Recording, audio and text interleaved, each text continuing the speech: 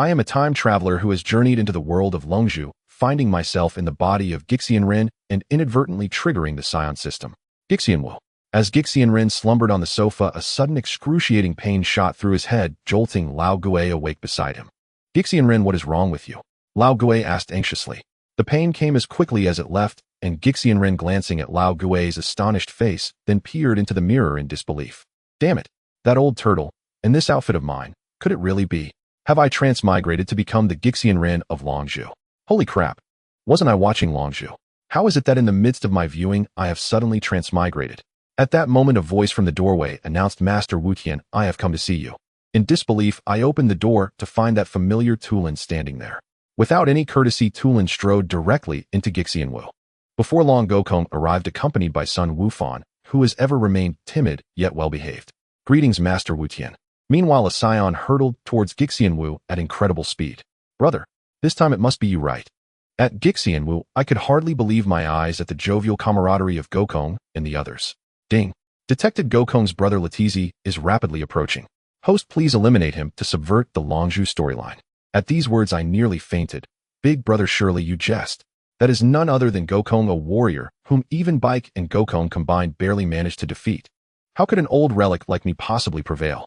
Though I did not claim to master every twist of the Longzhu storyline, I was no stranger to its intricacies. Host, I have awakened the first stage of Super Saiyan for you. Eliminating a mere Letizhi should be effortless. What? I was dumbfounded. Could it be that I possess Saiyan blood? And had I inexplicably awakened the first stage?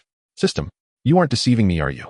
Host, the system claimed that upon transmigrating into Ren, I already possessed Saiyan blood, the purest lineage of them all. Yet I could scarcely believe that this meant I had become a Super Saiyan. Shouldn't one react with fury, or perhaps even perform a ritual to appease the heavens? System, then how do I transform into a Super Saiyan? Simply recite the incantation in your heart. That's simple. I was equally perplexed. As Letizhi drew nearer, both Gokong and Tulin instantly sensed his approach, their faces contorting with the fear of facing an overwhelming threat. Gokong, this aura. It's so terrifying, Tulin said in a trembling voice. Yes. This aura is overwhelmingly dreadful, incredibly potent. Gokong and Tulin swiftly soared above Wu, their eyes fixed intently on the distant horizon. I too ambled out of Wu, jokingly confident that as a first-stage Super Saiyan, even a mere Letizhi was nothing. A single finger could dispatch him effortlessly. Son Wufan, innately sensitive, sensed an ominous and dangerous aura. Trembling and curling up, he cried out for his mother. He's here. Gokong and Tulin simultaneously cried out in astonishment. Letizhi's figure halted abruptly before them, moving with an almost instantaneous speed. The moment he saw Gokong's familiar face, recognition dawned immediately. My dear brother, it is indeed you. A menacing aura weighed upon them, leaving Gokong and Tulin struggling for breath, cold sweat beating on their foreheads. Brother, how is this planet still intact? What exactly are you doing? Letizhi glared fiercely at Gokong. Gokong, his voice trembling, managed to ask, you. Who are you? Are you foolish? Of course I am your brother, Letizhi. Gokong and Tulin were taken aback, and Letizhi, pressing his detector, noted with disdain how pitifully low Gokong's battle power was. Brother, why is your battle power so pitiful? What on earth have you been doing all these years? Tulin was stunned. Gokong, once the mightiest among us, now appeared utterly feeble in Letizhi's eyes. Irritated, Letizhi snapped, Kakarot, quickly eliminate these people and follow me. Even in his stunned silence, Gokong understood that this adversary meant no good. I am not Kakarot. I am Son Gokong, raised on Earth, and you are not my brother, Gokong retorted furiously. At that moment, Letizhi's gaze fell upon Son Wufan. Oh, this little brat is your son, isn't he? I never expected you to thrive so well on this planet. After uttering his words, Letizhi curled his right finger, causing Son Wufan to lose his balance and surge toward him. Do not touch him. Gokong roared in anger as he launched his attack on Letizhi. Bang! Gokong's eyes widened as his body curled like a trembling shrimp. Letizhi's right knee slammed into Gokong's chest as a cold, mocking tone resonated. Brother, you truly are worthless, a disgrace to our Saiyan blood. Gokong. Tulin bellowed, and without hesitation charged headlong at Letizhi. Yet with a mere sweep of his foot, Letizhi sent Tulin flying. One single strike, and Tulin lost consciousness. 2. Lin. Gazing at the unconscious Tulin with difficulty, Gokong spoke, Kakarot, you have one day. Exterminate everyone on this planet, then come find me, and I shall take you home. If you fail to complete this within a day, you will never see your son again. With that ultimatum, Letizhi departed, taking Son Wufan along. Then a voice from Ren resounded, Hey. What's with that Latizi gibberish? Are you not paying proper respect to Gixian Ren? Lao Gui, standing nearby, looked on in dumbfounded silence. Latizi turned to look at Gixian Ren. A quick scan by his detector revealed the pitiable state of Gixian Ren's battle power. Trash. Oh, behold now. Use your detector well once more. No sooner had the words fallen than Gixian Ren began his transformation. Low, continuous growls escaped his lips as the surrounding sea roiled dark clouds amassed overhead and lightning flashed incessantly. On Latizi's detector, the numbers soared rapidly, while his eyes widened in utter disbelief at Gixian Ren.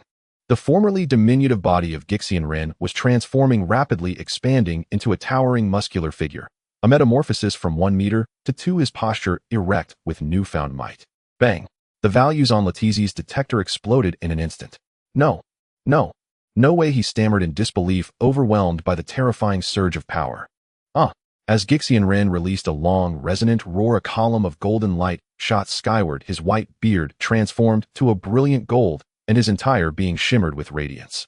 Gokong was rendered speechless in astonishment. He knew well of Gixian Ren's might, yet now he witnessed an eruption of terrifying power unlike anything before. Die! Without a word, Gixian Ren moved with such speed that Latizi barely had time to react.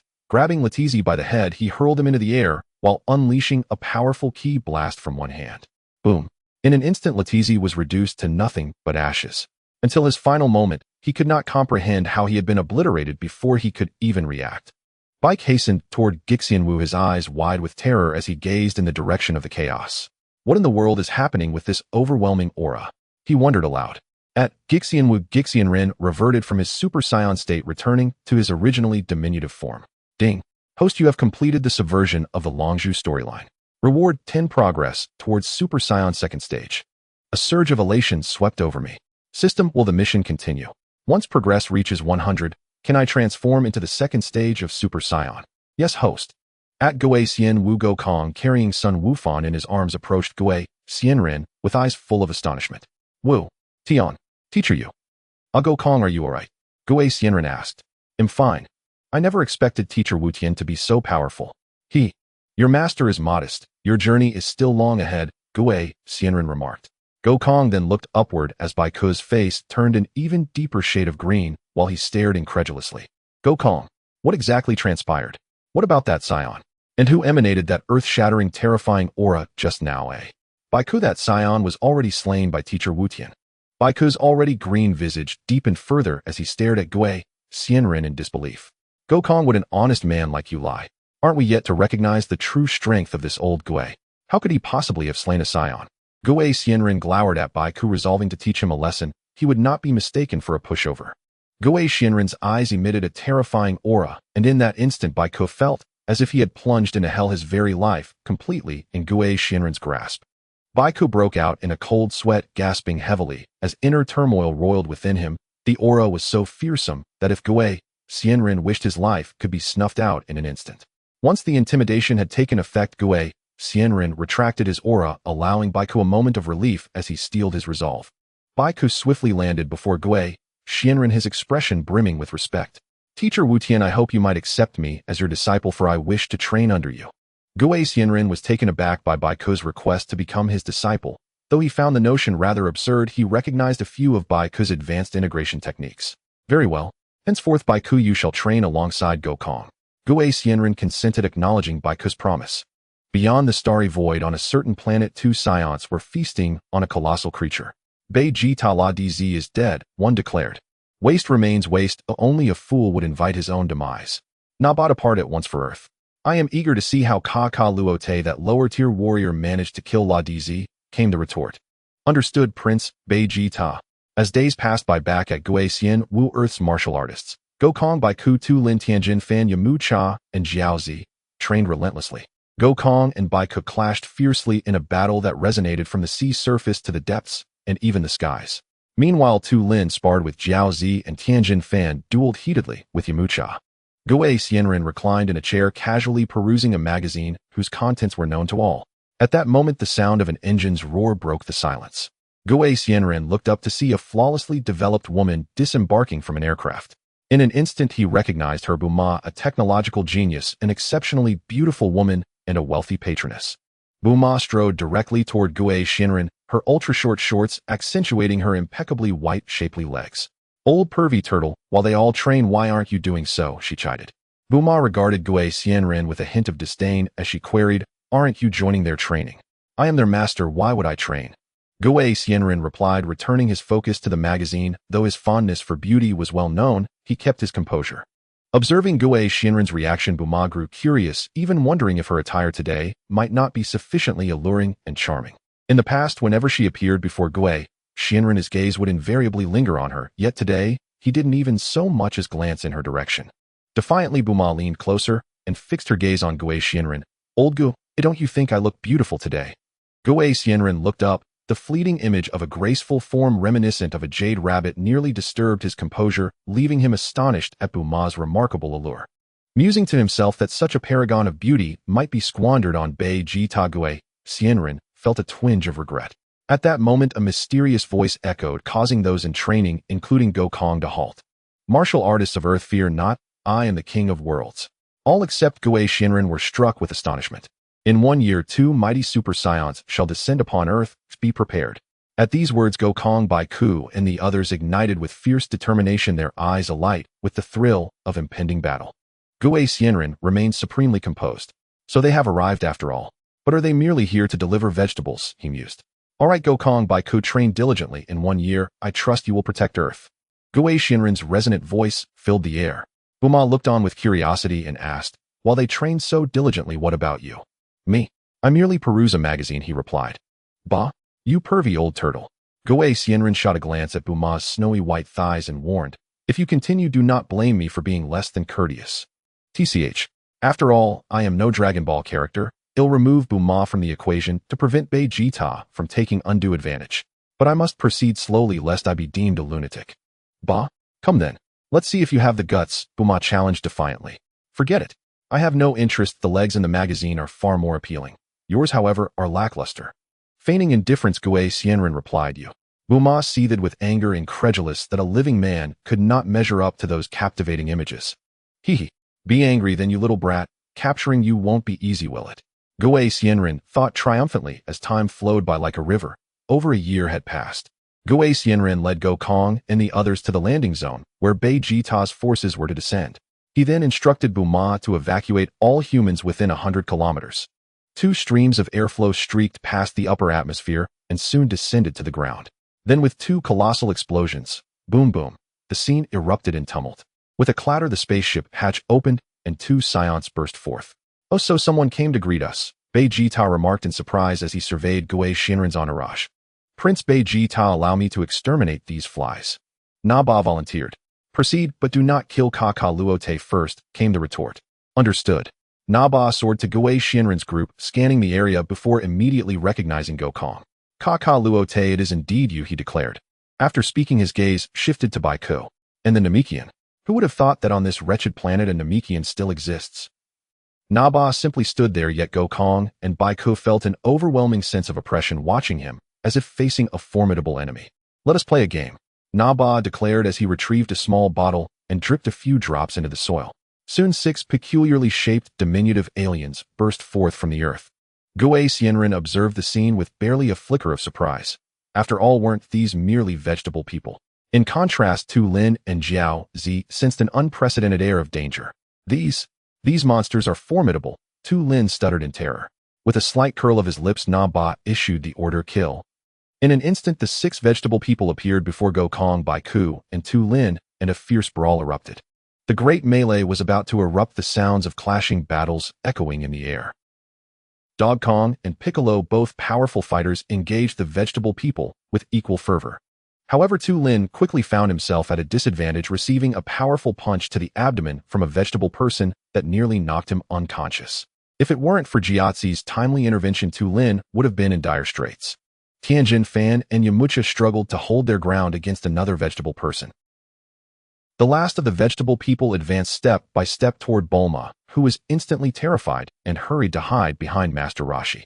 Vegeta and Nappa observed the unfolding battle intently. "Old pervert, that monster is coming. You need to kill it now," Bulma shouted from behind Master Roshi. Feeling a sudden tightening around his waist, Master Roshi looked down to find Bulma's delicate hands gripping him tightly. He also sensed something unusual behind him, a feeling that any man would covet. Bulma, why are you so afraid? Don't you have Dog Kong and the others? Master Roshi reassured her. With a deafening roar, the vegetable person charged toward Master Roshi, causing Bulma to leap up and cling tightly to him. In that moment, Master Roshi was nearly suffocated by the pressure of Bulma's ample bosom. Just as the vegetable person was about to strike, Master Roshi jabbed his staff forward. Bang! The vegetable person halted, green liquid pouring from its nostrils, illustrating the tremendous force of Master Roshi's strike. Roar! The vegetable person, enraged and heavily injured, bellowed at Master Roshi. Bulma's fear escalated, and she clung to Master Roshi even tighter, screaming in panic. Master Roshi swung his staff, wildly disorienting the vegetable person. In the next moment, the staff struck the vegetable person's head. Bang! The vegetable person's face was grotesquely deformed from the blow, and its body was sent flying. Master Roshi delivered a powerful blow, truly enjoying his moment of glory. Vegeta and Nappa remained focused on Dog Kong, and Piccolo completely oblivious to the action taking place with Master Roshi. Kakarot's combat power is impressive. It has steadily increased from 5-0 to 6-0 during the fight, Vegeta remarked, observing Dog Kong. Nappa flickered behind Dog Kong, delivering a punch before Dog Kong could react, hitting him hard in the back. Dog Kong turned excitedly to face Nappa, saying, "Bring it on." Seeing this, Piccolo unleashed his strength, kicking the vegetable person away and smashing its head with a furious blow. Piccolo positioned himself beside Dog Kong. "Piccolo, have you been holding back too?" Dog Kong grinned. "Of course I wouldn't waste my full strength on a few minor threats." Nappa noticed the change in Dog Kong and Piccolo, but remained dismissive. "Just larger ants. You can come at me together." Nappa dashed forward with incredible speed, knocking Dog Kong and Piccolo aside with his fists and kicks. At that moment, Dog Kong and Piccolo felt a surge of shock. What incredible speed! Dog Kong and Piccolo launched a combined attack, engaging Nappa in a fierce battle. Master Roshi let Bulma cling to him while he observed the fight between Dog Kong and the others. Oh dear! By eliminating Raditz, I altered Dog Kong's storyline, significantly diminishing their combat power. According to the original plot, Dog Kong and Raditz would have perished together, leading to Dog Kong being guided by the Kai to learn the Kaioken and return to decimate Nappa. How weak he is now. It seems I need to find an opportunity to talk to the Kai and teach Dog Kong the Kaioken. Bang! Bang! Two loud collisions echoed as Nappa repelled Dog Kong and Piccolo with his punches and kicks. Piccolo spat out blood and looked at Nappa. "Dog Kong, it's time for us to show our true strength." Dog Kong wiped the blood from his mouth. "Looks like we have no choice." Then Dog Kong and Piccolo began to shed their weighted clothing. In the next moment, their speed surged, and they appeared before Nappa, unleashing a torrential assault. The ferocity of their attack momentarily overwhelmed Nappa, who found himself struggling under the relentless strikes from Dog Kong and Piccolo, the sound of their blows reverberating around them. Vegeta observed the scene with a look of disdain. Their combat power has reached 1-0, but they are still no match for Nappa. "Nappa, stop playing around and finish this fight quickly." Nappa, having been kicked away by Dog Kong, quickly replied, "Understood, Prince Vegeta. Now I will show you my true strength. Prepare to feel my overwhelming power." Nappa declared, unleashing a surge of energy that spread outwards. Dog Kong and Piccolo's expressions turned serious. Nappa's figure raced above them, bringing down his fists. Bang! Bang! Before Dog Kong and Piccolo could react, they were struck down to the ground. Before Nappa could revel in his victory, two voices rang out. Kamehameha. Special beam cannon. Moving at lightning speed, Nappa could not evade and instinctively shielded his head with his arms. Boom! Boom! The air was filled with the sounds of explosive blasts. On the ground, two figures soared into the air, re-engaging Nappa in battle. As the intense fight wore on, it approached its climax. Nappa, Piccolo, and Dog Kong were all battered and bruised. Tu Lin, Jiaozi, Chen Fan, and the others were similarly wounded, but they had already eliminated the vegetable people. Vegeta looked on, still holding himself in high esteem, clearly not taking Dog Kong and Tu Lin seriously. "Kakarot, I offer you a choice: kill all the humans on this planet, and I will let you stand by my side," Vegeta said to Dog Kong. "I am not Kakarot, my name is Son Dog Kong. I will not kill a single human on this planet, nor will I stand by your side," Dog Kong replied firmly. "If that's the case, you shall die." Vegeta roared, appearing before Dog Kong in an instant, pressing his hand against Dog Kong's abdomen and unleashing an energy wave. Bang! Dog Kong felt a searing pain in his abdomen, letting out a scream as he was sent flying backward. "Dog Kong!" Piccolo shouted, delivering a kick toward Vegeta, who easily dodged and retaliated with a swift kick that caught Piccolo off guard, sending him crashing to the ground. Tu Lin, Jiaozi, Tianjin Fan, and Yamcha rushed toward Vegeta, but were intercepted by Nappa. Hey, your opponent is me. As soon as he finished speaking, Nappa struck with lightning speed, knocking Tu Lin and the others down to the ground. The immense force left Tu Lin and his companions unable to continue fighting. Bulma was on the verge of tears at the sight. In mere moments, Vegeta dispatched Dog Kong and Piccolo with ease. Vegeta held Dog Kong up by the collar. Kakarot, one last chance. Dog Kong did not respond. Instead, he smiled at Vegeta, as if looking at a corpse. Hey, you cannot win. Vegeta's expression darkened and he focused his energy into his right hand, the power building ominously. Facing death, Dog Kong showed no fear, but rather an exhilaration. Vegeta, puzzled by Dog Kong's calm demeanor in the face of imminent death, wondered why Kakarot showed no signs of dread, but rather appeared excited. Die! Vegeta bellowed, unleashing a devastating energy wave. Dog Kong! Tu Lin, Dog Kong, Piccolo, Tianjin Fan, and the others cried out in desperation. In this critical moment, Vegeta's wrist was suddenly seized by a powerful grip, dispersing the energy wave from his hand. Enough, young man. Master Roshi's calm voice rang out. Master Roshi transformed into a muscular man, not quite reaching the level of a Super Saiyan, but strong enough to confront Vegeta. Vegeta gazed at the explosively muscular old man before him, his heart churning with tumultuous waves. The ability to appear silently and seize his wrist indicated this person's tremendous power. Roshi lightly tapped his cane against Vegeta's left hand, and a wave of impending doom washed over Vegeta. He quickly released Goku and shot backward, alert and cautious, retreating 1,000 meters. Wu, Tian, Laosher, Goku struggled to utter before falling helplessly to the ground. With a flick of his cane, Roshi summoned a gentle force to catch Goku. The bald man and the others rushed to Goku's side in an instant. Piccolo looked at Roshi, his eyes brimming with excitement. This is the power, an awe-inspiring strength. Nappa appeared beside Vegeta, his face a mask of fear, his eyes wide. This energy is a Saiyan. Vegeta's expression grew, grave disbelief coursing through him. The Saiyan planet had been destroyed by the cosmic tyrant Frieza, leaving only a few survivors. At this moment, the muscular man before him was indeed a Saiyan, and the strength he exhibited was incomparably greater than that of any Saiyan. When had the Saiyans possessed such power? A flash of realization struck Vegeta, and he trembled as he spoke. The legendary Super Saiyan. No, it can't be. How could this old man be the legendary Super Saiyan? Listening to Vegeta's fearful mutterings, Nappa's already terrified expression deepened into sheer dread. No one understood the concept of the legendary Super Saiyan better than the Saiyans themselves. It symbolized the strongest warrior in the universe, capable of defeating Frieza. As Goku regained his composure, admiration sparkled in his eyes. Hey, has Master Roshi finally taken action? Turtle Tin, Shinhan Yamcha, and the others trembled in shock. The magnitude of this power was beyond their imagination. Bulma looked up at Roshi in the sky, her eyes filled with admiration.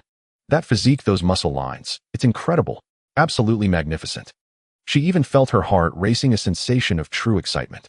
Oh. Vegeta howled at the heavens. No, it can't be.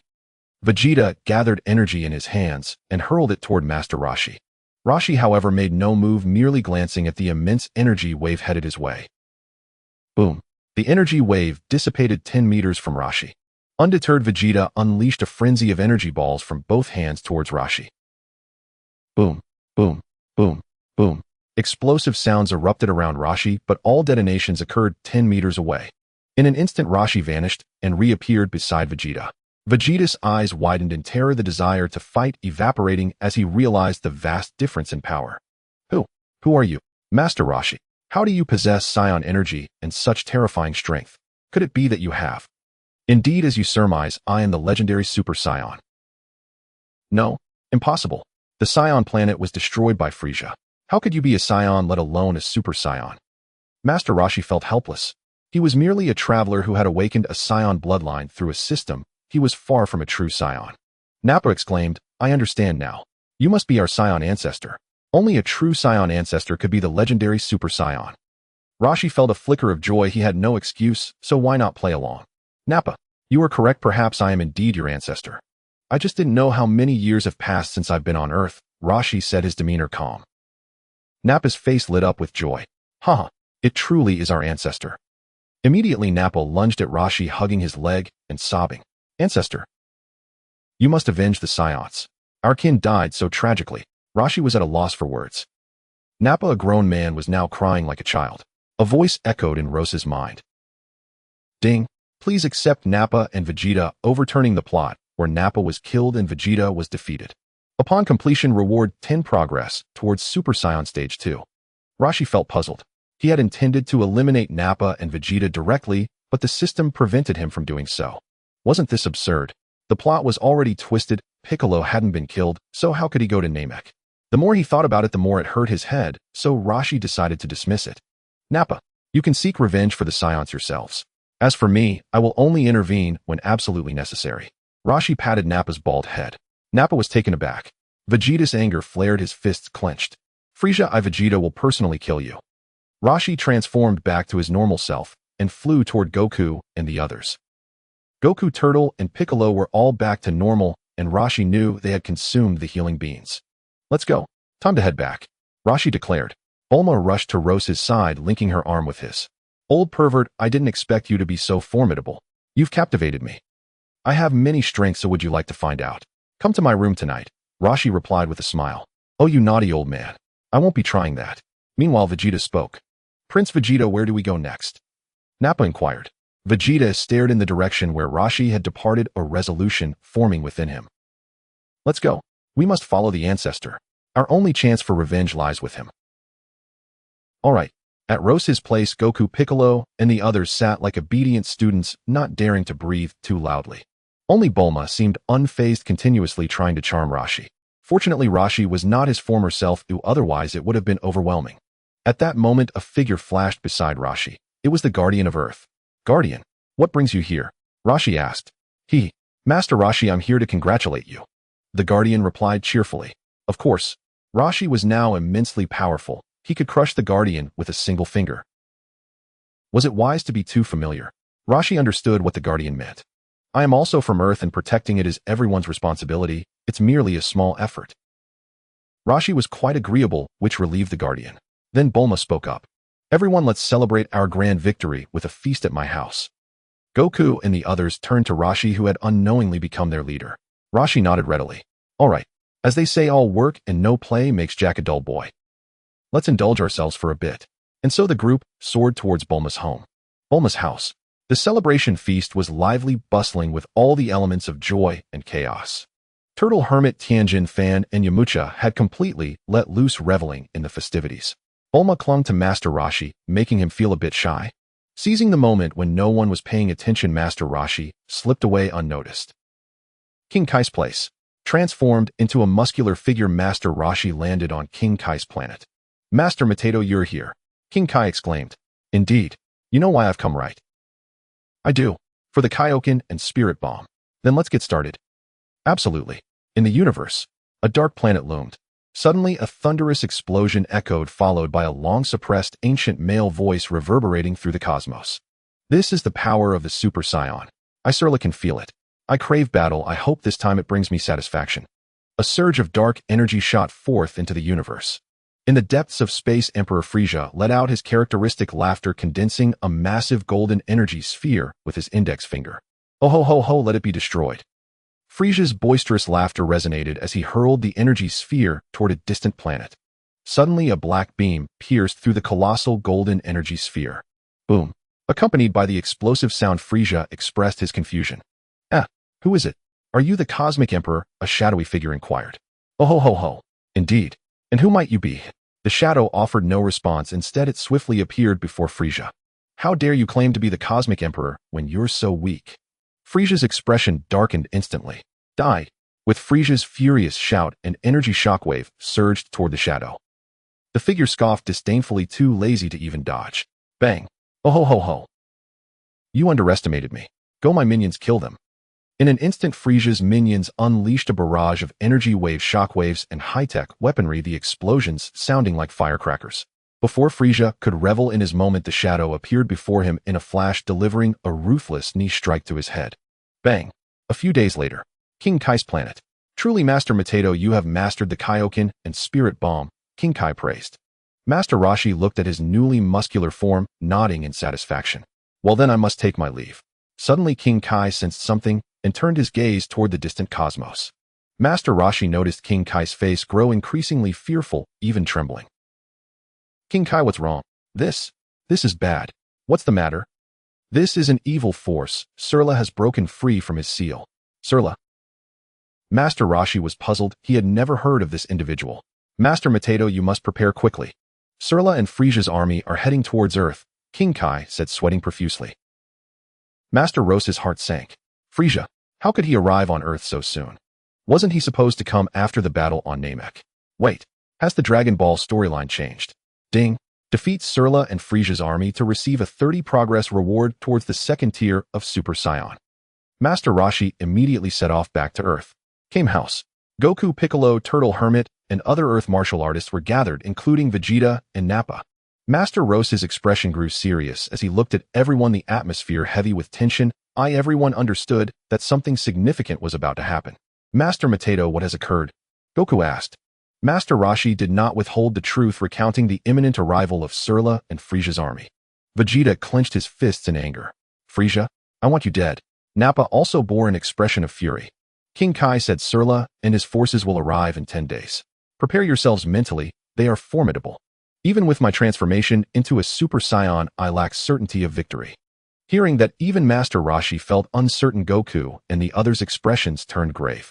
That day Goku and the others left Came house, their faces heavy with concern, as Goku went to spend time with Gohan. Heavenly Temple. Piccolo stood alongside the Supreme Kai. This enemy is exceptionally fearsome. It's time for us to fuse, Piccolo remarked. Indeed. However, I want to see just how powerful this enemy truly is. Suit yourself. With that, Piccolo sat down, entering a meditative state. The Supreme Kai called for Bu. Bu, if I fuse with Piccolo, I need you to take my place as Supreme Kai. Supreme Kai, you won't come to harm. Just in case. 10 days later, Master Roshi, accompanied by Goku and the others, arrived at the location where Surla and his forces would descend. Outside Earth, a massive alien spacecraft rapidly descended. As the spaceship's hatch opened, a throng of extraterrestrials poured out, culminating with Frisia and Surla stepping forth. Frisia had transformed into his final diminutive form, the pinnacle of his power. Vegeta's gaze fell upon Frisia, his rage reaching its zenith. He longed to annihilate Frisia, but thankfully he refrained from acting impulsively. Surla stood 2 meters tall, his body muscular and clad in black attire, resembling a human in a way. Surla scanned Master Roshi and the others, his voice booming. I didn't expect this planet to have such a warm welcome for us. Oh ho ho ho, just a bunch of ants. I say we should just eliminate them. Frisia sneered at Master Roshi and the others. Vegeta. Frisia suddenly took note of Vegeta with curiosity. Vegeta? What brings you to this planet? Frisia inquired. As Frisia spoke, an invisible pressure descended upon Vegeta, making it hard for him to breathe. Frisia. Vegeta stammered, utterly terrified, unable to articulate his words. Surla surveyed Master Roshi and the others, his voice booming. Which of you is the Super Saiyan? Knowing he could no longer hide, Master Roshi boldly stepped forward and flew into the air to face Surla. Goku, Piccolo, and the others quickly followed suit, ready for battle. Surla looked at Master Roshi, puzzled. Don't tell me this old man is the Super Saiyan. Frisia's gaze fixated on Master Roshi, his greatest apprehension being the Super Saiyan, who otherwise he would not have destroyed the Saiyan homeworld. Master Roshi understood that the newcomers were not friendly, and persuading them to leave Earth peacefully was out of the question. Without further ado, Master Roshi transformed into a muscular figure, although he did not ascend to Super Saiyan. Instead, he maintained his normal state, surrounded by a red aura. Kaioken times 5, Master Roshi declared. A tremendous force radiated outward, sending Goku, Piccolo, and the others sprawling hundreds of meters away. Surla and Frisia narrowed their eyes, assessing the strength Master Roshi displayed. Surla, exhilarated, clenched his fists, locking onto Master Roshi's energy. It seems you weren't lying. Oh ho ho ho. Your power is indeed impressive, but if this is all you've got, you are unworthy of Lord Serlos' attention, Frisia scoffed. Then Frisia waved his right hand. Kill. An overwhelming wave of Frisia's army surged toward Master Roshi and his companions, prompting Goku, Piccolo, and Vegeta to engage in combat. Master Roshi swiftly moved forward, aiming to attack Surla, intending to capture the leader first. Frisia appeared before Surla in a flash, delivering a powerful punch to meet Master Roshi's right fist. Bang! A tremendous collision echoed, unleashing a powerful gust of energy. Frisia's expression grew grave, for the power of Master Roshi's punch exceeded his expectations. With a swift kick, Master Roshi struck, leaving Frisia no time to react. He doubled over as pain surged through his abdomen, saliva escaping his lips. Frieza clenched his teeth and retaliated with a punch, but Master Roshi, unable to evade entirely, took a hit to the cheek and spat out saliva in return. Lowly creature perish! Frieza shouted as he launched a furious assault, fists and feet flying. Master Roshi, undeterred, met the attack, heeding the sounds of their fierce clashes echoing through the air as they fought, evenly matched. Sarah, observing the scene, couldn't help but furrow his brow. This old man must have more strength left in reserve. He's certainly holding back to deal with me. Sarah remained calm, watching the fierce battle between Master Roshi and Frieza unfold. On the other side, Goku was locked in a fierce struggle with a Frieza army officer, both sides evenly matched. Piccolo, Vegeta, Nappa, and the Kaioshin were similarly engaged with another officer, each warrior's strength roughly equal, resulting in a stalemate. Back with Master Roshi, both fighters exchanged punches, striking each other in the cheeks, the tremendous force sending them both staggering back 100 meters. Frieza, panting heavily, taunted, Well, I suppose the probing is over. If you don't show your true strength, soon this king will bring the battle to an end." Master Roshi, equally breathless, felt no hint of panic. Frieza was not exaggerating. According to the Dragon Ball saga, he could contend with a Super Saiyan, and it was only natural that Master Roshi, relying solely on the Kaioken, would struggle. No. It was Goku's kindness that had made Frieza feel he could match a Super Saiyan. A more ruthless Super Saiyan could easily obliterate Frieza. Master Roshi dispelled the Kaioken, the red aura surrounding him dissipating. Sarah observed this with surprise while Frieza wore a puzzled expression. "Are you planning to surrender?" Frieza sneered.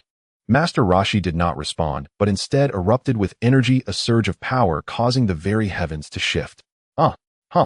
As Master Roshi let out a mighty roar, golden light exploded forth and the power of the Super Saiyan fully unleashed, his eyebrows and beard transforming from white to gold. As the golden aura settled, Master Roshi's body radiated golden energy, his muscles bulging with explosive strength. Sarah's eyes lit up, a rush of excitement coursing through him, though he suppressed it, wanting to ascertain whether this Super Saiyan was worth his intervention. Frieza, witnessing Master Roshi's transformation, instinctively felt fear, his eyes widening as he took an involuntary step back. Sarah noticed and called out, "Frieza, steady yourself." This command steadied Frieza, reminding him of Sarah's presence, restoring a sense of confidence. What does being a Super Saiyan matter? Watch as I Frieza bring him down, he declared, clenching his fists and roaring in preparation. Before long, Frieza's muscles began to swell, explosive power manifesting as veins bulged like worms. With a thunderous roar, Frieza's formidable strength sent tremors through the ground, and his height surged to 2 meters. Vegeta paled at the sight of Frieza, trembling in fear, while Goku, Piccolo, the Kaioshin, and others shared his dread, overwhelmed by the terrifying power. Fortunately, Master Roshi was present. Without him, they would lack the courage to fight, for Frieza's might could easily sweep them away. Frieza's minions shouted in excitement, their enthusiasm palpable. Piccolo appeared behind the Kaioshin. "Do you grasp the current situation?" The Kaioshin nodded slightly. The conflict had escalated beyond the point of reconciliation. Back with Master Roshi, he regarded Frieza with disdain, clearly unimpressed, which only fueled Frieza's rage. "You insolent fool! How dare you underestimate me? Die!" Frieza extended his right hand, fingers splayed, unleashing a terrifying energy wave towards Master Roshi. Yet Master Roshi remained still, his gaze fixed defiantly upon the incoming attack. Boom! A tremendous explosion erupted. Did you think you could belittle me? Now you've become nothing but dust." Frieza laughed gleefully. As the smoke cleared, Master Roshi's imposing figure emerged, and Frieza's anger boiled as he clenched his teeth in disbelief. How is this possible? In an instant, Master Roshi appeared before Frieza, who instinctively recoiled, attempting to evade. Yet Master Roshi was faster, landing a punch to Frieza's abdomen. Boom! The immense force made Frieza gag. Before he could recover, Master Roshi seized Frieza by the head, forcefully driving him down and thrusting a knee upward. Boom! Frieza experienced a dizzying whirlwind, purple liquid streaming from his nostrils. Seizing the moment, Master Roshi clasped his fists together and slammed them down onto Frieza's head. Boom! Frieza screamed as he plummeted toward the ground. Boom! A colossal explosion resonated, debris flying as a vast crater formed. Sarah watched, a faint smile gracing his lips, even breaking into applause. "Excellent. Now that's the power a Super Saiyan should possess." Master Roshi remained silent, casting a cold gaze at Sarah. In the next moment, Master Roshi vanished, reappearing before Sarah, delivering a sweeping kick aimed at his head. Boom! Sarah tilted his head, a mocking glint in his eye as he regarded Master Roshi. Unfazed, Master Roshi pressed his attack, raining down fists and kicks upon Sarah. Sarah's smile widened, responding in kind with his own punches and kicks. In an instant, the air resonated with the sounds of their fierce clashes, knees colliding, waves of terrifying residual force radiating outward. The speed of their battle rendered Goku and the others unable to see their figures, only hearing the cacophony of clashes and shockwaves. After dozens of exchanges, Sarah shouted with excitement, "Huh, this feels exhilarating." Master Roshi was somewhat astonished. In his Super Saiyan state, Sarah was matching him blow for blow. Though he hadn't exerted his full strength, he had used 50% of his power. At the same time, Master Roshi felt a twinge of frustration. He had never encountered Sarah in the Dragon Ball saga and had no clue what his true strength was. If he couldn't defeat him in the first level of Super Saiyan, he would be in trouble.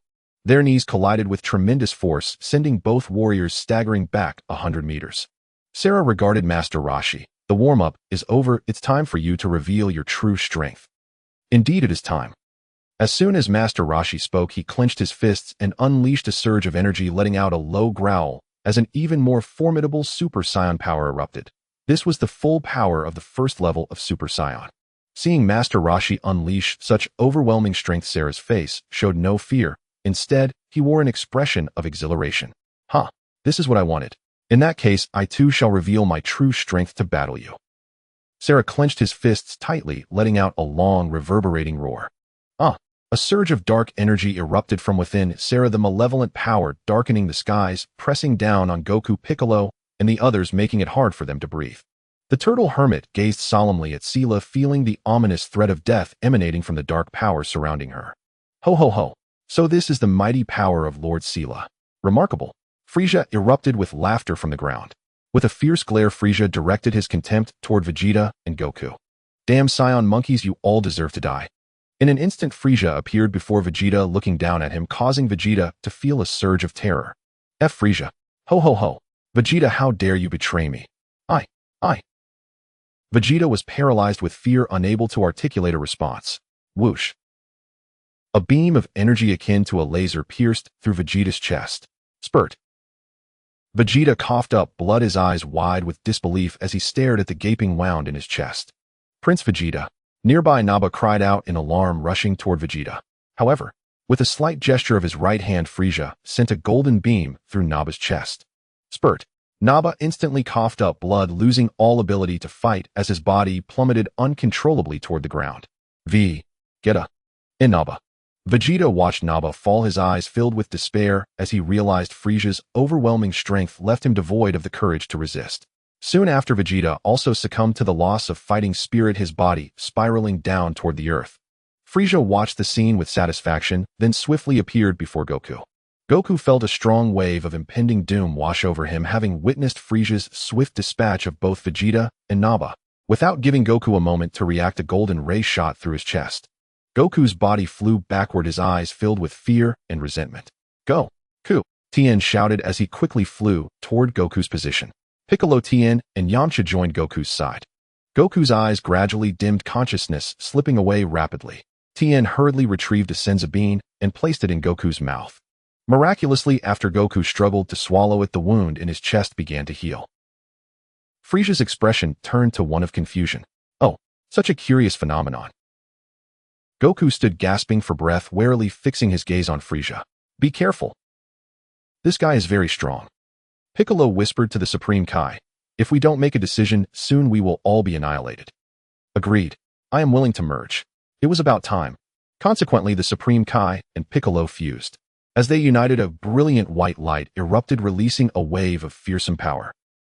Goku, Tien, and the others were knocked back by the sheer force. Goku stared in disbelief at the radiant light. Such a powerful aura. What on earth is happening? Frieza looked on in surprise at the light. "Oh, there's another formidable warrior." Both the turtle hermit and Sela were similarly drawn to Piccolo's newfound strength. "Oh, I didn't expect to encounter such a strong opponent," Sela remarked, surprised. The turtle hermit was also taken aback. This energy. Did Piccolo merge with the Supreme Kai? So soon? Shouldn't this fusion occur only during the Android saga? Has it happened prematurely? But it was fortuitous. The fusion of Piccolo and the Supreme Kai would yield a fighting power rivaling that of a Super Saiyan, making it unlikely to be a challenge to deal with Frieza. Upon completion of the fusion, Piccolo retained his appearance, but exuded an overwhelming power that darkened Frieza's expression. "Haha, so this is my strength. Incredible." Piccolo clenched his fists, exclaiming with excitement. Vegeta, Goku, and Tien looked on in disbelief at Piccolo, never having anticipated such a remarkable transformation. Piccolo, satisfied with their reactions, confidently addressed Frieza. "Leave this guy to me, you all stay out of it." Frieza, clearly enraged by such arrogance, seethed. The audacity. In a flash, Piccolo appeared before Frieza, his blinding speed catching Frieza off guard as he unleashed a furious energy wave. Boom. Ho ho ho. This is what happens when you underestimate me. Where do you think you're aiming? Piccolo's voice echoed from behind Frieza. Frieza froze, attempting to turn around, but before he could even pivot, he was struck by an immense force. Bang! Piccolo's elbow crashed into Frieza's cheek, the tremendous impact sending him flying. Frieza barreled through multiple boulders. Without hesitation, Piccolo pursued swiftly, closing the distance.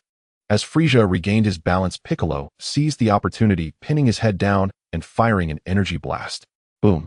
The explosion echoed alongside Frieza's pain scream, creating a small mushroom cloud. Goku, Vegeta, and the others watched in astonishment, their eyes nearly popping out of their heads as they witnessed Piccolo's overwhelming power. How is Piccolo so strong? Goku exclaimed in disbelief. Vegeta and Naba, revived by Tien Sensabine, stared in shock at Piccolo. In no way. How can a Namekian possess such power? Vegeta shook his head, unable to accept reality. Frieza's soldiers looked on, equally worried and incredulous that their mighty Frieza could be so easily overwhelmed by a Namekian. From within the smoke, Frieza's furious roar pierced the air. The immense power shattered the smoke, and Frieza's furious gaze locked onto Piccolo. "Damn it, I will kill you." With that, Frieza lunged at Piccolo with blinding speed. Yet Piccolo faced him without a hint of fear, confidence born from his newfound strength. Soon they engaged in fierce combat, their incredible speeds rendering Goku and the others unable to track their movements, only able to hear the sounds of their violent clashes and the ensuing shockwaves. Bang! Bang! Bang! The relentless cacophony of battle echoed deeply, stirring Goku and the others. Goku clenched his fists, his eyes burning with determination. "If even Piccolo has become so strong, I cannot fall behind." "Oh!" Goku roared as he charged at one of Frieza's soldiers. Tien, Krillin, and the others also resumed their battles. Vegeta joined the fray, unleashing all the pent-up frustration he felt. In that moment, a chaotic melee erupted once more, the heavens and earth reverberating with the sounds of fierce clashes. On the Turtle Hermit's side, he and Sila exchanged powerful blows, both staggering back 100 meters. "Old man, you're not bad, but can you get even stronger?"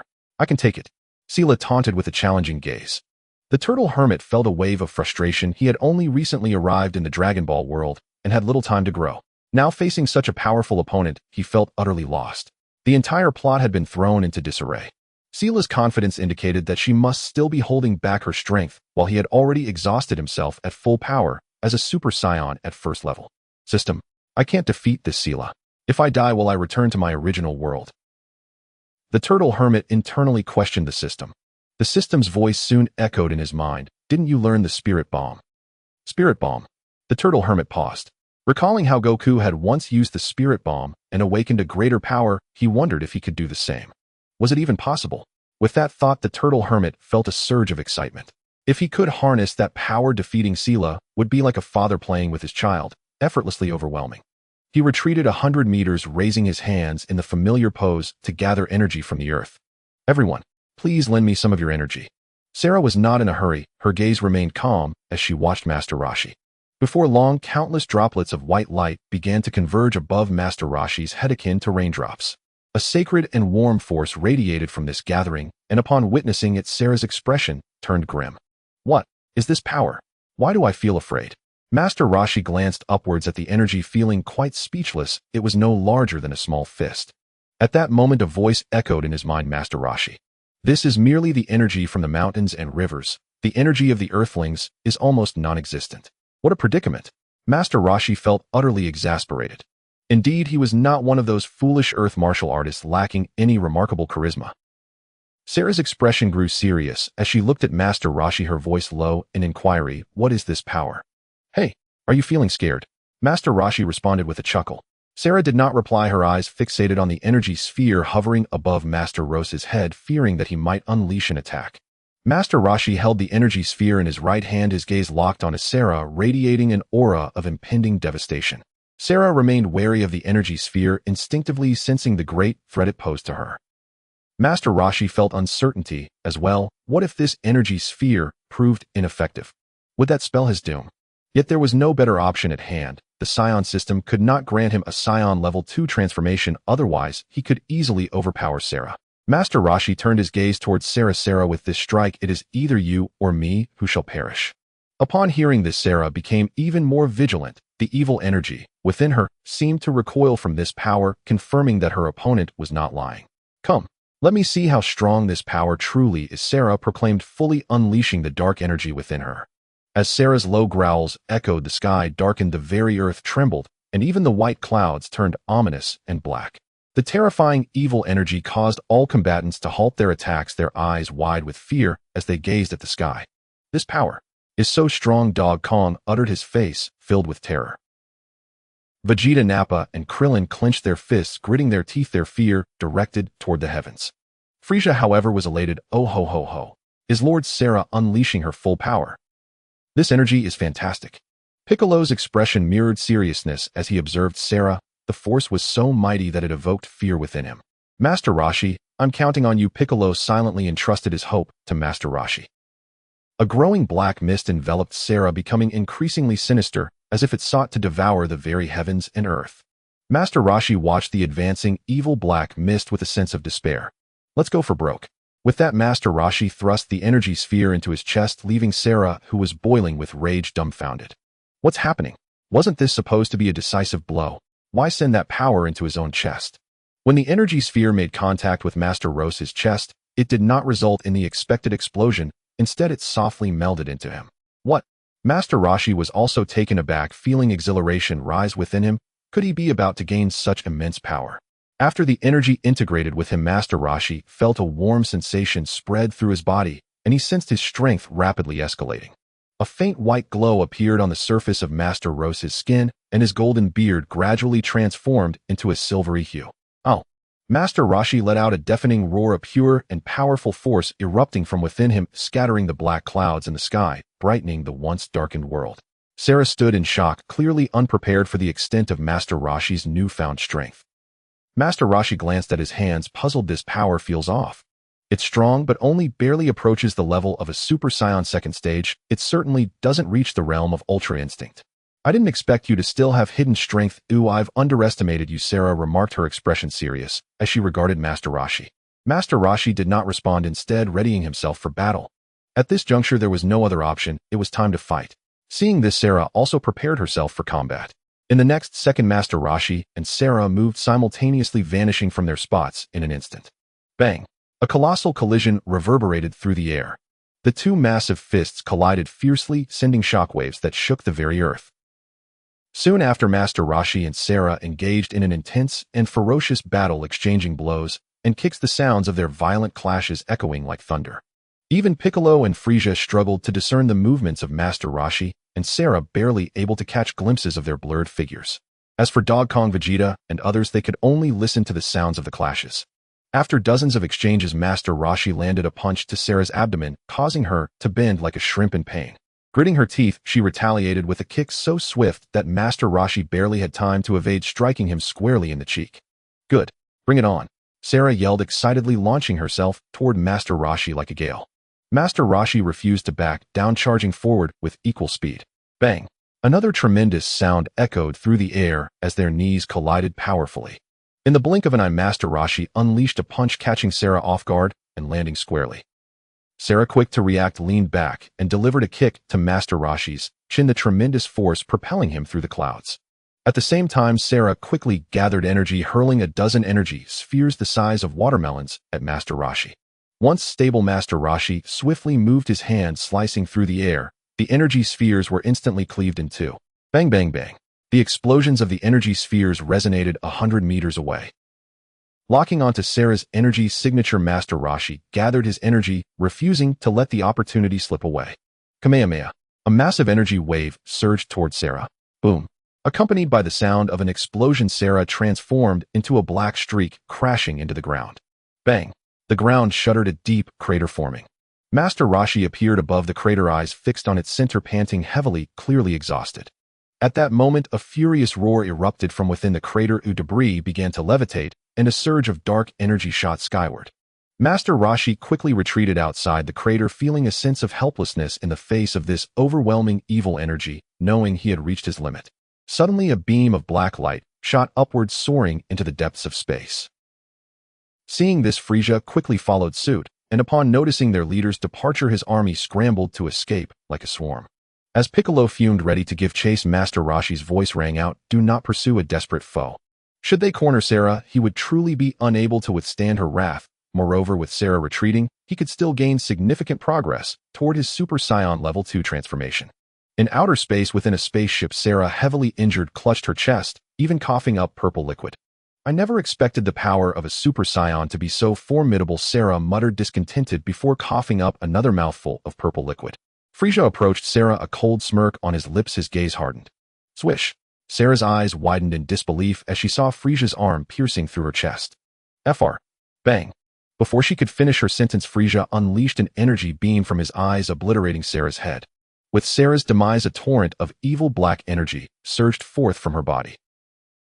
Frieza immediately unleashed his power, enveloping the dark energy. Minutes later, the malevolent force completely merged with Frieza's being. Frieza's skin transformed, shifting from white to black as a wave of evil energy coursed through him. A few days later, came house. Master Roshi reclined in his chair, basking in the sun, as usual. "System, can you give me more tasks? I need to reach Super Saiyan Level 2 as soon as possible. Otherwise, if another powerhouse like Cellra shows up, I won't be able to protect the Earth." As someone familiar with the Dragon Ball storyline, he knew that such formidable opponents were as numerous as the stars. If he didn't strengthen himself, the only outcome would be a grim and tragic demise. "Host, there are tasks available. Within 7 days, successfully transform Son Goku, Vegeta, and Nappa into Super Saiyans, and the reward for each successful transformation will be a 20 progress boost towards Super Saiyan Level 2. Master Roshi was overjoyed upon hearing this. Finally, a task had appeared, and the reward was quite generous. After all, repelling Cellra had only granted him a 30 progress boost. He had a plan for Goku and Vegeta's transformations, but Nappa, that was a mystery. "System, can you conceal my ki, or alter it?" Master Roshi inquired. "Of course, that's not a problem. Heh. Goku, don't blame me for being ruthless." Master Roshi chuckled, sinisterly gazing at the sky. Nightfall. Son Goku's home. Within the warm confines of Goku's home, Goku's son Gohan and Shishi enjoyed a delightful family dinner. Soon enough, they finished their meal, and while Shishi tidied up the kitchen, Goku spent quality time with Gohan. Suddenly, a deafening explosion shattered the tranquility, shaking the ground. Chi-Chi, startled while washing the dishes, rushed to Gohan. In an instant, Goku dashed outside, his eyes drawn to a figure hovering in the air. The figure floated ominously, devoid of any detectable ki, yet radiated an aura of extreme danger. Clad in a black cloak, the figure stood at a height of 6 feet, wearing a black mask that concealed its features with eyes that seemed like unfathomable abysses. Goku stared intently at the cloaked figure, the feeling of danger swelling within him. Who are you?" he stammered. The cloaked figure did not respond. Instead, it coldly chuckled, appearing before Goku in an instant and delivering a brutal kick. Bang!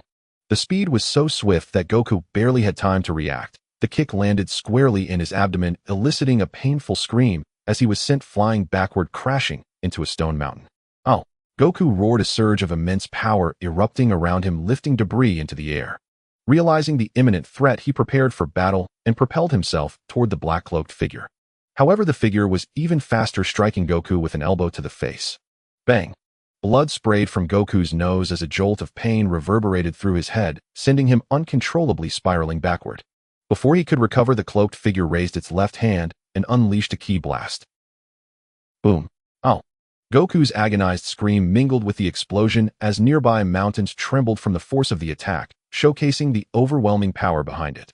The cloaked figure swiftly appeared above Goku, gazing down at the crater left by the explosion. Soon as the smoke cleared, Goku emerged, his shirt torn to shreds, revealing his muscular physique. Blood trickled from the corner of his mouth as he gritted his teeth and glared defiantly at the black-cloaked figure. Haha! The figure chuckled coldly and descended like a shadow, delivering a heavy punch to Goku's head. Bang! Oh!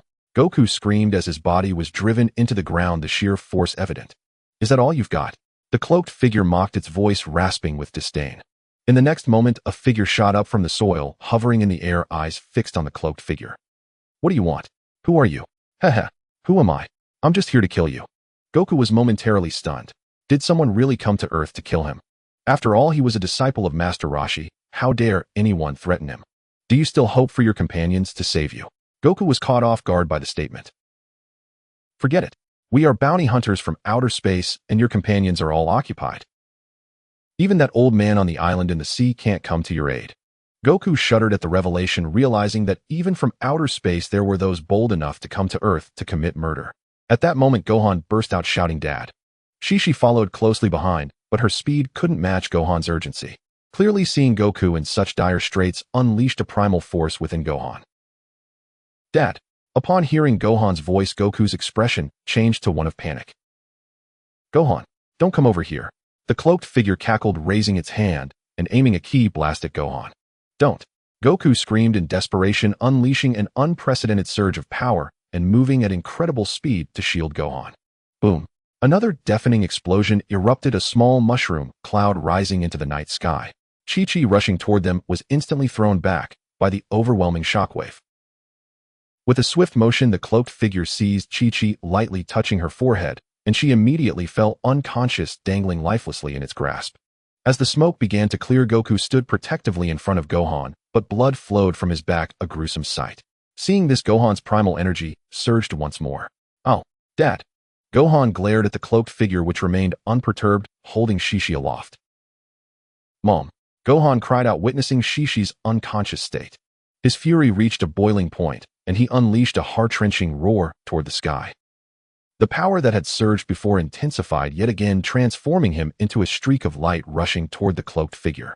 However, the cloaked figure merely chuckled, retaliating with even greater speed and swatting Gohan away. In a tragic twist, Gohan fell helplessly toward the ground. Bang! A crater formed instantly as Gohan clutched his head in agony, crying out for his father and mother. Hearing Gohan's cries pierced Goku's heart with anguish. He attempted to rush to Gohan's side, but found himself utterly drained of strength. The cloaked figure moved swiftly to Goku's side. "You're too weak. This is the fate of the powerless. No one can protect you." "Shishi!" Goku managed to call out, but Shishi remained completely unconscious. "Well, since you're going to die anyway, let's have some fun with your despair," the cloaked figure said, tossing Shishi high into the air. Then the figure raised its right hand and unleashed a terrifying energy blast toward Shishi. Boom! A colossal explosion echoed through the night, engulfing Shishi in smoke, leaving her fate uncertain. Goku's pupils constricted as he stared blankly at the sky, witnessing the explosion as if it were a firework display. The cloaked figure soared into the air, directing another ki blast toward Gohan. "Don't!" Goku screamed, his heart shattered. In response, a thunderous explosion resonated, accompanied by Gohan's agonizing cries. In that moment, Goku's eyes glazed over, his body trembling with fury as his heart raced uncontrollably. "Damn it! Damn it! You killed Chi-Chi, you killed Gohan. Bastard, you will pay for this." As Goku's rage peaked, his hair stood on end, taking on a golden hue, while his muscles swelled, veins bulging across his body like a coiled serpent. The world shifted, the skies darkened, and debris floated around him. Soon Goku's fury reached its zenith, and he let out a long, furious howl toward the heavens. "Ah!" A surge of golden power erupted, transforming his black hair and brows into a brilliant gold, while his eyes became like sapphires. Goku glared fiercely at the cloaked figure, who observed him with calm interest. "Not bad. You've finally become a Super Saiyan. It seems that sacrificing your family was the right motivation." As the cloaked figure reveled in satisfaction, Goku's form flickered and charged at him, delivering an enraged punch. The cloaked figure quickly crossed its arms to defend itself. Bang! The immense force pushed the cloaked figure back. A shadow crashed into the mountainside, accompanied by a thunderous collision that shattered the rock. "Haha, not bad. But you still haven't truly mastered your power." As soon as the words were spoken, the cloaked figure unleashed a tremendous force and charged at Goku. Goku, undeterred, roared and transformed into a streak of golden light, meeting the cloaked figure head-on. The two beams of light collided violently. Bang! A terrifying shockwave shattered nearby rocks, splitting the ground apart. The two combatants' knees met with a resounding clash, Goku gritting his teeth, trembling slightly, revealing the immense strength of the cloaked figure. "It's time to end this." As the words fell, the cloaked figure swiftly struck Goku with an elbow to his face, sending him flying backward with a scream. Before Goku could recover, a dark flash descended upon him, crashing down into his chest. Bang! The overwhelming force slammed Goku into the ground. Bang! A massive crater formed, and Goku fell into unconsciousness. The cloaked figure swiftly dragged Goku, placing him in a safe, open area before doing the same with Shishi and Gohan. After observing the scene with satisfaction, the cloaked figure vanished in an instant. As Dog Kong's furious roar echoed, the entire Earth sensed it. What power? Is that Dog Kong? How terrifying. Turan, who was thousands of miles away, gazed in horror towards Dog Kong's direction. Vegeta widened his eyes in astonishment. This power, is that Kakarot? How could he be so strong? Naba wore a shocked expression as the force was simply too overwhelming. Your Highness Vegeta, could it be that Kakarot has transformed into a Super Saiyan? Vegeta gritted his teeth, his fists clenched in rage. In the heavenly temple, Piccolo stared in disbelief at Earth. Dog Kong, he has transformed into a Super Saiyan. I came house. A shadow flashed by. The figure in the black robe removed his garment, revealing a small, old man, Master Roshi. Huh. Dog Kong has finally completed his transformation. Becoming a Saiyan is no easy feat. You need to make sacrifices, perhaps even a wife and child. The progress to the second level of Super Saiyan has reached 70. Next, it's time for Vegeta and Naba to transform into Super Saiyans. Master Roshi quickly sensed Vegeta's energy and shot towards his location. Vegeta stood atop a massive rock, gazing at the sky with a hint of reluctance and confusion, lost in thought. Naba sat quietly 100 meters away. Whoosh! Master Roshi's figure flashed beside Naba. Master! Naba quickly stood and saluted. Is Vegeta just standing there? Yes, he just felt Kakarot's terrifying power. As the Prince of Saiyans, he must feel quite resentful. Master Roshi smiled slightly. This Vegeta remains as proud as ever. Indeed, in the Dragon Ball narrative, Vegeta is known as the perennial second, always overshadowed by Dog Kong, which makes him, as the Saiyan Prince, question his own existence. Vegeta, I have a way for you to transform into a Super Saiyan. Master Roshi's voice was low, yet Vegeta heard it clearly. Vegeta trembled at the words, instantly appearing before Master Roshi and respectfully kneeling on one knee. Master Roshi, please teach me how to become a Super Saiyan. I beg you. Seeing the proud Saiyan Prince kneel in his pursuit of strength took immense courage. Master Roshi remained calm, finding a stone to sit on, adopting a profound demeanor, while Vegeta and Naba waited like eager students.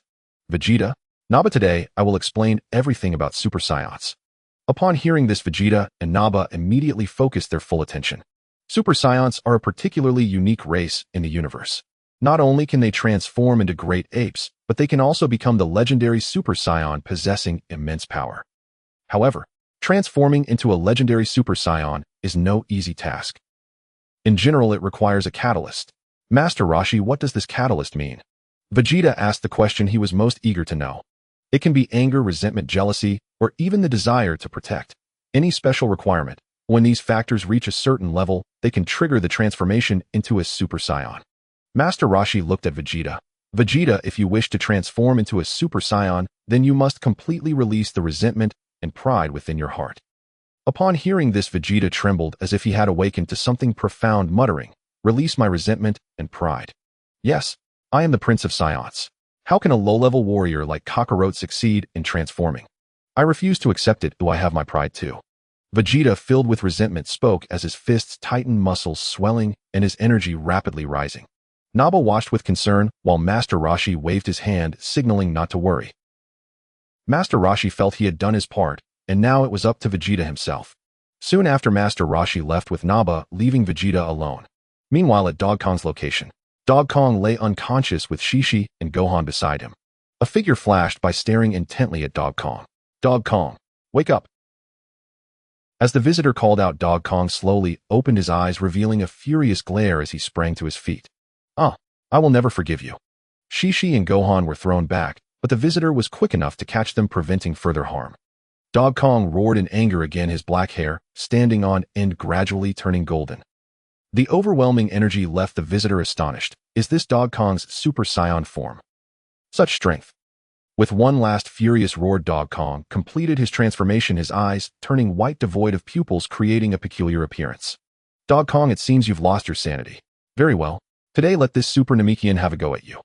The visitor was Piccolo, who after merging with Kami had power worthy of being called a Super Namekian.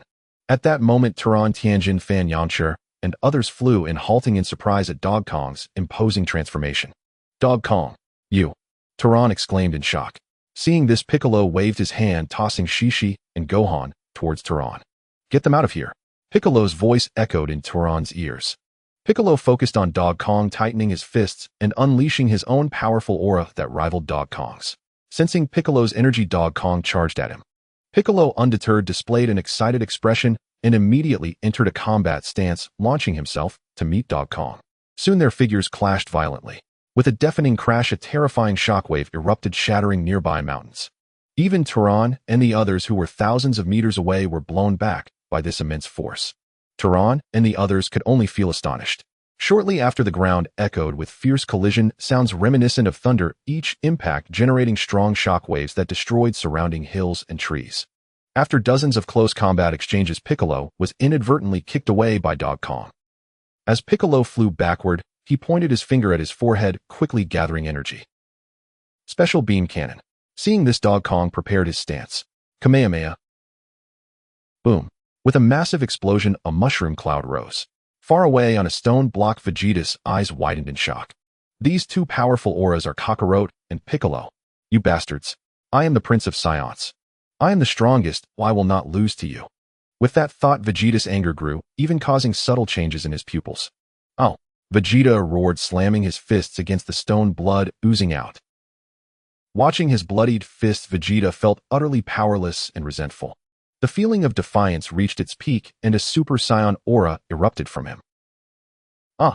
Vegeta howled towards the heavens, his roar shaking the skies, lightning flashing and wind swirling.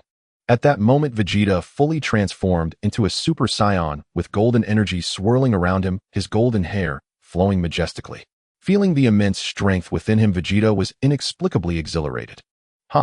Vegeta have finally become the legendary Super Saiyan. After his excitement subsided, Vegeta's gaze turned towards Dog Kong's direction. Kakarot, Super Vegeta is coming to face you. With that, Vegeta shot up into the sky at remarkable speed. On the sea, Master Roshi received a sound from the Saiyan System in his mind. Ding! Vegeta has successfully transformed into a Super Saiyan. Reward for the host: 20 progress towards the second stage of Super Saiyan. Master Roshi was somewhat taken aback. This Vegeta truly lives up to his title as the Prince of Saiyans. He completed the transformation with just a bit of guidance. Impressive. Quite impressive. After saying this, he turned his gaze towards Nappa, a sense of helplessness rising within him. He could hardly fathom how Nappa would manage to transform into a Super Saiyan. Nappa looked at Master Roshi with a foolish expression. Master Roshi, this energy, it's Prince Vegeta's. Such a powerful aura, he must have transformed into the legendary Super Saiyan. Master Roshi nodded slightly. Indeed, Vegeta has successfully transformed, but what? Nappa still appeared clueless. Simply put, Nappa, Vegeta and Goku have both transformed, shouldn't you strive a bit harder? Master Roshi spoke gently to Nappa. Upon hearing this, Nappa scratched his bald head in confusion. Hee, I wanna, but no matter how angry I get, I can't transform. Master Roshi observed Nappa's bulky figure, feeling a sense of disappointment akin to wanting to forge iron into steel. After pondering for a moment, Master Roshi gazed up at the sky. Perhaps there's only one way to achieve this. Let's go, Nappa. Master Roshi soared into the air. In the Divine Temple, Bobo, dressed in a comically dark divine outfit, looked rather ridiculous, almost provoking laughter. Bobo stood at the entrance of the Divine Temple, seemingly waiting for something. Soon enough, Master Roshi and Nappa flew down. Master Roshi, you've come. Bobo greeted him politely. How does it feel to be a deity, Bobo? Master Roshi asked, finding Bobo's appearance amusing and couldn't resist teasing him. Master Roshi, please spare me the jokes. I already know your purpose for coming here. All right, then lead the way. Please follow me. A few minutes later, Bobo brought Master Roshi and Nappa to a large door and stopped. Master Roshi, this is the room of spirit and time, Bobo said, pointing at the door. Master Roshi nodded and looked at Nappa. Nappa, this is a special space. You'll train inside and don't come out until you've transformed successfully. Nappa understood that Master Roshi meant well and immediately pounded his chest in assurance. Don't worry, Master Roshi. I won't let you down. Good. Then go inside. Nappa nodded and opened the door, stepping inside. As the door closed, Nappa instantly felt a sense of suffocation, as if he were in a vacuum. Not only that, but his body felt incredibly heavy, as if a mountain were pressing down on him, rendering him nearly immobile.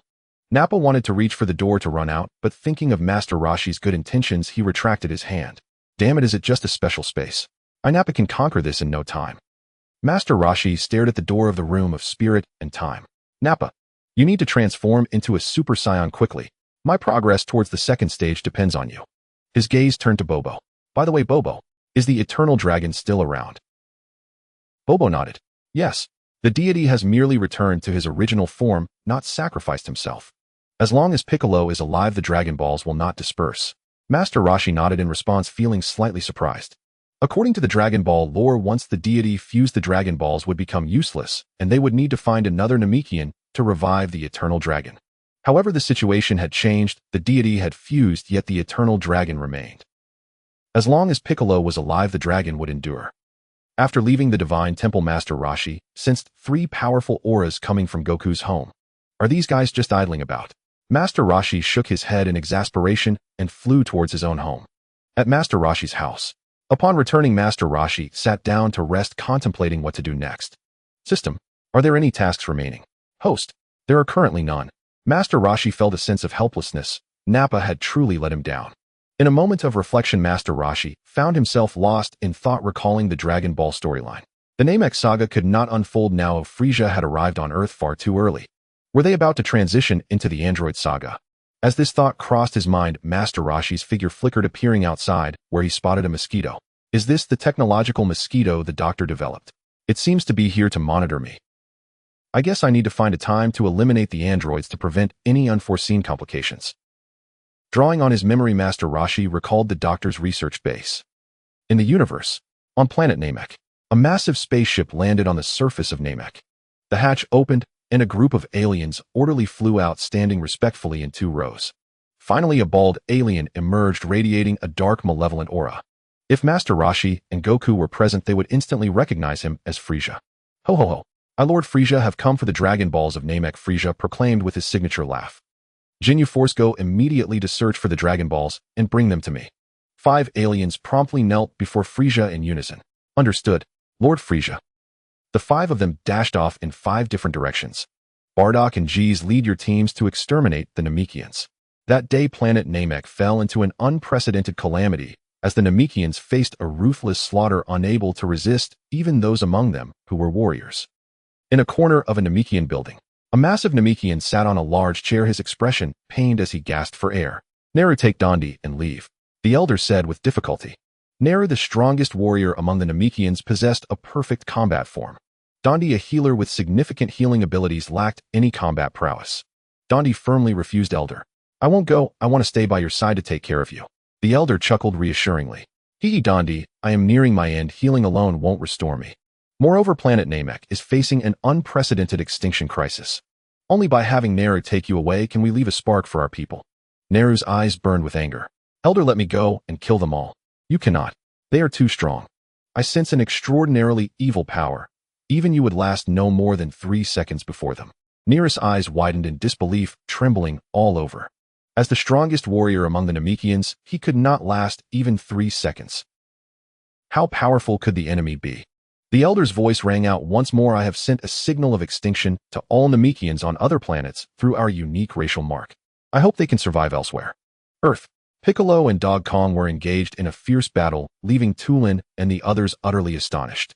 The difference in their levels was so vast that the movements of Dog Kong and his allies were imperceptible to the naked eye. Their speed was simply too great.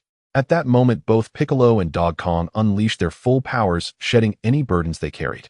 Suddenly, Tulin, Tianjin, Jiaozi, and Yamcha were jolted, their eyes filled with disbelief as they gazed into the distance.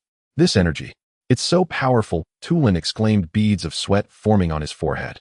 As soon as he spoke, a figure darted past them at incredible speed, and when it stabilized, they saw it was Vegeta. Oh, looks like things are getting lively. Piccolo is actually fighting Kakarot, Vegeta remarked in surprise, observing the clash between Piccolo and Dog Kong. Amidst the battle, Piccolo heard a mysterious voice echoing in his mind, causing him to momentarily falter.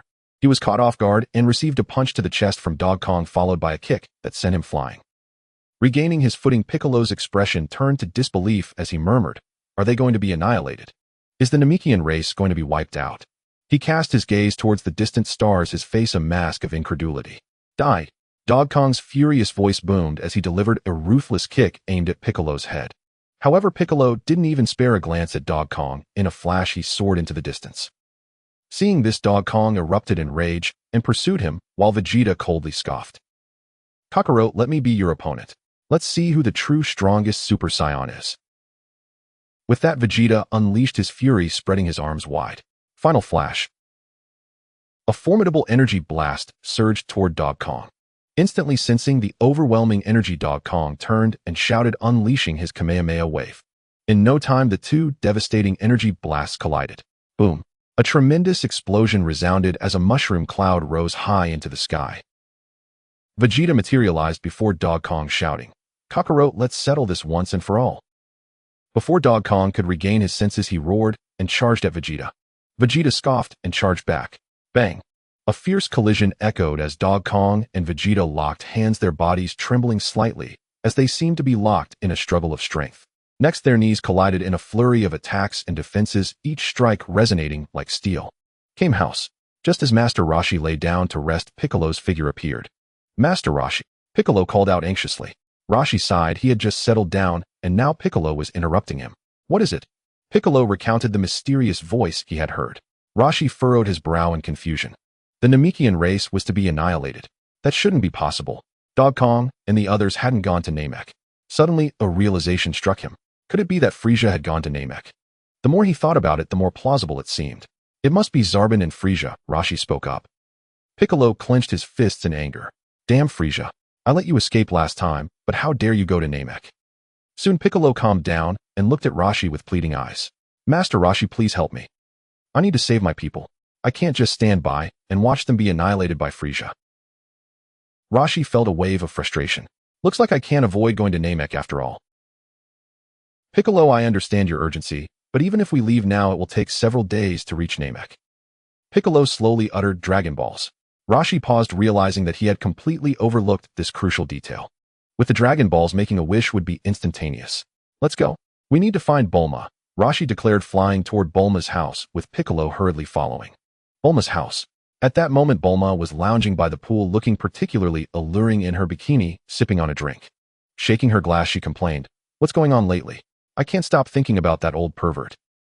Remembering Roshi's perfectly chiseled physique, a blush crept across Bulma's face.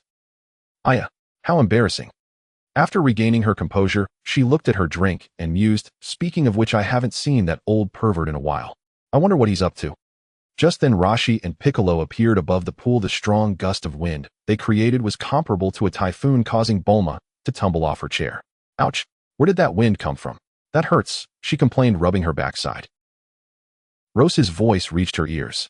"Bulma, where's your dragon radar?" Upon hearing Roshi, Bulma perked up instantly and stood upright. "Old pervert, what do you need the dragon radar for?" "To make a wish." "What wish do you want to make?" Piccolo, growing increasingly impatient, interrupted. "Can we just hurry up?" Quickly, he explained the situation. Bulma nodded in understanding. "Oh, I see. I've already collected the Dragon Balls and can use them at any time." Piccolo's face lit up with joy. It was like being offered a pillow when one was already sleepy. Before long, Bulma produced the 7 Dragon Balls and summoned Shenron. Roshi gazed into the sky, and as was usual, the heavens darkened, signaling Shenron's grand entrance, followed by his authoritative voice. "State your wishes." Piccolo was about to speak when Roshi stopped him. "Piccolo, you, Dog Kong, and Vegeta should go ahead. I will follow with Tien and the others." Piccolo nodded. Dog Kong and Vegeta were both strong, and he had sensed a powerful energy when they were on their way to Kame House. It must have been Vegeta. "Shenron, teleport Piccolo, Dog Kong, and Vegeta to Namek," Roshi commanded. Shenron's eyes glowed red. "No problem." In an instant, Piccolo was enveloped in a white light. "Be careful, you 3. If you can't win, retreat and wait for me," Roshi instructed. "Understood." Then Roshi tossed a few senzu beans to Piccolo. "Master Roshi's senzu beans are in short supply, so make these 5 last." Before Piccolo could respond, he vanished in an instant. Meanwhile, as Dog Kong and Vegeta were locked in combat, their bodies glowed with white light, and before they could react, they disappeared. Tulin and the others who were watching from a distance were left dumbfounded. How could they just vanish without a trace? Even their energy was gone. "Let's go. Master Roshi must know something." Tulin urged, flying towards Kame House, with Tianjin, Hanjiaozi, and Yamcha following closely behind. On Namek, a flash of white light appeared, and Piccolo found himself on the soil of his homeland, feeling an inexplicable sense of familiarity. "Damn it, I will not let my race be annihilated." With that thought, Piccolo focused and sensed the powerful energy on Namek. That energy. "Frieza, damn Frieza, you dare to annihilate my race. I, Piccolo, will ensure you suffer a fate worse than death." With that declaration, Piccolo shot towards the location of Frieza at breakneck speed. At the same time, Goku appeared on the surface of planet Namek. Regaining consciousness, he found himself in an unfamiliar environment, filled with confusion and uncertainty. Where am I?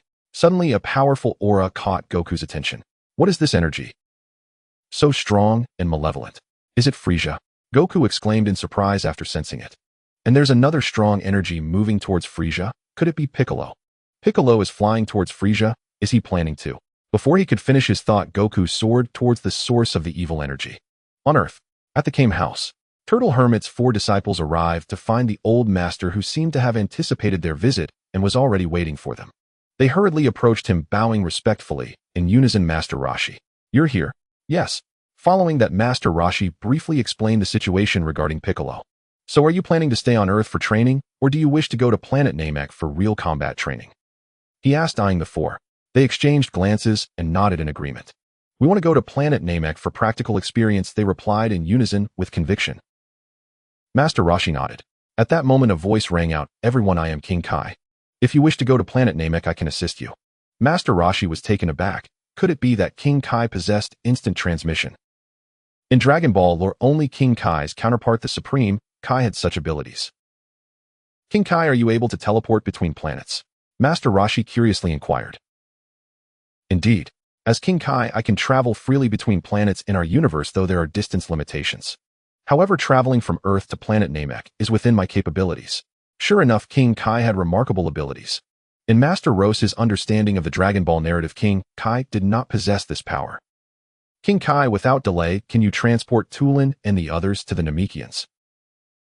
No sooner had Master Roshi finished speaking than King Kai appeared before Tulin and the others. Haha, naturally it's no problem. But Master Roshi, aren't you coming along? I'll come later. I need to pick someone up. King Kai was somewhat surprised and puzzled, wondering who required Master Roshi's personal retrieval. Tulin and his companions also looked on in confusion and surprise, unable to fathom who Master Roshi intended to fetch. All right, King Kai, please take them first. Understood.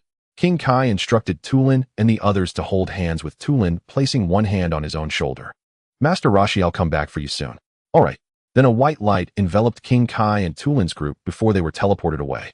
Master Roshi flew towards the sacred world of the Kais. Half a day has passed. I wonder how strong that Nappa has become. On planet Namek, on the ground, 5 beams of white light flashed, and King Kai, Tulin, and the others appeared in an instant. Everyone, it's up to you from here on. I'll take my leave. Thank you, King Kai, Tulin, and the others said in unison. King Kai nodded and departed. After King Kai left, Tulin and the others focused their senses, and soon enough they detected a powerful energy. They turned their gazes in unison. Over there. They exchanged glances and flew towards a specific direction. Somewhere on planet Namek. Frieza smirked wickedly. Oh ho ho. It seems this trip won't be so boring after all. 3 strong energies along with 4 others that are not weak. In that case, I shall entertain you all. As soon as he finished speaking, Frieza focused his gaze on a mountain peak. Instantly, he manipulated his power with both hands, uprooting the entire mountain, causing the ground to tremble. Frieza swiftly maneuvered his hands, beams of light flashing as they sliced through the mountain. Before long, a massive section of the peak was cut into large square blocks. Indeed, the rocks of planet Namek are remarkably hard. They'll make excellent bricks, Frieza remarked with satisfaction. With a wave of his right hand, a football-sized open area materialized.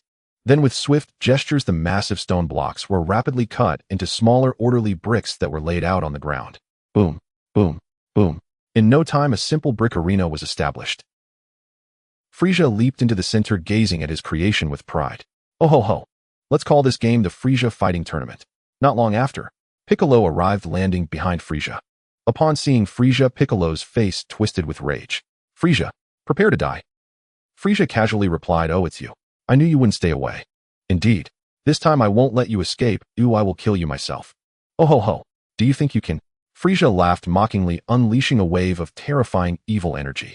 This aura was incredibly malevolent and vast, causing cold sweat to bead on Piccolo's forehead as he stared in shock.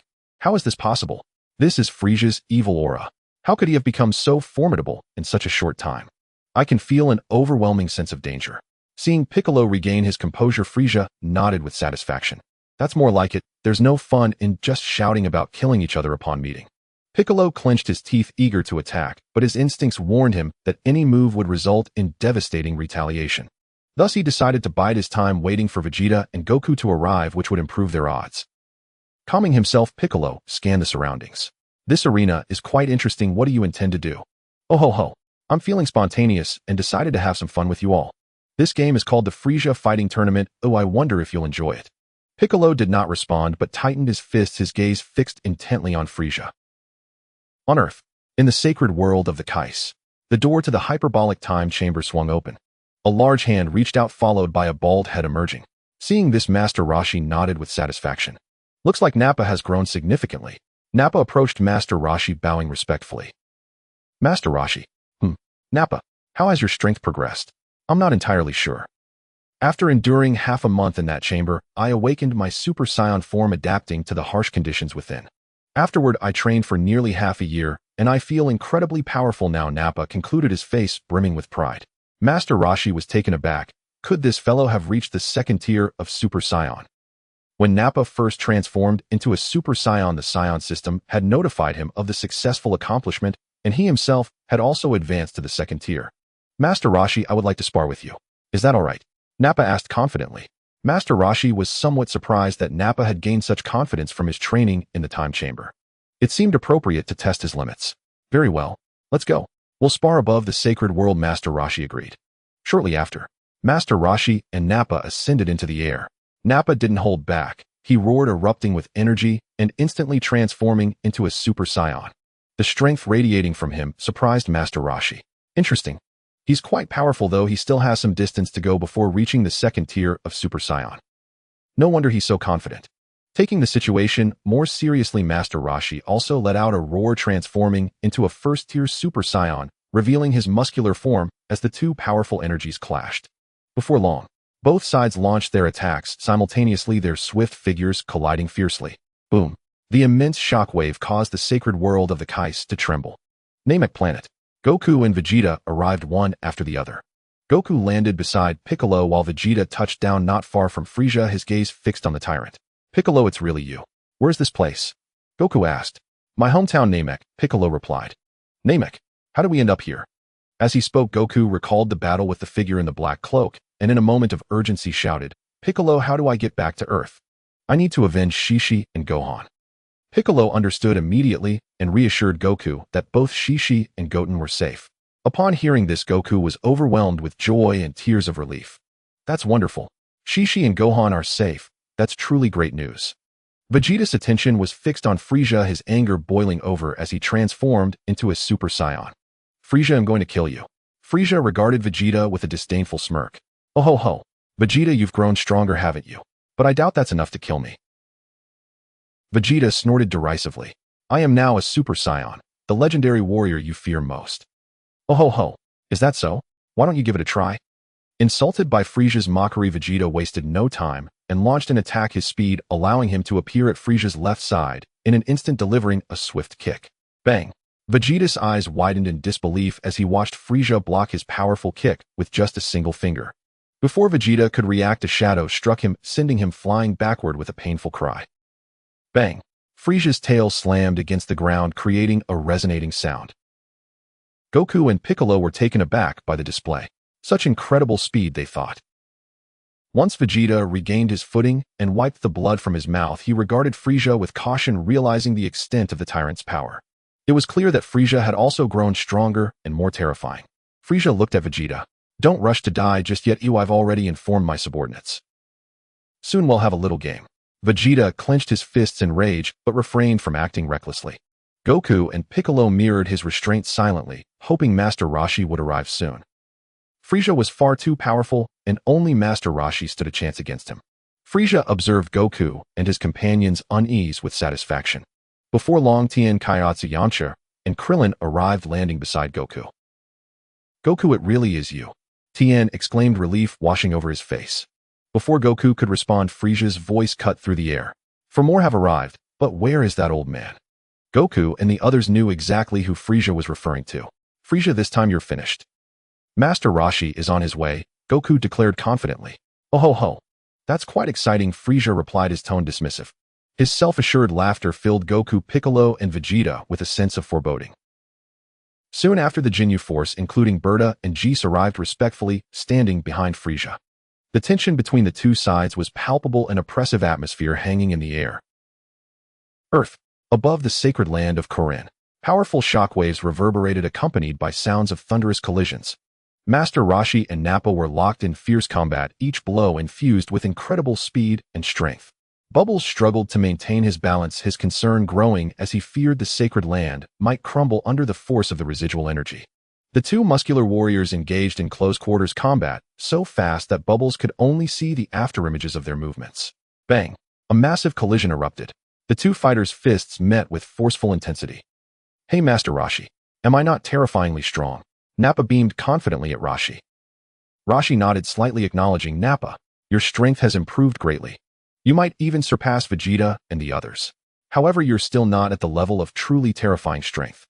Nappa was taken aback, realizing that Master Roshi must be concealing his true power. "Master Roshi, please show me your real strength," Nappa implored solemnly. With a slight smile, Roshi retreated a step, then fixed his gaze on Nappa. "Very well, I shall reveal a bit of my true ability." Nappa's face lit up with excitement as he clenched his fists and unleashed his power, fully igniting his internal energy. Seeing this, Roshi was a bit surprised. Nappa's strength was indeed nearing the level of a Super Saiyan's second transformation. Then without further ado, Roshi tightened his fists and let out a powerful shout, his energy rapidly surging. A tremendous force darkened the skies, accompanied by flashes of lightning. Nappa stared in amazement at the rapidly escalating power of Master Roshi. Roshi howled towards the heavens, unleashing a terrifying burst of energy that spread outwards. Nappa, feeling this overwhelming force, was astonished beyond belief. What? Such immense power! At that moment, Master Roshi's body crackled with explosive muscles enveloped in arcs of lightning, accompanied by the sound of thunder. This aura was on a level far beyond that of a mere first-stage Super Saiyan. Roshi felt no significant shift in his own composure. Having watched Dragon Ball, he knew well the true might of a Super Saiyan's second transformation, capable of defeating even the likes of Cell with ease. "Come on, Nappa. Use your greatest strength to attack me," Roshi urged. Nappa, now at his peak, unleashed his full power, instantly appearing before Roshi, delivering a full-force punch to his face. Bang! The impact was colossal, yet Roshi merely tilted his head slightly, regarding Nappa with an expression of utter disdain. Nappa froze for a moment, but quickly regained his composure, launching a barrage of furious strikes. Bang! Bang! Bang! Bang! A series of punches and kicks rained down on Roshi, each strike resounding heavily. As time ticked by, Nappa lost count of how many attacks he had thrown, panting heavily. After retreating 10 meters, Nappa concentrated his energy in his palms, locking onto Roshi for a final desperate strike. A massive energy wave surged towards Master Roshi. Boom! A thunderous explosion erupted, sending a mushroom cloud soaring into the sky. Soon as the smoke cleared, Roshi stood unscathed, his eyes radiating an aura of superiority that filled Nappa with despair. At that moment, Roshi flashed in front of Nappa with blinding speed, leaving the latter unable to react. Bang! Roshi delivered a simple but devastating punch to Nappa's abdomen. In an instant, Nappa's eyes widened, his mouth agape, and his body curled in agony, revealing the sheer power behind Roshi's blow. The pain drained Nappa of his strength, and he reverted to his normal state, clutching his abdomen in distress. Seconds later, Nappa could no longer maintain himself, lacking even the strength to fly, and began descending toward the sacred land, gazing at the formidable figure of Master Roshi, filled with a profound sense of helplessness. Master Roshi is truly too strong. Planet Namek. 3 beams of white light flashed by. Master Wutian, this is Planet Namek. Troublesome. King Kai. Not at all, I can only teleport between planets, and I cannot bring you directly to Goku and the others. Leave the rest to me. With that, King Kai nodded and departed. Master Wutian, Frieza is in that direction, said Daba as he gazed into the distance. Goku, Tulin, and the others are here, but it seems they haven't engaged in battle. What are they up to? Is it a party? Master Roshi pondered with some confusion. Daba, stroking his bald head, indicated he was equally perplexed. Let's go. Master Roshi and Daba flew at incredible speed toward Goku and the others. On Goku's side, as soon as Master Roshi and Daba arrived at Planet Namek, they sensed it. This is Master Wushin's energy. He's here, and Daba, such a rapid shift in energy, Goku exclaimed in surprise. Vegeta also sensed Daba's unusual presence, feeling particularly baffled. Daba, how can his speed be so fast? At least 10 times faster than me. Realizing this, Vegeta instantly understood it was undoubtedly the result of Master Wushin's special training with Daba. Tulin, Yamcha, and the others were overjoyed, clearly understanding Master Roshi's significance to them. Frieza, observing the approach of Master Roshi, said, "Oh ho ho. Quite swift, I hope I haven't waited in vain." Before long, Master Roshi and Daba appeared above Goku and the others and swiftly descended. Daba hurriedly ran towards Vegeta, Prince Vegeta.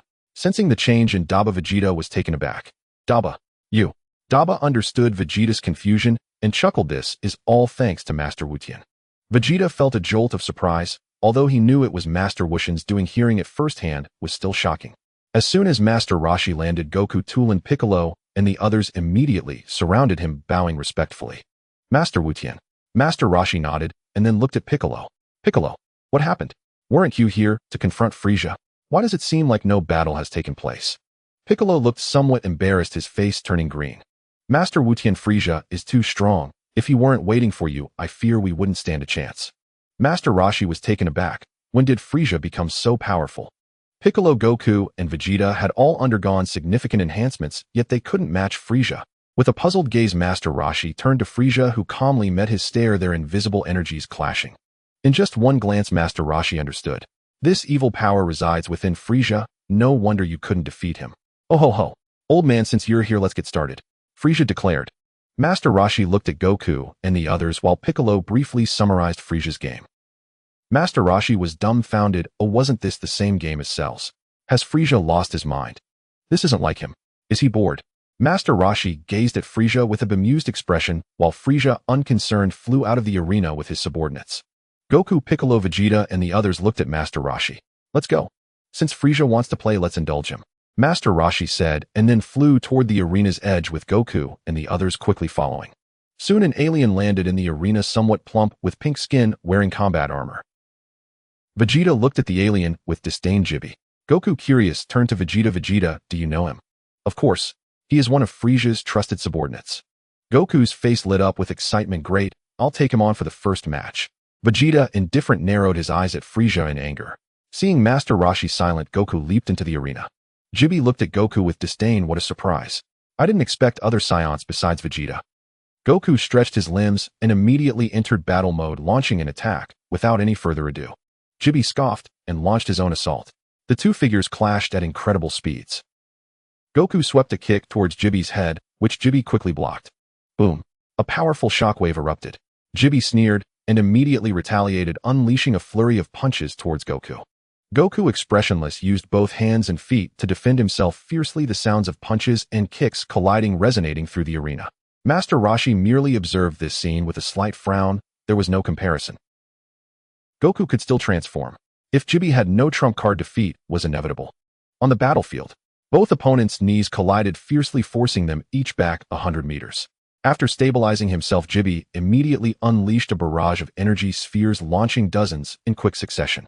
Goku remained unfazed, swiftly deflecting each one with precise strikes. Bang, bang, bang, bang. Dozens of energy spheres landed 100 meters away from Goku, each causing explosive detonations. Not one to be outdone, Goku gathered energy, placing his palms at his waist, a brilliant light glowing between them. Kamehameha. In a panic, Chibi raised both arms to defend. Boom. A tremendous explosion echoed. Goku, panting heavily, fixed his gaze on the smoke where Chibi stood. What's going on? I clearly hit my target, but his energy hasn't weakened, it seems. Even stronger, Goku murmured, his expression grave. Suddenly, a furious roar erupted from the smoke, and a dark aura surged into the sky, dispersing the smoke instantaneously. Goku's eyes widened. He was all too familiar with this malevolent energy. Piccolo, Vegeta, Toolen, and the others were equally shocked as they stared at Chibi. Master Roshi observed Chibi with a slight frown, his mind racing with questions. Chibi possesses evil energy too. Oh, what could this mean? And where is Surla? Is he hiding in the shadows? Master Roshi sensed the entirety of planet Namek, astonished that he could not detect Surla. His gaze turned back to Chibi, who was now engaged in combat again, but Goku was being overwhelmed, completely outmatched by Chibi. Haha. Saiyan monkey, is that all you've got? Jib. Watching the contemptuous gaze of Dog Kong, Chibi felt a surge of anger erupt within him, and with a fierce roar he unleashed a powerful black shockwave. Sensing the threat, Dog Kong did not dare to underestimate it, and countered with a Kamehameha. With a mighty shout, the two energy waves collided. Boom. The explosive sound resonated, and a mushroom cloud rose into the air. Both fighters sprang into the smoke, their feet propelling them forward. Soon the sounds of fierce blows echoed from within the fog as the powerful residual waves began to disperse the smoke. Bang! A heavy collision reverberated through the arena. The two fighters' right fists met with a powerful and ferocious clash, generating thunderous static electricity all around them. Jibby gritted his teeth, visibly straining, while Dog Kong maintained a stoic expression, the balance of power becoming increasingly clear. Frieza observed this scene with no change in his expression. "Lord Frieza, it seems Jibby is about to be defeated," said Boza standing nearby. "It matters not." In the arena, the two resumed their fierce exchange, trading blows for dozens of rounds. As Dog Kong grew more emboldened, Jibby began to show signs of fatigue. Before long, Dog Kong seized an opportunity and delivered a crushing kick to Jibby's abdomen. Bang! Jibby doubled over in agony, the intense pain causing him to momentarily lose consciousness. Seizing the moment, Dog Kong gripped Jibby's head and forcefully pressed it downward while driving his right knee upward with all his might. Bang! Jibby let out a terrible scream, his visage distorted, purple liquid splattering everywhere, revealing just how devastating Dog Kong's strike had been. Before Jibby could recover, Dog Kong's right fist surged forward with lightning speed. Bang! Jibby took the blow squarely to the chest, a spray of purple liquid erupting from his mouth as he was sent flying backward. Dog Kong clasped his hands at his waist, gathering energy as a powerful gust of air coalesced around him. Kamehameha! Jibby, just regaining his senses, found himself enveloped in a blinding light before comprehending what had transpired, only to be struck heat-in by the Kamehameha. Boom! With the explosion came Jibby's anguished cries. Panting heavily, Dog Kong gazed into the smoke of the blast, clearly exhausted from this powerful attack. Soon the fog began to clear, revealing Jibby as if struck by lightning, his body charred and smoking, his eyes vacant, utterly unconscious. Then Jibby's body slowly toppled forward. Suddenly a beam of black light shot toward him. Boom! With a thunderous explosion, Jibby was obliterated. Dog Kong stared in astonishment toward the source of the black light, only to see Frieza wearing a sly grin, his right index finger still aimed at Jibby's position. "Oh ho ho ho! There is no meaning in the survival of the defeated," Frieza laughed heartily. Behind him, the members of the Goku 5 and Boza clenched their fists in fear, silently resolving to fight with all their might, for even a desperate struggle might offer a glimmer of hope for survival. Frieza sensed the reaction of his subordinates and felt quite pleased. Master Roshi observed Frieza without any significant emotional response.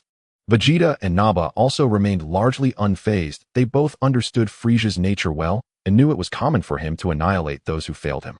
In contrast, Piccolo and Tulin were visibly shocked, knowing Frieza was malevolent, yet they had not anticipated the extent of his cruelty, effortlessly destroying his own subordinates.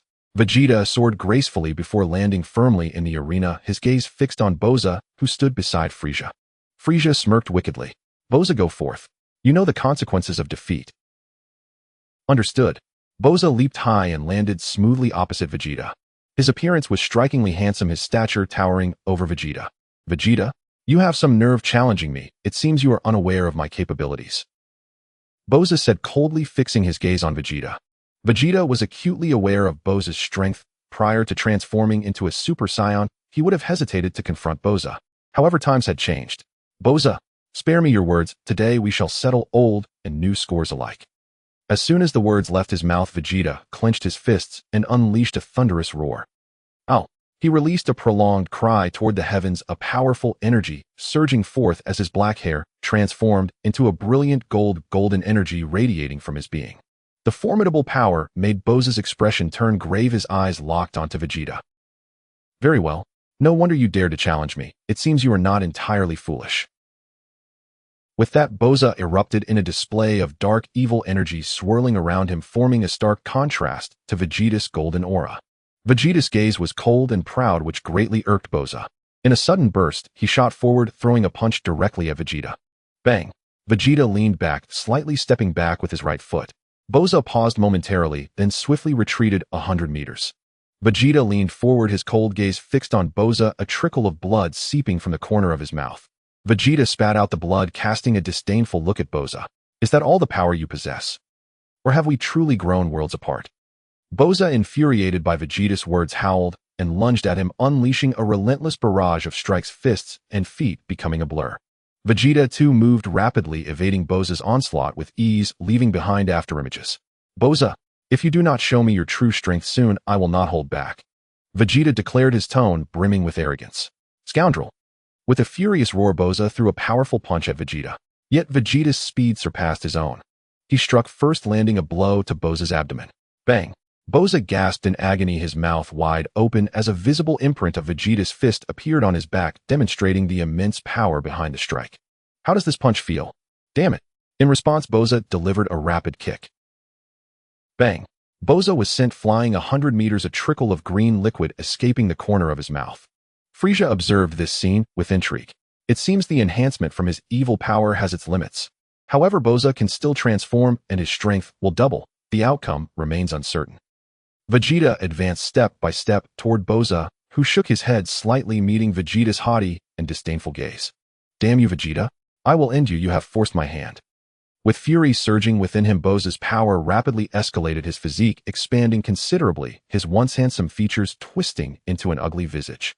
Vegeta halted, his gaze fixed intently on Boza. Dog Kong watched in surprise. His power has increased, it's formidable. Tulin trembled in fear, his eyes reflecting his terror. Naba cast a fleeting glance at Boza, internally dismissing the newfound strength as insignificant. Master Roshi, observing Boza, understood that he was transforming, and with that transformation his power would greatly amplify. As Boza let out a long, anguished roar, an overwhelming dark energy surged skyward. Vegeta sensed an imminent threat. Boza transformed into a massive beast, his previously handsome visage grotesquely contorted, his skin resembling that of a toad, hideously unattractive. Boza glared at Vegeta, his voice dripping with murderous intent. Vegeta? The true battle has only just begun. Unfazed Vegeta exuded a fervent battle spirit. Come, let us determine the victor. In an instant, both combatants surged forward, their figures blurring as they launched into an all-out assault. Boom. A tremendous collision reverberated through the arena. The fists of both fighters clashed powerfully together. Vegeta gritted his teeth, showing signs of strain. Pasa experienced a similar struggle, his body trembling as he exerted himself. Then, without warning, both combatants surged forward simultaneously, propelled 10 meters apart, and sprang towards each other to attack. In an instant, bang bang bang bang, fists and feet exchanged blows in a flurry of attacks as they dodged and countered each other, leaving behind fleeting afterimages that showcased their incredible speed, accompanied by the sounds of flesh meeting flesh. The rapid pace made it difficult for Tien, Yamcha, Kaiatsu, and Krillin to discern the movements, their eyes barely able to catch the residual shadows. At that moment, Vegeta shouted fiercely, landing an elbow strike squarely on Pasa's chest, sending him flying backward. Seizing the opportunity, Vegeta gathered his energy and unleashed a barrage of energy blasts. Tat tat tat. In an instant, numerous energy waves comparable to rocket artillery rained down upon Pasa's position. Boom boom boom. The sound of explosions echoed throughout the arena. Pasa gritted his teeth, letting out a furious roar as a powerful force erupted from within him, creating a strong gust that shielded him against the relentless barrage of energy waves. Seeing this, Vegeta brought his palms together, channeling an even greater force. Super Energy Wave. With a mighty shout, a colossal energy cannon shot towards Pasa. Boom. A deafening explosion erupted, and a mushroom cloud ascended. Vegeta gasped for air, his gaze fixed on the explosion's location. Suddenly, a massive wave of dark energy surged towards Vegeta. Startled, he raised his arms to defend himself. Boom. Accompanied by another tremendous explosion, a black mushroom cloud billowed upward. Pasa spat out a mouthful of liquid, panting heavily, revealing the immense energy cost of that attack. Before long, as the smoke began to dissipate, Vegeta's figure gradually came into view. However, Vegeta's right arm was severely injured, hanging limply and bleeding profusely, his face contorted in pain as he gritted his teeth. Damn it! Vegeta glared at Pasa, cursing him. Pasa, observing Vegeta's disheveled appearance, became increasingly exhilarated. Haha, Vegeta, what happened to you? Come on, let's fight. In a flash, Pasa appeared before Vegeta, showing no mercy as he unleashed a flurry of punches and kicks, each strike creating afterimages that battered Vegeta mercilessly. Vegeta attempted to evade, but Pasa's speed was overwhelming, and with his right arm severely injured, he had no choice but to endure the onslaught. The sounds of fists striking flesh echoed, mingled with Vegeta's pained cries. Nappa watched in alarm. Prince Vegeta? Pasa delivered a swift kick to Vegeta's chin, and with a resounding thud, Vegeta's body was sent soaring upward. Pasa then appeared above Vegeta, descending rapidly. Haha, Vegeta. Where did that earlier momentum go? With that, Pasa brought his fist down with brutal force. Bang! Vegeta's head bore the brunt of the blow, and he shot into the ground like a cannonball. Bang! The ground within a 100-meter radius shattered, forming a deep crater centered around Vegeta. Vegeta's body lay embedded in the rubble, his golden hair reverting to black, clearly devoid of the strength to continue fighting. Seeing this, Pasa quickly gathered energy, determined to finish Vegeta off. Soon, the energy coalesced, and a powerful wave of dark energy radiated outward. Haha, Vegeta, meet your end. In your next life, don't be so arrogant. As his words fell, a terrifying black energy wave descended upon Vegeta. If this monstrous force struck, Vegeta would surely meet his father. In this dire moment, Nappa's figure flashed and appeared beside Vegeta, his eyes blazing with anger as he faced the incoming dark wave, raising his right hand with fingers spread wide. The immense force surged toward him. Bang! Nappa's body trembled slightly as he effortlessly blocked the powerful black energy wave. Pasa's expression turned to shock. He could hardly believe that his ultimate attack had been thwarted so easily. Nappa! Pasa exclaimed in disbelief. Nappa, once merely a nuisance following Vegeta, had now single-handedly withstood Pasa's strongest blow, an unfathomable feat. Frieza too was taken aback observing Nappa. Oh, this bald head has such power. I truly underestimated him. The members of the Ginyu Force stared at Nappa in astonishment, recognizing him, yet failing to comprehend the drastic change. It was as if he were a different person. Master Roshi, watching the scene unfold, felt little surprise. After all, Nappa was close to reaching the second tier of Super Saiyan, a power not comparable to these lesser foes. If anyone from Frieza's team could defeat Nappa, it would have to be Frieza himself. Piccolo, Goku, Tien, and the others looked on in disbelief at Nappa. Master Roshi, how is Nappa so strong? Goku asked, his eyes wide with astonishment. Piccolo clenched his teeth. Just days ago, Nappa had been a mere underling, and now he had transformed into something terrifying. Suddenly, an epiphany struck Piccolo, glancing at Master Roshi in disbelief. Roshi nodded with a smile. Realizing the truth, Piccolo's gaze turned hopeful, wondering just how powerful Nappa had become. Goku and Tien stood nearby, anxiously awaiting the outcome. Piccolo decided not to keep them in suspense any longer, speaking softly. Hyperbolic time chamber. Hyperbolic time chamber. Goku looked confused. Yes, it's a special room in the sacred world of the Kais with an environment extremely harsh. 1 year inside equates to 1 day outside. Nappa trained there for only half a day, Piccolo explained. Goku, albeit slow, grasped the concept, staring at Nappa in disbelief. Wow, he became this strong after just half a day. If he trained for 10 days or half a month, wouldn't he be invincible in the universe? However, Piccolo looked at Goku with exasperation. Each person can only enter for 3 days in their lifetime. Goku clenched his fists excitedly. Once this battle is over, I want to train in the hyperbolic time chamber too. The others, including Tien and Yamcha, began to feel excited about the prospect of such a miraculous room. In the arena, Nappa's gaze was cold as he stared at Pasa. You bastard. You dared to injure Prince Vegeta so severely, I will make you pay. With that, Nappa's figure flashed, appearing behind Pasa before he could react. Die. Nappa's voice rang out like a death sentence, and as Pasa turned, he was met with Nappa's furious punch. Bang. With a resounding impact, Pasa was sent crashing into the ground like a cannonball, the force causing him to spew liquid and leave a massive dent behind.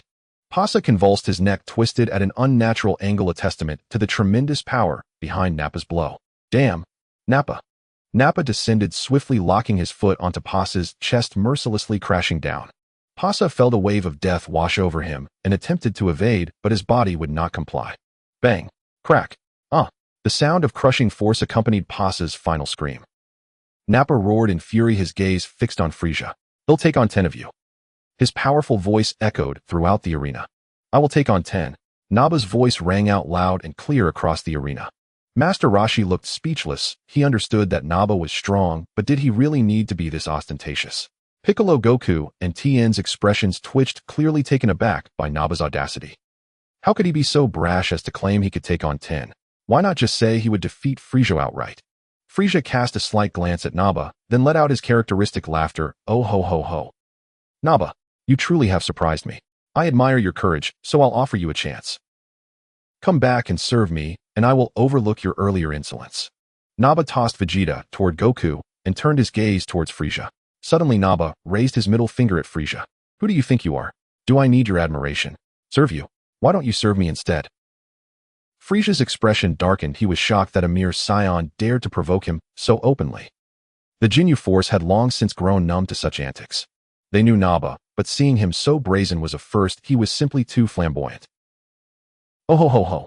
Nappa, since you're so confident, then allow the Ginyu Force to have a go at you, Frieza said with a smile.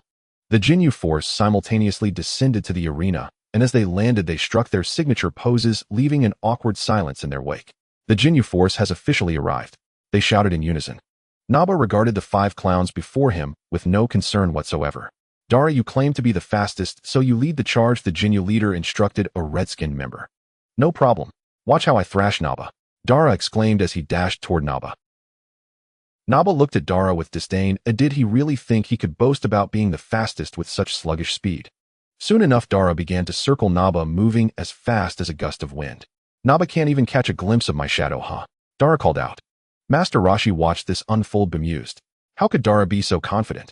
Naba's power now was beyond anything he had previously matched. Vegeta, having recovered with a Senzu bean, noticed Dara circling Naba and began to worry for him.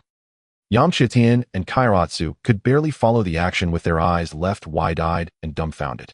Even Tien with his 3 eyes struggled to see more than a blur. Piccolo, Goku, and Vegeta remained calm observing Dara. As for Master Roshi, he completely disregarded Dara's abilities. In the arena Naba suddenly spoke up. What's wrong, Naba? Are you too scared to respond? Look at me. What nonsense is this? In an instant Naba launched a powerful punch straight into Dara's face. Bang! Ow! Dara screamed as he flew backward. Before he could recover, Naba appeared behind him. With such trashy skills you dare to call yourself the universe's fastest? Naba's voice was icy. Dara's mind raced, and he quickly turned to unleash a powerful energy wave. Boom! However, Naba had already gotten behind Dara. This time Naba wasted no words and delivered a fierce punch to Dara's back. Bang! Crack! Ow! Tui! Dara spat out a mouthful of purple liquid, the sound of his spine cracking echoing through the arena as his body was sent sprawling forward. Struggling to rise, he looked to the Ginyu Force for help, but by the time they rushed to assist, it was already too late. Naba unleashed a powerful energy wave at Dara. Boom! With an explosive sound, Dara's screams faded as he vanished completely. The Ginyu Force halted, their eyes filled with anger as they glared at Naba. You bastard! You killed Dara! They shouted in fury. Naba regarded the 4 of them without uttering a word, clenching his fists to unleash a surge of golden energy, transforming into a Super Saiyan at full power. Vegeta was taken aback. Naba, he can transform into a Super Saiyan too. Moreover, his power seems far greater than mine or Kakarot's. How is this possible? Sensing Naba's Saiyan power, the Ginyu Force decided to unleash their full strength as well. They roared in unison, engulfed by dark, malevolent energy. Soon the 4 members completed their power-up and launched energy blasts at Naba. For black energy waves surged toward him, but Naba sidestepped, ready to counter. Bang! Bang! Bang! Bang! Naba effortlessly deflected each wave. The 4 members quickly surrounded Naba, launching a flurry of punches and kicks. However, Naba read their movements with clarity, even finding their speed somewhat lacking. In this manner, Naba deftly evaded their strikes. After dozens of exchanges, the 4 could barely graze Naba, a fact that left them anxious. Suddenly, Naba's massive hand grasped one of them by the face, swiftly slamming him down to the ground with astonishing speed, catching him completely off guard. Bang! The ground trembled, and with a shriek, a deep crater formed, showcasing the immense power behind Naba's slam. At that moment, the other 3 attacked, but Naba retaliated even faster, sending Ginyu flying with a swift kick that left his neck crooked. A knee strike ruthlessly crushed another's skull, splattering it like a watermelon. The last member faced a similar fate, as Naba elbowed him, obliterating his head. Outside the arena, aside from Frieza and Master Roshi, everyone else was left stunned. Among them, Vegeta was the most shocked, his eyes wide in disbelief. This is Naba. When did he become so powerful? Naba's gaze shot up to Frieza hovering above. Oh ho ho ho. This is indeed unexpected. I never imagined that in such a short time you Saiyans could grow this strong. As Frieza's words fell, he descended. Bang! Frieza's foot smashed down, exploding Jinyu's head. Naba coldly addressed Frieza. Frieza, the game ends here. Are you ready to die? Oh ho ho. Naba, my life is here for the taking. If you have what it takes, come and get it. Or, Frieza's gaze shifted to Vegeta and Goku. Or you can all come at me together. Vegeta, fully aware of Frieza's terrifying strength, erupted in anger and flew to Naba's side. Goku, equally eager, transformed into a Super Saiyan and joined Naba. Frieza, today I will avenge the fallen Saiyans, Vegeta declared. With that, Vegeta transformed into a Super Saiyan, his fury palpable. Frieza regarded the 3 Super Saiyans without a hint of fear, instead wearing a disdainful smirk. Oh ho ho, today I shall truly experience the power of you 3 Super Saiyans. Goku, Vegeta, and Naba all roared in unison, channeling their maximum energy As they charged at Frieza, 3 beams of golden light racing toward him. Facing 3 Super Saiyans, Frieza knew he couldn't afford to delay. He immediately readied himself for battle. The Turtle Sage watched the scene unfold before him, feeling somewhat surprised. Oh, the plot has completely changed. 3 Super Saiyans are about to engage in battle against Frieza. The clash is imminent. Turtle Tien, Shin and Yamcha and Kaiatsu charged into the ranks of Frieza's minions. Were they really unable to take down Frieza, let alone his pathetic lackeys? In an instant, the 4 mightiest warriors on Earth surged into a frenzy like tigers among sheep, slaughtering their enemies mercilessly. Yamcha raised his right hand, gathering a ki blast the size of a watermelon. Spirit Bomb. The Spirit Bomb tore through the ranks of foes like a furious dragon. Turtle unleashed his own signature move. Keyblade Slash. Swish. A wave of enemies was sliced in half, their lives extinguished in an instant. Tien Shinhan clasped his hands together, locking onto a large group of enemies in midair. Kamehameha. In the blink of an eye, a terrifying ki wave shot into the sky, incinerating a vast number of foes into ashes. Meanwhile, Kaiatsu was not idle. He used his abilities to immobilize enemy after enemy. The Turtle Sage merely glanced at Turtle and his companions before turning his attention to Goku and his allies. At this moment, the 3 Super Saiyans had engaged Frieza in fierce combat, working seamlessly together and gaining the upper hand. Oh ho ho, not bad. Can you get even stronger? I can still handle it, Frieza taunted, dodging attacks with remarkable speed. The Turtle Sage couldn't help but feel astonished at Frieza's prowess. Had he discovered some hidden power? His battle strength was astonishingly fierce, far surpassing what it had been during the previous Dragon Ball storyline, when Frieza was still no match for Goku after his transformation into a Super Saiyan. Yet now Frieza was withstanding the combined might of 3 Super Saiyans, not to mention the presence of the formidable Nappa, who was on the verge of ascending to the 2nd level of Super Saiyan. At this very moment, the Turtle Sage detected the sinister aura surrounding Frieza, and an unbelievable thought crossed his mind. Could it be that Frieza has merged with Cell? Frieza turned his gaze toward the Turtle Sage. Oh ho ho, this old man has no intention of intervening. It seems I may have underestimated him. As soon as the words left his mouth, Frieza's tail lashed out with blinding speed, catching Vegeta off guard and sending him flying. In the next moment, Frieza evaded Goku's powerful punch, placing his hand on Goku's abdomen, propelling him away with a dark energy wave. Nappa descended from above, aiming a punch at Frieza's head. However, Frieza swiftly retreated. Boom. The impact created a massive crater, shattering the ground for hundreds of meters. Nappa, your strength is commendable, but that's all there is to it, Frieza remarked, eyeing Nappa. Nappa clenched his fists, vanishing from sight as he launched a fierce attack on Frieza. Yet Frieza showed no signs of fear, meeting Nappa's punch with his own. Bang! The collision resonated with a thunderous sound, sending shockwaves throughout the area. Frieza appeared unfazed while Nappa seemed to struggle. At that moment, Goku and Vegeta quickly charged their energy from either side. Kamehameha. Final Flash.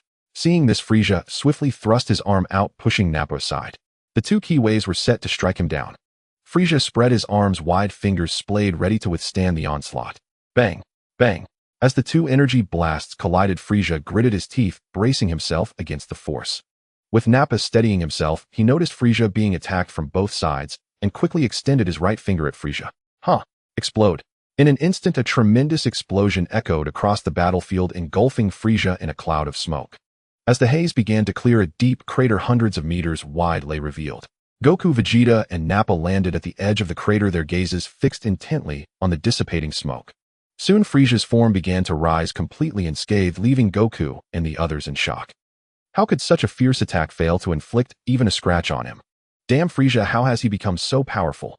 Vegeta growled, clenching his fists in anger. Frieza initiated the assault, darting toward Vegeta, who displayed evident fear, having not anticipated Frieza's sudden attack. Damn it! Vegeta mustered his courage and hurled a punch at Frieza. Yet Frieza easily dodged, using his tail to send Vegeta flying once more. Seeing this, Goku and Nappa charged in, flanking Frieza from both sides. The 2 launched a rapid barrage of punches and kicks, their movements leaving behind powerful afterimages. But Frieza's speed was even greater, allowing him to evade with ease while occasionally countering with his own strikes. Seizing the opportunity, Frieza kicked Nappa squarely in the face, sending him reeling backward. Goku gritted his teeth and pressed on, determined to continue the fight. However, having struck Frieza unsuccessfully just moments ago, Goku found himself alone now.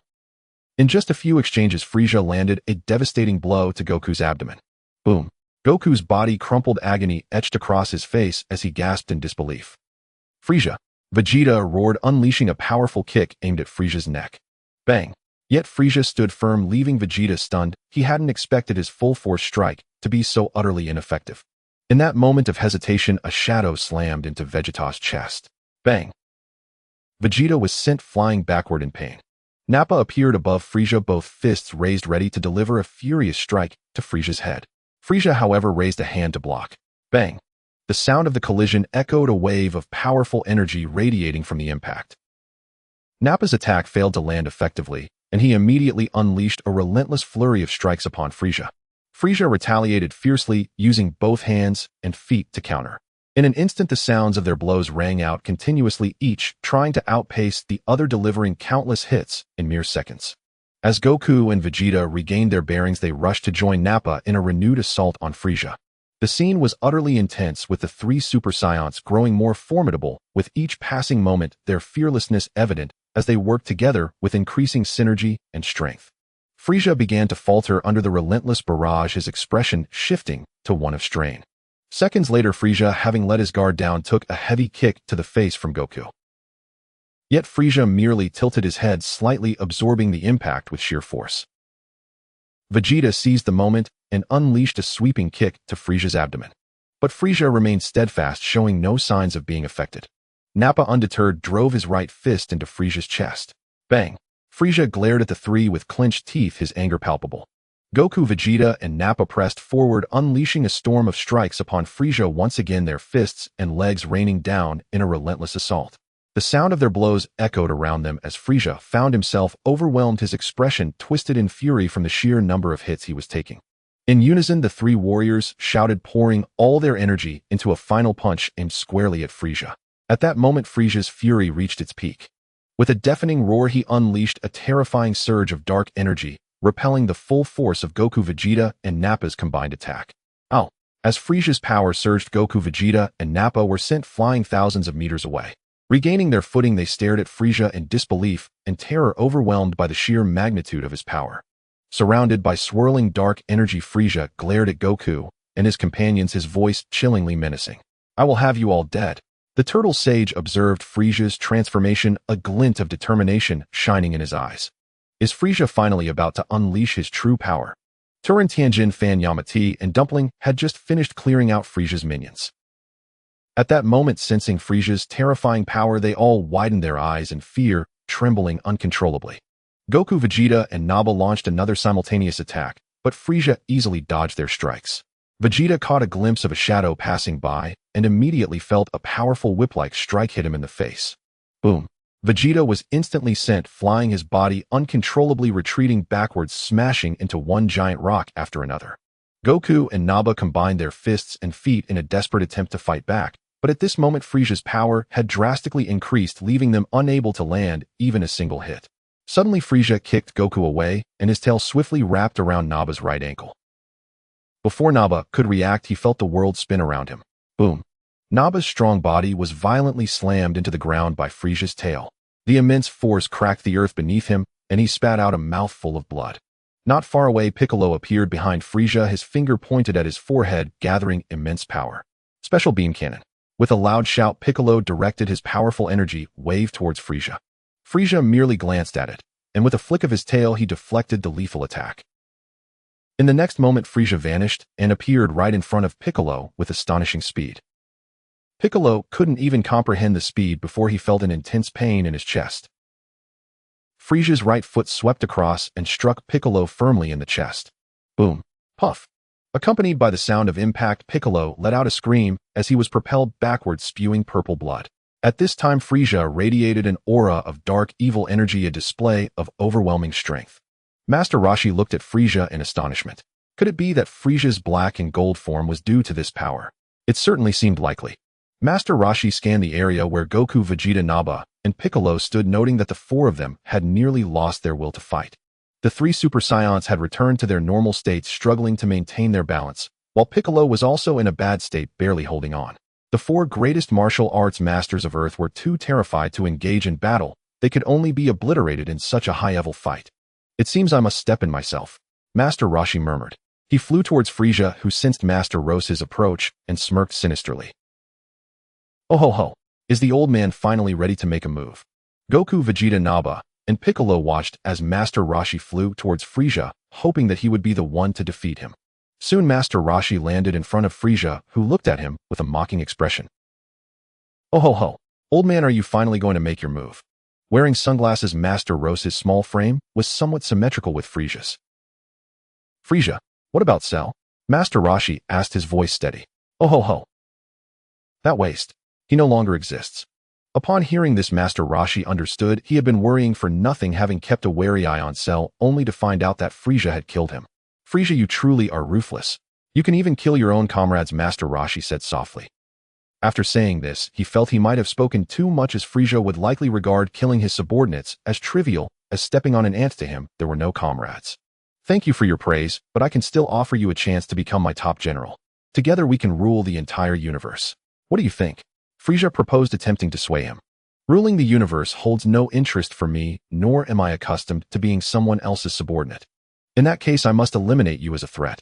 Such grandiose talk. Who will kill whom is still uncertain. Master Roshi retorted.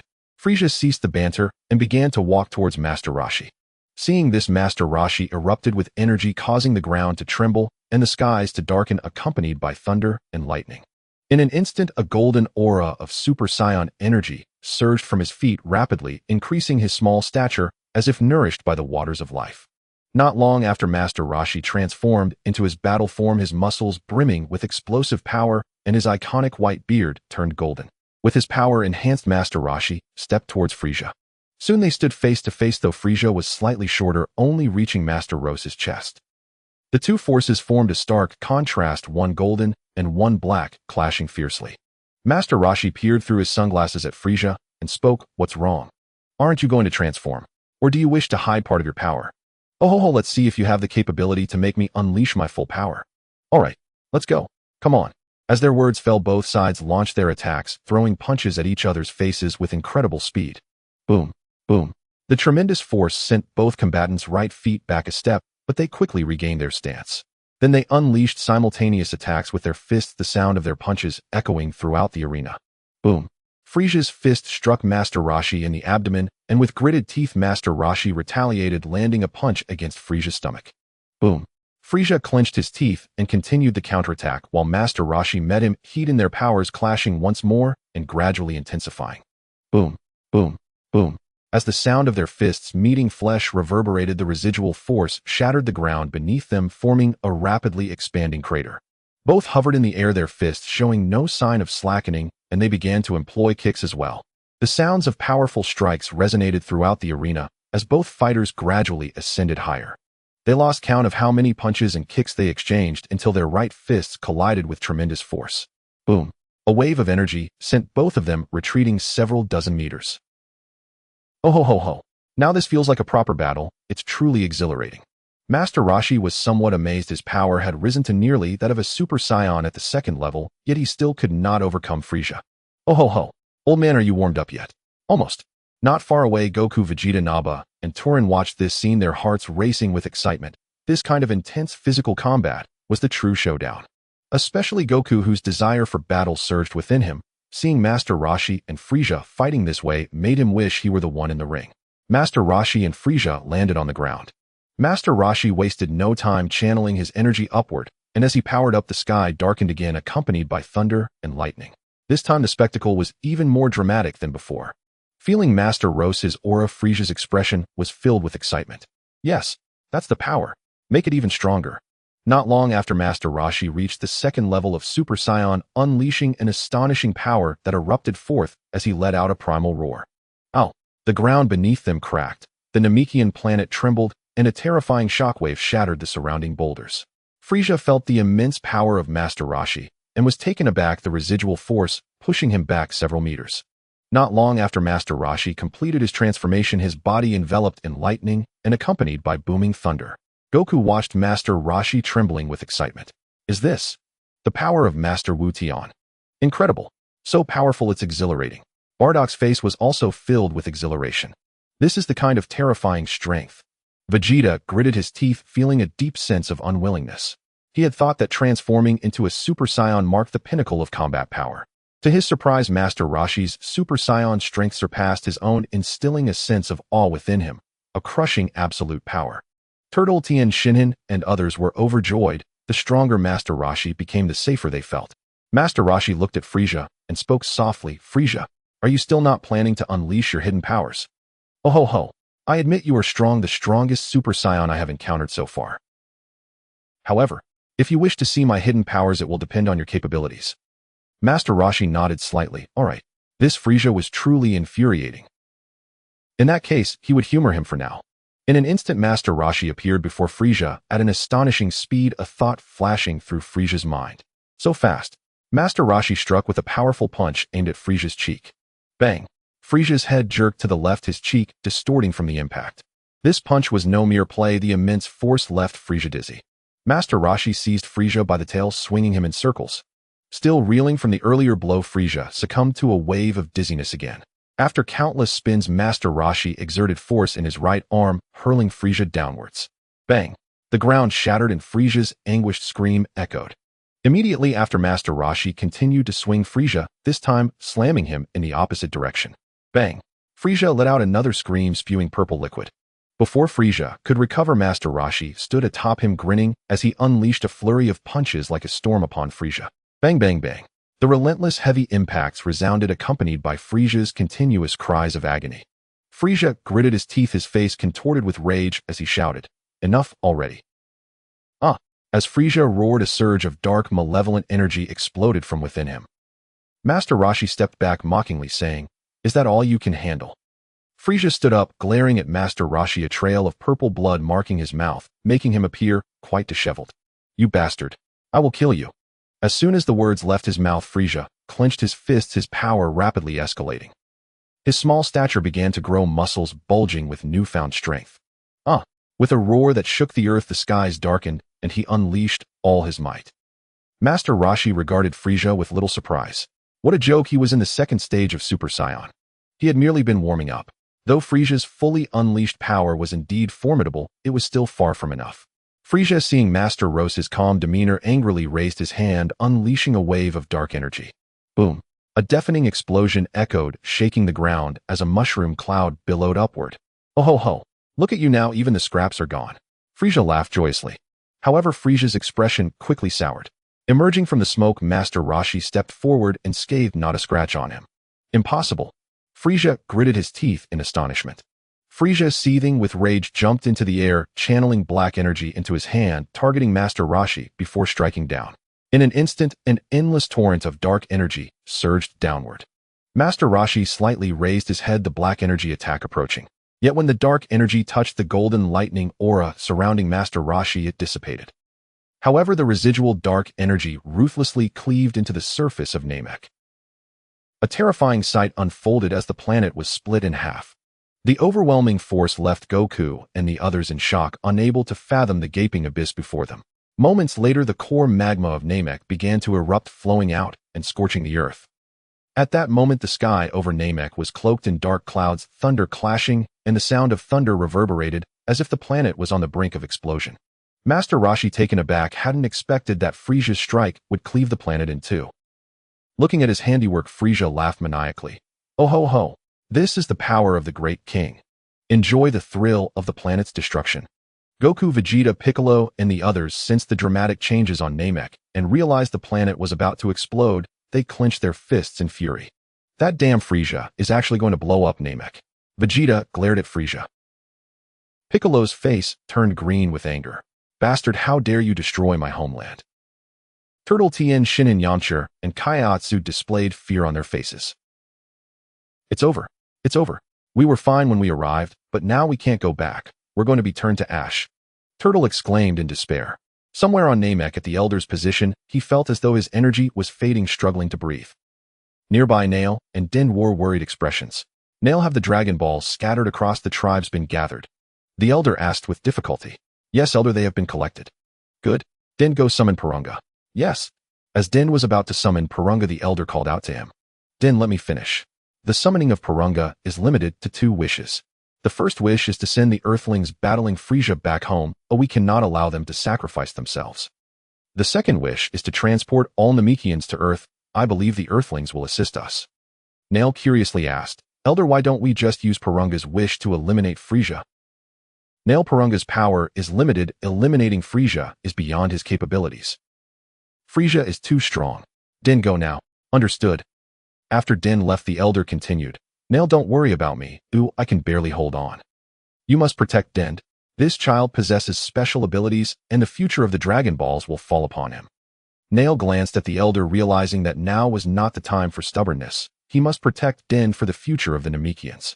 Elder, take care. With sadness in his heart, Nail rushed off to find Din. Planet Namek. The resounding thuds of powerful strikes echoed as two formidable figures engaged in a fierce battle at lightning speed.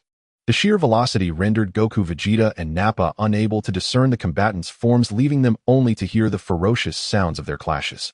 The two fighters locked in combat were none other than Master Roshi and Frieza.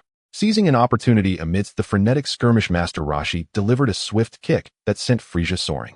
With a series of crashes, Frieza smashed through several small hills, the cacophony of impacts relentless. From the rubble, a surge of dark energy erupted as debris floated into the air.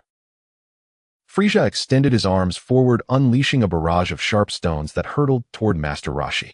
Master Roshi evaded with remarkable agility, his form leaving behind a trail of afterimages. Frieza flickered in and out of sight as he approached Master Roshi, landing a well-timed hook to his abdomen. With a thud, Master Roshi was propelled into the sky, and Frieza moved with blinding speed to intercept him in midair. With his fists raised, Frieza struck downwards, proclaiming, Die, old man. With a resounding impact, Master Roshi's head was struck, sending him crashing into the earth. A deafening explosion followed, the ground shattering as torrents of molten lava spewed forth. Frieza watched as Master Roshi was engulfed by the lava, his eyes narrowing with malevolence as he raised his right index finger to conjure a massive black energy sphere. Before long, a sphere of dark energy, several dozen meters in diameter, took shape. Die, old man. Frieza bellowed, hurling the colossal energy sphere toward Master Roshi's location. Goku, Vegeta, and Nappa watched in horror, sweat beading on their foreheads. The planet Namek was already on the brink of destruction. A blow of such magnitude would surely trigger its annihilation. The terrifying black energy sphere was something Goku, Vegeta, and Nappa had no confidence in withstanding. As it hurtled toward the ground, a voice of authority emerged from the lava. Came. Huh. In an instant, a white energy wave erupted from the lava, racing toward the black sphere. The two energy blasts collided with a thunderous boom, sending shockwaves rippling through the surroundings. Frieza's expression changed dramatically as he raised his right index finger, once more gathering even larger black energy. Master Roshi, who was gradually emerging from the lava, witnessed this and roared, mustering all his strength to unleash an even more potent Kamehameha wave. The first black energy sphere was immediately pushed back, prompting Frieza to swing his finger downward, sending a larger black sphere crashing towards the ground. Huh. Die. Goku clenched his fists, urging Master Roshi forward. Come on, Master Roshi. Vegeta, Nappa, and Krillin joined in rallying behind Master Roshi. At that moment, a white light enveloped Krillin, Tien Yamcha, and Kairatsu, leaving them bewildered. Earth's martial artist, I am King Kai. Do not worry. Your current state is related to the Dragon Balls of Namek, as the Namekians wish to send you back to Earth. The four were taken aback, but questioned whether returning to Earth at this moment was the right choice. Master Roshi's voice called out, Krillin, Goku, you should return to Earth. The planet will explode if we delay. At that instant, Goku, Nappa, Vegeta, and Piccolo were also enveloped in white light. Even Master Roshi himself began to glow.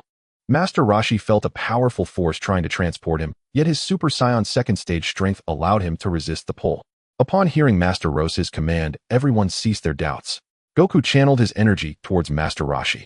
Master Roshi, this is my power. I hope it helps you defeat Frieza. Seeing Goku's actions, Piccolo, Krillin, Vegeta, and Nappa followed suit, sending their remaining energy to Master Roshi. In an instant, Goku and the others were transported back to Earth. Feeling the energy sent by Goku, Master Roshi was warmed inside. Though it might seem trivial, it sparked a newfound strength within him. Master Roshi's gaze fixated on the larger black energy sphere as he shouted, it's time to end this, Frieza. Indeed, it's time to finish. I won't play with you any longer, old man. You shall perish. Frieza roared, pushing against the black energy sphere aimed at Master Roshi. The two immense forces collided, shattering Master Roshi's sunglasses and revealing a gaze filled with determination. Suddenly, both Master Roshi and Frieza channeled their power, resulting in a fierce clash of energy waves that shook planet Namek as if it were moments away from detonation. With the entirety of Master Roshi's Super Saiyan second stage strength unleashed, the previously balanced struggle was decisively tilted. Frieza felt the strain, his eyes widening in shock as he watched the black energy sphere being forced back toward him. Damn it! Frieza let out another furious roar, unleashing all his remaining power, but was still unable to halt the advance of the black sphere. Realizing the dire situation, Frieza's frustrated cries echoed as he attempted to resist, but it was futile. Master Roshi shouted once more, propelling the two black energy spheres toward Frieza, sending him hurtling into the cosmos until he vanished from sight. Master Roshi gazed into the starry expanse, breathing heavily. Frieza really is formidable. I wonder if this wave will truly eliminate him. According to Dragon Ball lore, Frieza possessed a certain protagonist aura, dying and resurrecting only to escape death time and again. Looking at his hands, Master Roshi noticed the white light of transportation had vanished, an unsettling feeling creeping into his heart. King Kai's voice resonated. Master Roshi, the dragon of Namek, has disappeared. King Kai, come and get me. Planet Namek is about to explode. Master Roshi exclaimed urgently. No sooner had he spoken than King Kai appeared beside him, grasping Master Roshi and vanishing in a flash. In the cosmos, planet Namek erupted like a firework, disintegrating into cosmic dust. On Earth, in a spacious lawn at Bulma's house, Goku and the others anxiously waited, clearly anticipating Master Roshi's return. Before long, two figures flashed into view. King Kai and Master Roshi, who appeared smaller and donned his sunglasses, looking amiable. Joy erupted among the group as they rushed towards Master Roshi. Cheers of Master Roshi rang out incessantly, warming his heart as he realized he was cared for by characters from Dragon Ball. Master Roshi greeted everyone, only to notice a large group of Namekians. King Kai briefly explained the events regarding the Dragon Balls, and Master Roshi nodded in understanding, surprised that such things were even possible. Bulma, brimming with excitement, announced a grand feast to allow everyone to unwind. In a distant part of the starry sky, aboard a massive spaceship, an alien operated machinery at a frantic pace, suddenly letting out a startled cry. Lord Riku, we have located Frieza. We have found Frieza. A tall alien resembling Frieza commanded, quickly bring Frieza back for treatment. Bulma's house. After consuming a miraculous bean that mended his wounds, Xianren had recovered and joined the banquet. Bulma came up beside him, her face alight with relief and mischief. Old lecherous turtle, you nearly gave me a heart attack. I thought you weren't coming back. Xianren regarded her with a wry, speechless glance. Don't call me old lecherous turtle, please. Where am I, lecherous? He replied with exaggerated solemnity. Bah, she scoffed. Old lecherous turtle, no one is more lecherous than you. Ask everyone if you don't believe me. Still not as lecherous as you are. Humph. You know what you did. You haven't forgotten, have you? Xianren looked utterly bewildered. What had he done? Seeing his confusion, Bulma's cheeks shaded with a bashful pink, her tone softened. Why, you saw my body already. It hit Xianren like a bolt. His mind stuttered. When had he even seen Bulma naked? Then memory returned. In an earlier time, before his transmigration, Bulma had coaxed him with the promise of a Dragon Ball, and for a moment had been exposed. Back then she had been only a child, now she had grown into a woman of fully mature beauty. As Xianren stood dazed, Bulma edged closer, shyly nestling against him, adopting a coy, inviting air. He started, incredulous. You wouldn't. Bulma, we must be reasonable. I'm an old man, he protested quickly. Then, in an attempt to steer her attention, he looked toward Vegeta. See, Vegeta is strong, a proud Saiyan prince, handsome, wealthy. Aren't you tempted? Bulma rolled her eyes, disdainful. Pa, I wouldn't stoop to him. Then, what about Yamcha? You must be fond of him. No. Then whom do you fancy? I like you. The confession stunned Xianren. This was absurd. Bulma professed love for him. How could the plot possibly accommodate such a turn? Would Vegeta's line Nankis's lineage still exist? He cleared his throat awkwardly. Cough. Bulma, look at me. I'm an old man. My teeth are nearly gone. Don't tease an old codger. Bulma regarded him with solemn, unwavering eyes. Am I teasing you? Besides, she added, when it feels right, who cares if you're old? Moreover, isn't there a Shenlong? A wish could restore you to youth. Xianren hesitated and then shook his head. No, I am used to being like this. Bulma slipped her arm through his and murmured, cheeks aflame. I am used to you as you are. Those nearby watched the exchange with mischievous smiles.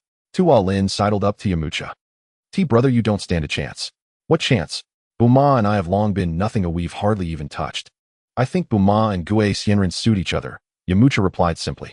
Vegeta watched the intimate tableau and felt an inexplicable absence within him. Naba only laughed and raised his cup. Baik's face darkened as he muttered, humans are incomprehensible. Gue Xianren's gaze lingered on Buma's beguiling form. Old shell, or not, the spirit within him remained that of a young, impetuous man, and her flirtations kindled a fierce, unruly yearning. Before he could restrain himself, his reflex guided his hand to the swell of her hips. Buma uttered a soft, enticing sound, delight flickering through her. This embrace was proof he was gradually surrendering to her. Her eyes softened as she teased, "How does it feel? Is it supple?" Gue Xianren admitted, unable to pretend, "Very much so. My room has a dog that practices Tai Chi. Come see it with me," she suggested lightly. Gue Xianren stared, startled. Had she the audacity to invite him to her room? Was this an open, brazen proposition? He shot a guilty glance at Vegeta, inwardly imagining the prince's line extinguished because of him. This was not his fault, he told himself, such was his damned charm. Buma, seeing his hesitation, swayed her hips and coaxed, "Come. That dog is marvelous at Tai Chi, you'll like it, I promise." The moment had ripened. Xianren gave up pretenses and nodded gravely. "Very well. I too am curious about this little dog that knows Tai Chi." So they left the banquet together to watch the dog, and perhaps play a few hands of cards. Chi-Chi, not far off, widened her eyes at the scene. She had understood Buma's intentions, but had not expected Buma's taste to be so audacious, so willing to take the hand of an old man. Gokong, noticing Chi-Chi's astonishment, asked, "Chi-Chi, what's wrong?" "Nothing. Gokong, eat more. Meals like this are rare." "Got it." Gokong glanced at son Wufan. "Wufan, let's see who can eat faster." "No problem, father." Father and son began an all-out assault on the food, leaving the onlookers astonished. A month passed in the blink of an eye. Somewhere in the cosmos, within a vast starship, a life pod contained Fu Lisa submerged in nutrient fluid. He fluttered open his eyes, the pod shattered, and he emerged, fluid trailing like oil. "Father, thank you for rescuing me," he said. "Fu Lisa, what sort of adversary struck you so grievously? If I had not discovered you when I did, you might have perished in the void." "It was nothing, my carelessness. Merely some monkeys." "Monkeys? Do not worry, father. We shall return at once to the tribe. I must use that place." "That place? The one where one may train only 10 times in a lifetime?" "Yes. It is time I grew stronger. When I emerge next, I will slaughter every last monkey." "Very well." Li Ku then ordered their return to the clan. Back at Buma's house, Buma lay sated upon the bed. Gue Xianren lay beside her, equally content. For the entire month he had lingered at her home, he had intended to depart, but Buma would not let him. She had been voracious, and though his constitution was robust, he had often been tested to his limits. "Old Gue, you are remarkable. If anyone dares say an old man is useless, they'll give them a lesson," Buma joked. Gue Xianren planted a kiss upon her lips. After the warmth of their embrace, Gue Xianren rose, dressed in his familiar orange martial uniform, and hovered above Buma's home. "Androids, Rin Zao Rin 19, Rin Zao Rin 20, have you emerged early? I will come to find you."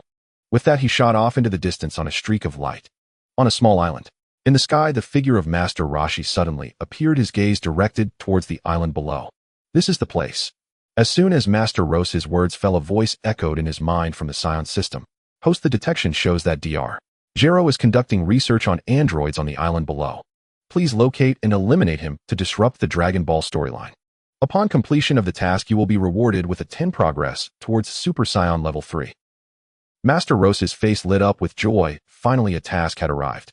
A month ago, he had gone to Namek only to find himself unengaged in any quests, an entire month wasted. His gaze swept over the rocky reefs of the island, confirming his location before swiftly flying down. In a hidden area of the reefs, the environment was highly advanced, filled with various high-tech equipment. An old man was deftly operating the devices, occasionally glancing at a nearby container where a short, stout android stood. "Number 19, just wait. In about a year, the modifications will be complete, and our androids will make a powerful return." Dr. Gero spoke. After busying himself for a while, Dr. Gero grew weary and was about to take a break when a tremendous crash resounded at the door. Bang! With a deafening sound, a 20-centimeter thick steel door was blasted away. Dr. Gero was jolted awake, his eyes darting warily to the entrance. There stood Master Roshi, slowly walking and leaving Dr. Gero dumbfounded. "Master Roshi, Turtle Sage." Master Roshi smiled and greeted, "Hello, Dr. Gero." Dr. Gero was startled. He didn't know whether to be surprised at being recognized, or for some other reason. How did you get here?" Master Roshi flashed in front of Dr. Gero, declaring, "You will take this secret with you to hell." With that, he wasted no words and unleashed a ki blast that obliterated Dr. Gero. Poor Dr. Jero died, without understanding why he had been extinguished. His grand plans for the androids cut short. After eliminating Dr. Jero, Master Roshi approached the container, holding number 19. So this is number 19. More real than in the anime, but you must disappear now. A key blast shattered number 19. Mission complete. Eliminate number 19 and 20. Reward 10 progress towards Super Saiyan level 3. After finishing this, Master Roshi's gaze fell upon a massive container in the center, filled with an unknown light green liquid with what appeared to be a small yellow bean suspended within. Is this Cell A? Detection shows Cell O. Please do not destroy, allow it to grow, the Saiyan System's voice chimed in. Master Roshi paused, puzzled about why the Saiyan System wanted to keep Cell alive. Wouldn't it be better to exterminate him? Completion will grant 50 progress towards Super Saiyan level 3. Master Roshi was taken aback. What was this? Letting Cell live would yield a 50 progress. That seemed excessively high. When will I receive this 50 reward? Master Roshi inquired curiously. Once Cell reaches his perfect form. After some contemplation, he realized he couldn't overlook such a great opportunity. Though he initially intended to obliterate Cell, he decided against it at that moment. Soon after, Master Roshi found 3 sleep capsules labeled as number 16, 17, and 18. Carrying the 3 capsules outside, he then blocked the entrance with a large rock. On an open patch of ground, Master Roshi pressed the activation button, and the 3 capsules slowly opened.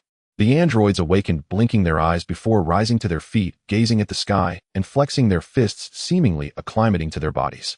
Master Roshi remained relaxed, waiting patiently. Before long, the 3 androids had adjusted, turning their gazes in unison towards Master Roshi. Turtle Sage.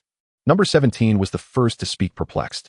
Number 18, with her stunning beauty, looked at Master Roshi, captivating him momentarily. Master Roshi, did you awaken us? Number 18 asked with a melodious voice. Master Roshi nodded to confirm. Number 17 surveyed the surroundings, realizing it was just Master Roshi. Curiosity sparked in his eyes. Master Roshi, where are Goku and the others? You're not here alone, are you? Number 16 scanned the area like a detector, but found nothing. It appears it is indeed only Master Roshi, Number 16 remarked. His gaze turned to Master Roshi. Where is Dr. Jero? He's been eliminated by me. The 3 androids were momentarily taken aback, but their expressions soon shifted to indifference. Master Roshi understood their unspoken thoughts. Oh, without Dr. Jero's control, they were free. Host, take number 18 as your woman for a reward of 10 progress towards Super Saiyan level 3. Master Roshi was stunned by the directness of this command. However, considering the reward of 10 progress, he felt his age was of less importance. Number 17 turned to number 16 and asked, 16, have you found Goku's location? Yes, it's at the Bowsy Mountain. Great, let's head out. Master Roshi watched the 3 androids closely. He had seen this scene before, or rather he had watched it. As the 3 androids prepared to leave, Master Roshi called out to them. Hey, did I give you permission to leave? Do you think so little of me? The 3 androids halted instantly and turned to face Master Roshi in unison. Number 16 spoke first. Turtle Sage, Goku's master, your combat power is quite lacking. Number 17 nearly burst into laughter, looking at Master Roshi. Old man, don't say we didn't give you a chance. Just leave now. We'll spare you for Goku's sake. Master Roshi chuckled. So I should thank Goku, my disciple, for this. Isn't that right? Number 17 replied nonchalantly. Hearing number 17's arrogant words, Master Roshi understood the situation. Before he had crossed over, the version of him here was indeed considered weak by them. However, this was a different time. If he didn't show these 3 pieces of scrap metal some color, they would continue to underestimate him. Master Roshi glanced at number 16 and number 17, finally landing on number 18's exquisite visage. In light of your slight kindness, I will offer you a chance. Number 16 and number 17 can be my subordinates, and number 18 will be my woman. I can overlook your previous rudeness. Number 16 remained indifferent while number 17's eyes flashed with hostility and number 18's beauty transformed into fury. Old man, how dare you ask me to be your woman? Do you even have the physique to handle my infinite stamina? Number 18 looked at Master Roshi with disdain. Master Roshi wasted no time. He transformed his small frame, rapidly towering, his emaciated skin filling with muscular vigor. The 3 androids were stunned, as if witnessing something incredible. Soon Master Roshi transformed into a muscular powerhouse, his strength surging rapidly. Then a golden aura erupted from beneath him, soaring into the sky, his white beard turning golden. Master Roshi turned to number 18 and asked, do you think my physique can withstand your infinite stamina?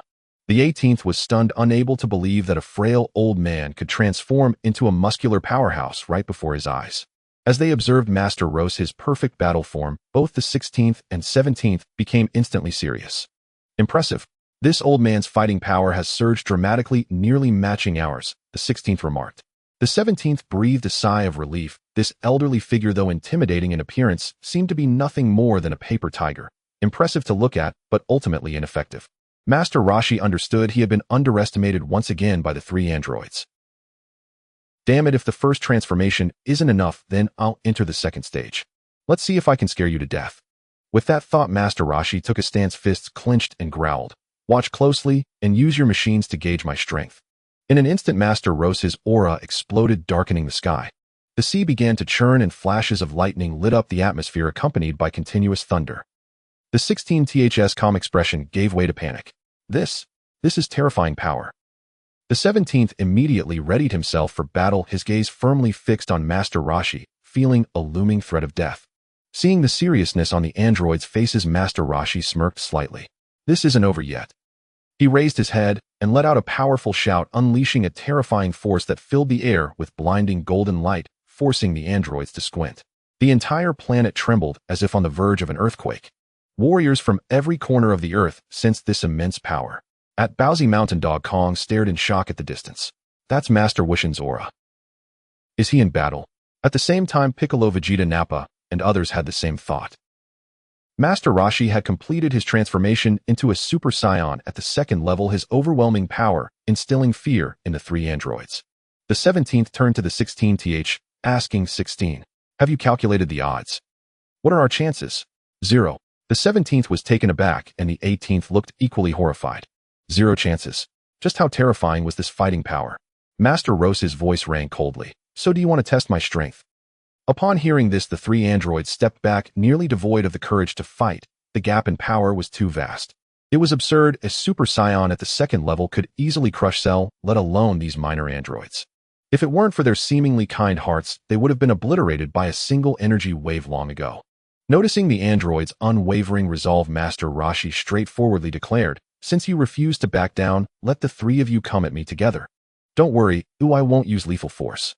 The three androids exchanged glances and nodded. All right, old man, you said it, the 17th replied. The 16th declared, fists raised towards Master Roshi. We're going to attack now. No sooner had he finished speaking than the 16th launched his fists like rockets towards Master Roshi. Master Roshi smiled slightly and slowly extended his right hand. Then with a flick of his fingers, he effortlessly redirected the two massive fists. Bang, bang. The crisp sounds of his finger snaps echoed. The two iron fists immediately cracked, leaving the 16th in shock. His fists were made from the hardest materials on Earth, yet they had been cracked so easily. The 17th raised his hand and unleashed a powerful energy wave towards Master Roshi, who simply waved his hand to deflect it. This casual display left the 17th dumbfounded, prompting him to question his very existence. Ignoring the 16th and 17th, Master Roshi beckoned to the 18th, inviting her to join the fray. Provoked, the 18th charged at Master Roshi, unleashing a flurry of rapid punches, each one aimed mercilessly at him. Despite the intensity of her assault, Master Roshi faced it with ease, dodging with casual grace, occasionally tapping her small fists, which left the 18th both astonished and furious with a hint of shyness. The 16th retracted his massive fists and exchanged a determined glance with the 17th, both ready to attack. Thus, the three androids launched their joint assault, synchronizing their movements. However, the disparity in strength was too great. None of their attacks could even graze Master Roshi. Frustrated, the 17th shouted, "Old man, is dodging all you can do?" Huh. Master Roshi chuckled at this. He had only been trying not to injure them, yet the 17th seemed to be getting cocky. Realizing this, Master Roshi decided to reveal just a fraction of his true power, lest these androids think he could only evade. In a flash, he appeared behind the 17th. Before the 17th could react, Master Roshi jabbed a finger at his right shoulder. Bang! The immense force pierced through the 17th's shoulder as if it were mere tofu, leaving him in disbelief. With a swift kick, Master Roshi sent the 17th flying backward, his abdomen feeling as if struck by a meteor colliding with the 16th. Bang! Bang! The two androids crashed through boulders, the sounds of their impacts echoing in succession. The 18th stared in disbelief at this scene, struggling to comprehend how they powerful androids could be so utterly defenseless. Although it was only a brief exchange, the gap in strength was glaringly evident. Master Roshi watched as the 16th and 17th were sent tumbling away, muttering, That's enough. It's time to eliminate these two scrap heaps. The 18th's eyes widened in shock, her heart racing. She had no doubt the old man meant what he said. The overwhelming disparity in power made it clear he could easily wipe out the 16th and 17th without breaking a sweat. Seeing Master Roshi approach the 17th and 16th, the 18th panicked and quickly appeared in front of him. Wait a minute. Master Roshi regarded her urgent expression with satisfaction. Finally, she was feeling the pressure. With a cold gaze, he asked, what is it? Could you spare the 17th and 16th? The 18th stammered, her voice trembling as she gathered the courage to plead. Master Roshi maintained his indifferent demeanor, appearing to consider rejecting her request, which made the 18th anxious. If this man truly intended to eliminate the 16th and 17th, she had no means to stop him. Noticing he showed no sign of relenting, the 18th recalled his earlier words and shouted in desperation, I'm willing. Master Roshi raised an eyebrow. Willing for what? The 18th was taken aback, unsure whether the old man was feigning ignorance. I'm willing to be your woman, just please spare the 17th and 16th, she finally admitted, blushing. Master Roshi was elated. He hadn't expected that a little intimidation would make the 18th surrender so readily. How can I trust you? He inquired, fixing his gaze on her. The 18th's face flushed as she flew to his side and kissed his cheek. Feeling the warm softness of her lips and the unique fragrance of mature femininity, Master Roshi couldn't help but feel a surge of delight. With a slight smile, he replied, seeing your sincerity, I'll let them go. The 18th sighed in relief. Thank you. What's there to thank? You're already my woman. Oh, no need for such formality, Master Roshi said with a gentle smile. Let's go. Bring the 17th and 16th to me. It's time for us to leave, he instructed. Bulma's home. Master Roshi brought 3 androids before Bulma. Bulma stared in astonishment at the 3 androids. Dr. Gero is truly a genius, but it's a pity he went down the wrong path. Androids 17 and 16 were battered and bruised, their clothes torn, revealing their mechanical bodies beneath. Bulma, you can fix them, right? Master Roshi inquired. I may not be able to say much, but technology is where I truly excel, Bulma replied proudly. Master Roshi glanced at the 3 androids. By the way, let me introduce you. This is my girlfriend, Bulma. The androids were taken aback. What? This old man has such a young and beautiful girlfriend. Bulma leaned gently against Master Roshi, embodying the shy demeanor of a young lady. Android 18 shot Master Roshi a glare, seemingly asking why he needed another woman given that he already had a girlfriend. Master Roshi, unfazed by such worldly views, believed that love had no limits. As long as it felt right, that was enough. He turned to the androids. You 3 have self-destruct devices in you. Bulma can remove them while she repairs your bodies. The androids nodded. Without the goal of destroying Goku anymore, and now serving under Master Roshi, the self-destruct devices were indeed of no use. Removing them would be better. All right then. Bulma, these 3 androids will stay with you for now. No problem. Leave it to me. Master Roshi looked at the androids. You won't bully my little girlfriend, will you? The androids flinched at his words. Of course not. We're very friendly, Android 18 said, beads of sweat forming on her forehead. Yes. We're very obedient, boomed Android 16, nodding vigorously. It was no joke. Despite his imposing stature, Master Roshi's prowess could easily turn him into scrap metal with a single kick. Android 17 nodded along, indicating that he was well-behaved too. Master Roshi nodded in satisfaction and turned to Bulma. Bulma, I'll leave the rest to you. I'm heading back to Kame House. Sure. I promise to restore them perfectly. Master Roshi nodded and departed. In a forest, a flash of white light streaked across the clear sky as a mysterious machine appeared out of thin air. If Master Roshi had seen it, he would have recognized it as a time machine. The time machine slowly descended, and upon landing, a glass hatch opened. A handsome young man flew out from within. He inhaled deeply, savoring the essence of Earth. Dad, I've come to find you, he said, soaring into the sky. At Baozi Mountain, Goku was training with Gohan. As a Saiyan, Gohan was already capable of jumping and bouncing around at just over a year old while learning combat techniques from Goku. Not far away, Shishi was sunbathing sausages, watching the father and son with a beaming smile. Suddenly, Goku's gaze shot up to the sky, his eyes widening in astonishment. This energy is... Gohan followed his father's gaze to the heavens. Dad, what's wrong? Goku stared in shock at Gohan, then looked back up, his heart racing with turmoil. How is this possible? Before long, a young figure hovered above Goku and Gohan, and the young man looked down, spotting Goku. At that moment, he could no longer hold back, tears of joy streaming down his face. Dad, I finally see you again. The newcomer was Gohan from the future over a decade later. Gohan descended gently, his eyes brimming with tears as he gazed at Goku. Dad, Are you okay? Goku could hardly believe the greeting. You are Gohan. Yes. Goku felt as if he had been struck by lightning. The situation was too surreal to accept.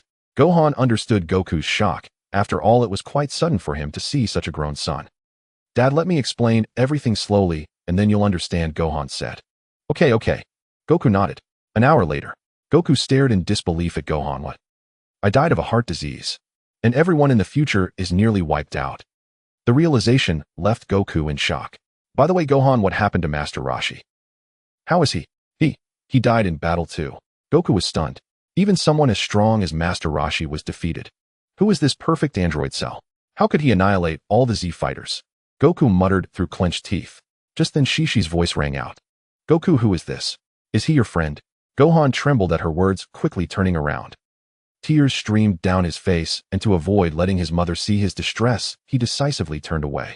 Goku noticed Gohan quaking along with the faint sound of his sobs, and immediately understood.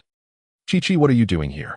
This is a friend of mine, Goku replied, choosing to keep things under wraps. Oh, I see. It's lunchtime. Let's invite him to eat with us. Okay. Chi-Chi, you take Gohan to prepare lunch. I have a little something to take care of. Sure. Shishi then led young Gohan away to prepare the meal. Once Shishi was out of sight, Goku asked, by the way, what happened to Shishi in the future? Mom also died in battle. Future Gohan struggled to utter those words which felt like a heavy weight upon him. Goku patted future Gohan on the shoulder, prompting him to compose himself. I'm fine. All right. Gohan, let me take you to meet Master Roshi. Gohan was bewildered. Why would they meet Master Roshi? But since Dad had asked, he nodded. And so Goku and future Gohan shot off toward Kame House. While flying, Goku looked at Gohan. You can transform into a Super Saiyan, right? Yes. Great. Let's see who can fly faster. Knowing his father was a warrior at heart, Gohan didn't want to dampen his father's enthusiasm and nodded. All right. In an instant, Goku and Gohan transformed into their Super Saiyan forms and took off at incredible speed. At Kame House, Master Roshi resting sensed Goku and Gohan rushing toward him. Is that Goku? And there's another powerful presence. Is that Gohan? Master Roshi's eyes widened in surprise. Before long, Goku and future Gohan landed on Kame Island. Master Roshi, Goku greeted with a respectful smile. Seeing the grown-up Gohan, Master Roshi was momentarily dumbfounded. What was going on? How did Gohan grow up? Gohan, looking at Master Roshi, was equally bewildered. Although his father held Master Roshi in high regard, this seemed a bit excessive. Gohan. At the call, Gohan quickly understood and bowed to Master Roshi. Master Roshi. Master Roshi, puzzled, was beginning to piece things together. You are the future Gohan, aren't you? At this revelation, Gohan was startled, not expecting Master Roshi to discern his identity. Goku nodded first. That's right. Master Roshi, this is Gohan from the future over a decade later. Master Roshi appeared calm on the outside, yet a wave of confusion washed over him internally. According to the Dragon Ball storyline, this was the period when future Trunks, the son of Vegeta, should have made an appearance. Fortunately, Vegeta was not present, or else he would have been spitting blood. Big brother, you took Bulma away. Oh, what future Trunks could possibly remain? Just a giant chicken leg. Master Roshi looked at Gohan with a face full of curiosity and confusion, but before Gohan could speak, Goku recounted the events of the future. A little while later, Master Roshi was shocked to learn that the only remaining Z fighter in the future was Gohan himself. Not only that, but the enemy was just one, Cell. How could this insignificant being have eliminated nearly all the Z fighters? This thought deepened Master Roshi's bewilderment. How could someone as formidable as himself have fallen to Cell in the future? Gohan, even I was defeated. Master Roshi asked, doubt evident in his voice. Yes, Cell is too powerful. In the future world, Cell dominates the entire planet, and humans live in constant fear. Master Roshi slapped his forehead in disbelief. What? The Cell I let go of was that strong. Even at full power, he shouldn't be able to withstand my strength. Curious about how he was defeated by Cell, Master Roshi inquired further. Gohan, how did Cell manage to defeat me? Was there not a fierce battle? Gohan shook his head and sighed. No, in my world, Master Roshi was eliminated by a shockwave from Cell. Master Roshi's mind reeled. What? He was defeated by a shockwave. Was he really that weak? Goku was equally taken aback. How could someone as strong as Master Roshi be killed by a mere aftershock from Cell? What kind of overwhelming power did this opponent possess? Gohan clenched his fists in anger. If it weren't for my dad's illness, he would have surely defeated Cell. Master Roshi recognized this storyline. Oh, wasn't it during the fight against Android 19 that his heart condition flared up? Gohan produced a small vial. Dad, this is a special medicine developed by Aunt Bulma from the future. It can completely cure your heart disease. Goku took the vial astonished that such a small potion could save his life. Master Roshi, full of curiosity, asked, "So Gohan, who did your Aunt Bulma marry?" "Uncle Vegeta." "What? Bulma had an affair. Why was it Gohan who came instead of Trunks?" "Wait, Gohan, what about Bulma and Vegeta's child?" Master Roshi queried again, intrigued. "You mean Trunks? He died in battle last year," Gohan said, his face heavy with sorrow. Master Roshi felt confused. Did his arrival have no impact on the future? Or was it entirely a different timeline? However, the future Dragon Ball storyline was still evolving. At least Gohan had survived while Trunks had perished. Upon realizing this, Master Roshi grew curious about Gohan's world in the future. "Gohan, Goku, let's head to Bulma's house." Master Roshi took the lead, flying toward Bulma's home, with Goku and Gohan quickly following. Before long, Gohan noticed Master Roshi's flight speed was astonishing, leaving him in the dust. He glanced at the distant figure of Master Roshi, then looked at Goku. Goku smiled slightly. "Master Roshi is incredibly strong. Stronger than my dad." "Yes, Dad wouldn't even be able to match a finger of Master Roshi." Gohan's mind felt like it had been struck by lightning. How could Master Roshi be that strong? That didn't make sense. In his world, Master Roshi was quite weak. Yet witnessing Master Roshi's flight speed, it seemed implausible to doubt. Fueled by determination, Gohan transformed into a Super Saiyan, his speed surging as he chased after Master Roshi, with Goku following suit. Master Roshi smiled slightly, fully aware of Gohan's intentions, and merely increased his speed, leaving Gohan far behind.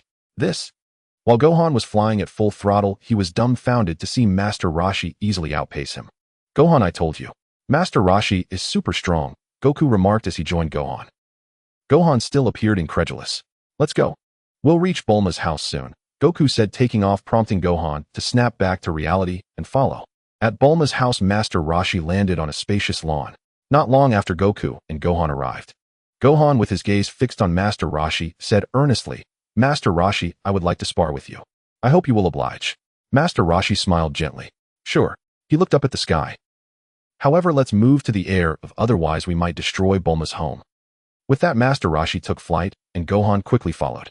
Goku, eager to witness the spectacle, was not about to be left behind.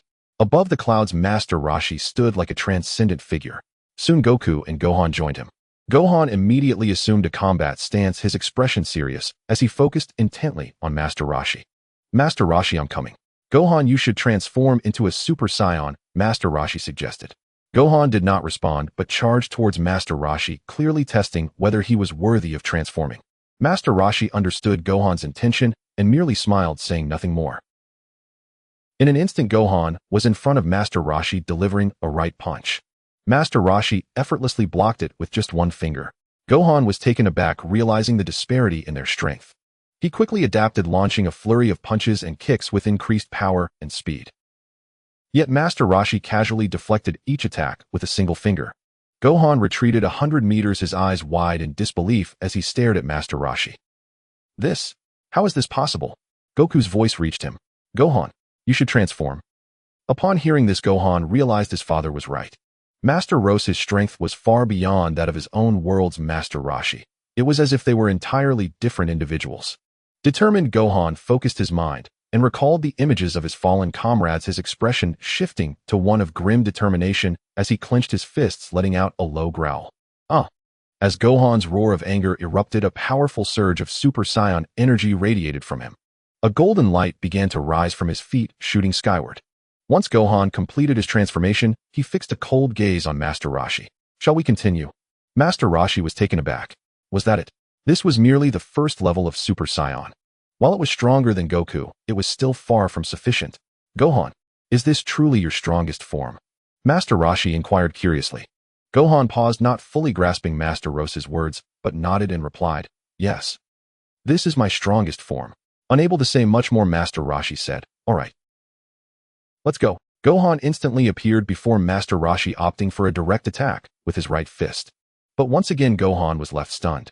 Master Roshi did not evade. Instead, he raised a single finger to block Gohan's attack, leaving him with a sense of disbelief. Does Master Roshi really intend to use just one finger to fend off my assault? One finger and one fist collided with a resounding thud. Boom. The immense force from the fingertip sent Sun Wukong flying, while Master Roshi remained as steady as a mountain, smiling down at him. How is this possible? Sun Wukong gazed in disbelief, his eyes nearly popping out of their sockets. At that moment, he found it incredibly hard to accept that the Super Saiyan power he took pride in was no match for Master Roshi's single fingertip. It must be an illusion, a trick of the mind, he reassured himself internally. After regaining his composure, Sun Wukong charged at Master Roshi once more, letting out a long as he intensified his assault, launching a flurry of powerful punches and kicks, each strike brimming with immense strength. However, to Master Roshi, such remarkable power seemed rather trivial.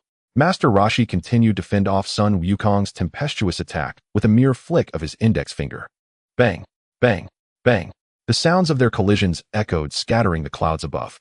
The more Sun Wukong attacked, the more astonished he became. This scene was utterly unbelievable. Was this truly the Master Roshi he knew?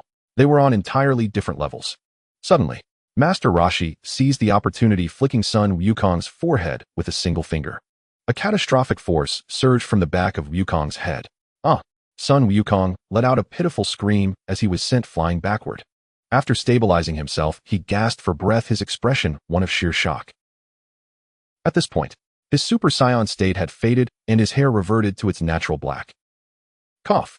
Sun Wukong coughed, having lost the energy to fly.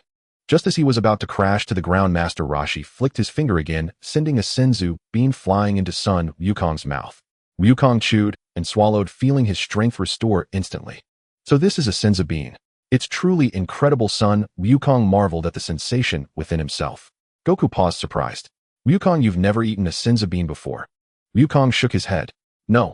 Master Roshi looked at Sun Wukong. Do you want to spar again? No. No way. Master, you're just too strong. Alright then, let's discuss this below.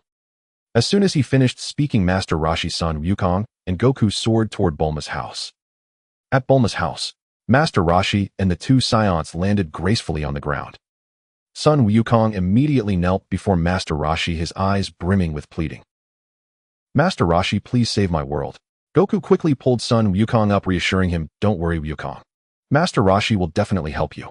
Master Roshi felt speechless. Goku truly understood him. With Goku's words, he nodded in agreement. Wukong, helping you is no problem. I promise to restore peace to your world. Sun Wukong's face lit up with joy. Really? Thank you so much, Master Roshi. At that moment, a voice from the Saiyan System echoed in Master Roshi's mind. Host, please follow future Sun Wukong back to the future to restore peace, and upon completion you will be rewarded with a 30 progress towards the Super Saiyan 3rd stage. Hearing the voice of the Saiyan System filled Master Roshi with immense happiness. The reward felt like a gift. A mere future cell would be easy to handle. Master Roshi then turned to Goku and Sun Wukong. Follow me, I'll take you to a good place. Master Roshi ascended into the sky, and though Goku and Sun Wukong were puzzled, they followed closely behind. In the heavenly temple, Baba waited outside for Master Roshi. Not long after, Master Roshi, Goku, and Wukong arrived. Master Roshi, you're here. Baba greeted enthusiastically. Yes, Baba, you're getting shinier by the day, Master Roshi teased, observing the comical Baba. Baba, good-natured as always, took it in stride. Then, Master Roshi introduced Baba to Sun Wukong, who was taken aback upon realizing Baba was the new Kaishin. Master Roshi watched Sun Wukong's reaction and guessed correctly. Wukong is your time Kaishin, a Namekian boy named Dent. Yeah. It seemed different. It appeared that his arrival had only affected the Dragon Ball world without altering the future. Baba is the room of spirit and time currently unoccupied. Master Roshi inquired. No. Good. Goku, Wukong, you'll follow Baba to train in the room of spirit and time shortly. Goku was somewhat unfamiliar with the room of spirit and time, while Sun Wukong understood it well. At that moment, Sun Wukong finally realized that Master Roshi was referring to the special place. In the future, the room of spirit and time had been destroyed, preventing him from ever entering for training. Soon Goku understood this through Sun Wukong's explanation and was eager to train. Thus, Goku and Sun Wukong headed to the room of spirit and time for their training. Master Roshi flew towards his own house. Inside the room of spirit and time, as soon as Goku and Wukong stepped in, they felt a marked difference. The air was thin and their bodies felt heavier. Goku exerted all his strength just to walk, highlighting the uniqueness of the room. Sun Wukong felt similarly, but it only fueled his excitement. I will restore peace to the future. At that moment, Goku transformed into the 1st stage of Super Saiyan. Wukong, you should transform too. Let's train together. Okay, Dad. As he spoke, Sun Wukong also transformed into a Super Saiyan. Then, the father and son entered battle mode. At Bulma's house, Master Roshi went directly to find Bulma. Soon, he arrived at Bulma's lab and saw her working on repairing the androids. "You're here. Sit down for a moment. I'll have Android 16 fixed in no time," Bulma said as she worked. Master Roshi nodded, glancing over at Androids 17 and 18, who were resting not far away. He walked over to them, and while 17 maintained a neutral expression, 18 appeared slightly embarrassed. "Have you finished the repairs?" Master Roshi asked first. "Yeah, I've also disassembled the self-destruct mechanism," 18 nodded. Seeing 18's captivating appearance, Master Roshi felt a rush of excitement, but quickly suppressed it. 17 and 16, you will be living at Bulma's house from now on. Your responsibility is to protect her. Master Roshi instructed 17, then turned to 16, who was still being repaired. "All right." Bulma's face lit up with a joyful smile, clearly feeling valued in Master Roshi's eyes. 18 looked at Master Roshi with a puzzled expression. "What about me? I have other matters to discuss with you." 18 became even more confused. What could he possibly want to discuss with her alone, and why not with 16 and 17? Could it be? As this thought crossed her mind, 18 inexplicably felt shy, lowering her head as she struggled to meet Master Roshi's gaze. "Let's go, 18. MHM. With a soft MHM, 18 followed Master Roshi. At Master Roshi's house, 18, visiting for the first time, appeared curious, glancing around before soon spotting a small bald boy. The boy also noticed 18 On this day, Master Roshi reclined in his chair while Android 18 was giving him a massage, which filled him with a sense of hidden delight. This was the kind of privilege a time traveler deserved. Tulin stood on the surface of the sea, training vigorously. Each punch and kick he delivered sent waves crashing around him. Before long, Yamcha arrived at Master Roshi's house, but was immediately pulled aside by Tulin for a spar. Tulin's offensive was fierce, leaving Yamcha somewhat puzzled, yet he managed to hold his ground. Observing Tulin's reactions, Master Roshi began to understand the situation. "Android 18, what do you think of my disciple?" Without even glancing over, she replied, "Just a little bald guy, and he's so short with poor fighting abilities. He's nothing special." Master Roshi smiled faintly. In this timeline of Dragon Ball, Tulin had yet to perform those touching deeds for Android 18, which explained her indifference towards him. They were akin to strangers. Another 10 minutes passed. Piccolo, Vegeta, and Nappa soon arrived at Master Roshi's place. The trio politely landed before him, bowing respectfully. "Master Roshi, what brings you three together?" Piccolo was the first to speak. "Well, I want to grow stronger, and Vegeta and Nappa are my best targets." Indeed, Nappa was near the level of a Super Saiyan's second transformation, and even combined, Piccolo and Vegeta would struggle to match him. Nappa shyly scratched the back of his head. "Master Roshi, could we possibly visit the time chamber again?" Upon hearing about that wondrous room, Vegeta's eyes lit up with excitement. With such a space, he was confident he could surpass Super Saiyan. Piccolo also wore a pleading expression, eager to grow stronger. Seeing their fervent desire for power, Master Roshi felt reluctant to refuse. "The time chamber is currently occupied by Goku and Gohan. Just wait for them to finish." In an instant, Piccolo and Vegeta were taken aback. Goku and Gohan went to the time chamber. What kind of power would they possess upon emerging? "Damn Kakarot, sneaking off for secret training," Vegeta cursed, inwardly fuming. In the time chamber, Goku and Gohan were engaged in a fierce battle. Their attacks and evasions were swift, clearly accustomed to the harsh environment, their power escalating rapidly. After dozens of rounds of combat, their right fists clashed, sending them both reeling. Goku took a deep breath and let out a mighty roar, a terrifying energy radiating from him. Then, his muscles began to swell rapidly, veins bulging like worms on his forehead. As Goku continued to exert power, his strength surged. Gohan, feeling this force, was utterly astonished. "Dad, you're incredible. This energy is so overwhelming." Before long, Goku transformed into a muscular figure with muscles as large as watermelons, a truly exaggerated sight. Sighing, Goku remarked, "This transformation greatly enhances my power, but it also makes me somewhat cumbersome. It's a trade-off of speed for strength. Having power without speed is useless." Hearing this, Gohan nodded in understanding. Indeed, losing speed meant he couldn't hit the enemy. Even the strongest power would be futile. Goku reverted to his normal form, looking at Gohan. "Gohan, I sense an immense power within you. Why haven't you released it?"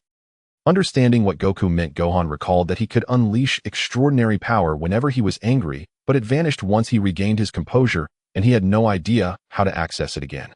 "Dad, I want to unleash this power, but I don't know how." Gohan said, his face filled with embarrassment. Goku nodded, contemplating something. Gohan remained silent, not wanting to interrupt. Before long, Goku turned to Gohan. "I've thought of a possibility. The reason you couldn't release this power before might be that your body hadn't met certain conditions." Now that your strength has increased, you should be able to handle that formidable power. Hearing this, Gohan clenched his fists, murmuring to himself, "Can I really do it?" Goku smiled kindly. "Believe in yourself. By the way, Gohan, didn't you always release this power in anger? Why not think of something that angers you now? It might help you draw out that power." Something angering. Gohan grasped the idea. Immediately, he closed his eyes, recalling the moment when Shishi was struck through the heart by Cell's sight he had witnessed helplessly. He could hear Shishi's voice, "Gohan, run." In an instant, Gohan's eyes flew open as he shouted, "Stop. Just stop." As Gohan let out a long, terrifying force erupted, sending Goku staggering backward. What? Such formidable power, Goku marveled astonished. This power was on par with Master Roshi's immense strength. At that moment, Gohan's hair stood upright, his body enveloped in lightning with tears glistening in his eyes. Suddenly, the power dissipated and Gohan returned to his original state, collapsing to the ground, breathing heavily. Goku flashed to Gohan's side, eyes gleaming with excitement. "Gohan, that was amazing. This power can rival Master Roshi's terrifying strength." Once Gohan gathered himself, his face radiated excitement. "Really? Dad, can this power truly compare to Master Roshi's?" "Yes. This power surpasses Super Saiyan and represents a completely new form. I shall call it Super Saiyan 2, Goku affirmed. Super Saiyan 2. Gohan was somewhat perplexed. With a new goal, Goku's eyes sparkled with enthusiasm. "Fantastic. There's even a stronger transformation beyond Super Saiyan. I must achieve this form too." "Gohan, for now rest well. After you've recovered, practice transforming into Super Saiyan 2 and strive to master it quickly," Goku said, brimming with excitement. "All right." Goku felt exhilarated. "Master Roshi, when we emerge, you'll surely be astonished." Later, Gohan went to rest while Goku trained passionately alone. With new aspirations, he found renewed motivation to push his limits. In the Heavenly Temple, Master Roshi brought Android 18 of Vegeta, Piccolo, Nappa, and Tulin to the Heavenly Temple. Bubbles had prepared a feast, and Master Roshi invited everyone to enjoy it freely. Several hours passed. As they awaited, Vegeta, Piccolo, and Nappa suddenly felt a jolt, their gazes fixed on the Heavenly Temple's grand doors. Master Roshi smiled slightly. Have they finally finished their training? Before everyone's eyes, a hand emerged from the doors of the Heavenly Temple. Then, Goku and Gohan stepped out, delighted to see Master Roshi and the others present. "You're all here," Goku greeted with a broad smile. As Dog Kong and Sun Wukong leisurely approached the crowd, everyone except Master Roshi gazed in astonishment at Sun Wukong. Tu Lin rushed to Sun Wukong, scrutinizing him from head to toe. "Wukong, when did you grow so tall?" If it weren't for the fact that this was Sun Wukong, many would have doubted his authenticity. Master Roshi felt there was no need for secrecy and addressed everyone. "There's nothing to be surprised about. This Sun Wukong comes from the future, over a decade ahead." The future? Everyone's minds nearly froze. Was this a bit too far-fetched? Sun Wukong smiled and introduced himself. Hello everyone, I am Sun Wukong from the future." Tu Lin was dumbfounded. "You are really the Sun Wukong from the future?" "Indeed." Suddenly Tu Lin seemed to recall something, and feeling a bit shy, nudged Wukong with his elbow. "Wukong, what's the name of my future wife? Is she beautiful?" Sun Wukong answered bluntly. "Uncle Tu Lin, you died in battle in the future, so you have no wife." Tu Lin instantly looked depressed. Then, realizing what he had just heard, he stared at Sun Wukong in disbelief. "What did you just say? We died in battle. What about the Dragon Balls? Can't we use them to come back to life?" Piccolo, Tien, Shinhan, and Yamcha looked equally shocked. Sun Wukong clenched his fists, his eyes blazing with anger. "In the future, there's a creature called Cell, a bioengineered monster, who claims to be the strongest in the universe. All the Z fighters except me perished in battle. And Din, who oversees the Dragon Balls, is also dead, so the Dragon Balls are useless." "Who is Dent?" Tu Lin inquired, curious. Master Roshi explained. "He is the guardian of the Dragon Balls in Wukong's timeline." "Right? Not long ago you met that little Namekian boy, he is Dent." Meanwhile, Dog Kong's stomach growled audibly. "I say, can I eat first?" Dog Kong looked at the delicious food spread across the ground, glancing hopefully at Master Roshi. Master Roshi assessed the two of them. "All right, you must be starving. Let's eat first." Dog Kong and Sun Wukong's eyes lit up at the sight of the feast, and they wasted no time diving into the food. Vegeta watched Dog Kong with irritation, while Nappa looked on, puzzled by their behavior. "Kakarot, can you maintain your Super Saiyan state like this? Won't your movements be stiff?" Nappa asked curiously. "Nope. I'm used to it," Dog Kong replied, mouth full. Master Roshi smiled and remarked, "This can be considered a form of training for Dog Kong." Master Roshi is right. This is my unique training method. It helps me better adapt to the Super Saiyan state during battles. Dog Kong nodded. Vegeta regarded Dog Kong and asked, Kakarot, how strong are you now? Not too strong, I guess. Just about average. Son Wukong chimed in, Dad surpassed Super Saiyan after just 3 months in the hyperbolic time chamber. Surpassing Super Saiyan. Those words hit Vegeta like a thunderbolt. Naba, however, remained relatively calm and turned to Dog Kong. Kakarot, how about a sparring match? Sure, but let me finish eating first. Dog Kong, always eager for a fight, was ready for action. Master Roshi, since that Son Wukong was different, his aura and mental state were something Dog Kong couldn't compare to. Son Wukong looked at Master Roshi. Master Roshi, I believe my power is now enough to defeat Cell. I want to finish my meal and return to the future immediately. Seeing the confident expression on Son Wukong's face, Master Roshi understood that he must have successfully tapped into that latent power and transformed into Super Saiyan second grade. Very well. Delaying by even a minute in the future increases the danger. Master Roshi nodded in agreement. By the way, Wukong, Dog Kong, and I should accompany you back to the future just in case anything goes awry. Wukong nodded, finding this sensible. The time machine can seat 3, so thank you, Master Roshi. With you and Dad there, the future will surely be peaceful. Master Roshi felt puzzled. He recalled that in Dragon Ball Super, Dog Kong was able to transport with the time machine's frame. In the future, over a decade later, Perfect Cell was wreaking havoc in a city. With a deafening roar, the entire city was reduced to ashes. Where on earth has Son Wukong gone? Cell wondered, puzzled. At that moment, a voice came from behind him. No rush, continue searching. Yes, Lord Babidi, Cell replied respectfully. At this time, a large M could be seen on Cell's forehead, a sight that would shock Master Roshi if he were present. Wasn't this the wicked sorcerer Babidi from Dragon Ball, known for awakening the evil within people? Babidi flipped onto Cell's right shoulder, gazing into the distance. We just need Son Wukong's power. Once I absorb it, my ultimate warrior will be born. In the present timeline, in a distant part of the universe, a massive explosion echoed from a black void. Then a figure shot out, causing all nearby aliens to kneel in haste. All hail Lord Frisia's emergence. Oh ho ho ho. The power feels absolutely incredible, Frisia declared with his trademark grin, reveling in his strength. Frisia's gaze turned towards Earth in the distant universe. That old man and that group of apes, this time Frisia will utterly annihilate you, leaving not a single one alive. Frisia looked at King Cold. Father, prepare the troops. We are heading to Earth for revenge. Of course, in the sacred world, Dog Kong and Son Wukong were completely stuffed, their bellies round and satisfied. I'm so full, they exclaimed in unison. Son Wukong took out a compression capsule, pressed it, and tossed it. With a bang, a time machine appeared. Master Roshi had seen time machines countless times in Dragon Ball, while Tu Lin and the others were filled with awe and curiosity. Wukong, does this machine really take us back to the future? Tu Lin asked, intrigued. Yes. How amazing. Who invented this thing? It's incredible. It was Aunt Bulma. In an instant, Tu Lin and the others were left dumbfounded, unable to fathom that such a miraculous invention came from Bulma. Son Wukong looked at everyone, feeling an indescribable sentiment. Everyone. Farewell. Then Son Wukong, Master Roshi, and Dog Kong flew into the cockpit. Kakarot, am heading to the time chamber to train. When you return, I will definitely defeat you, Vegeta called to Dog Kong. All right. Good luck, Vegeta. They'll be waiting for you, Dog Kong replied cheerfully. Son Wukong activated the time machine, which slowly ascended and vanished into the sky with a flash. What intense battles await in the future? Years into the future. In a city utterly dilapidated, a flash of white light illuminated the air as a time machine materialized, slowly descending to the ground. The cabin opened and Master Roshi, Goku, and Gohan descended from it, gazing into the distant sky. This is Cell's energy, Goku remarked, astonished. It's incredibly strong. Master Roshi felt a sense of surprise as well. The intensity of Cell's aura was terrifying, far surpassing even the second level of Super Saiyan. According to the Dragon Ball narrative, Cell had only barely reached the second level of Super Saiyan at his final moment. How had things changed so drastically in the future? Meanwhile, Cell sensed Gohan's energy. Has he finally arrived? And who are the other two energy signatures? This energy. It's Goku. How is that possible? Didn't he die of a heart disease?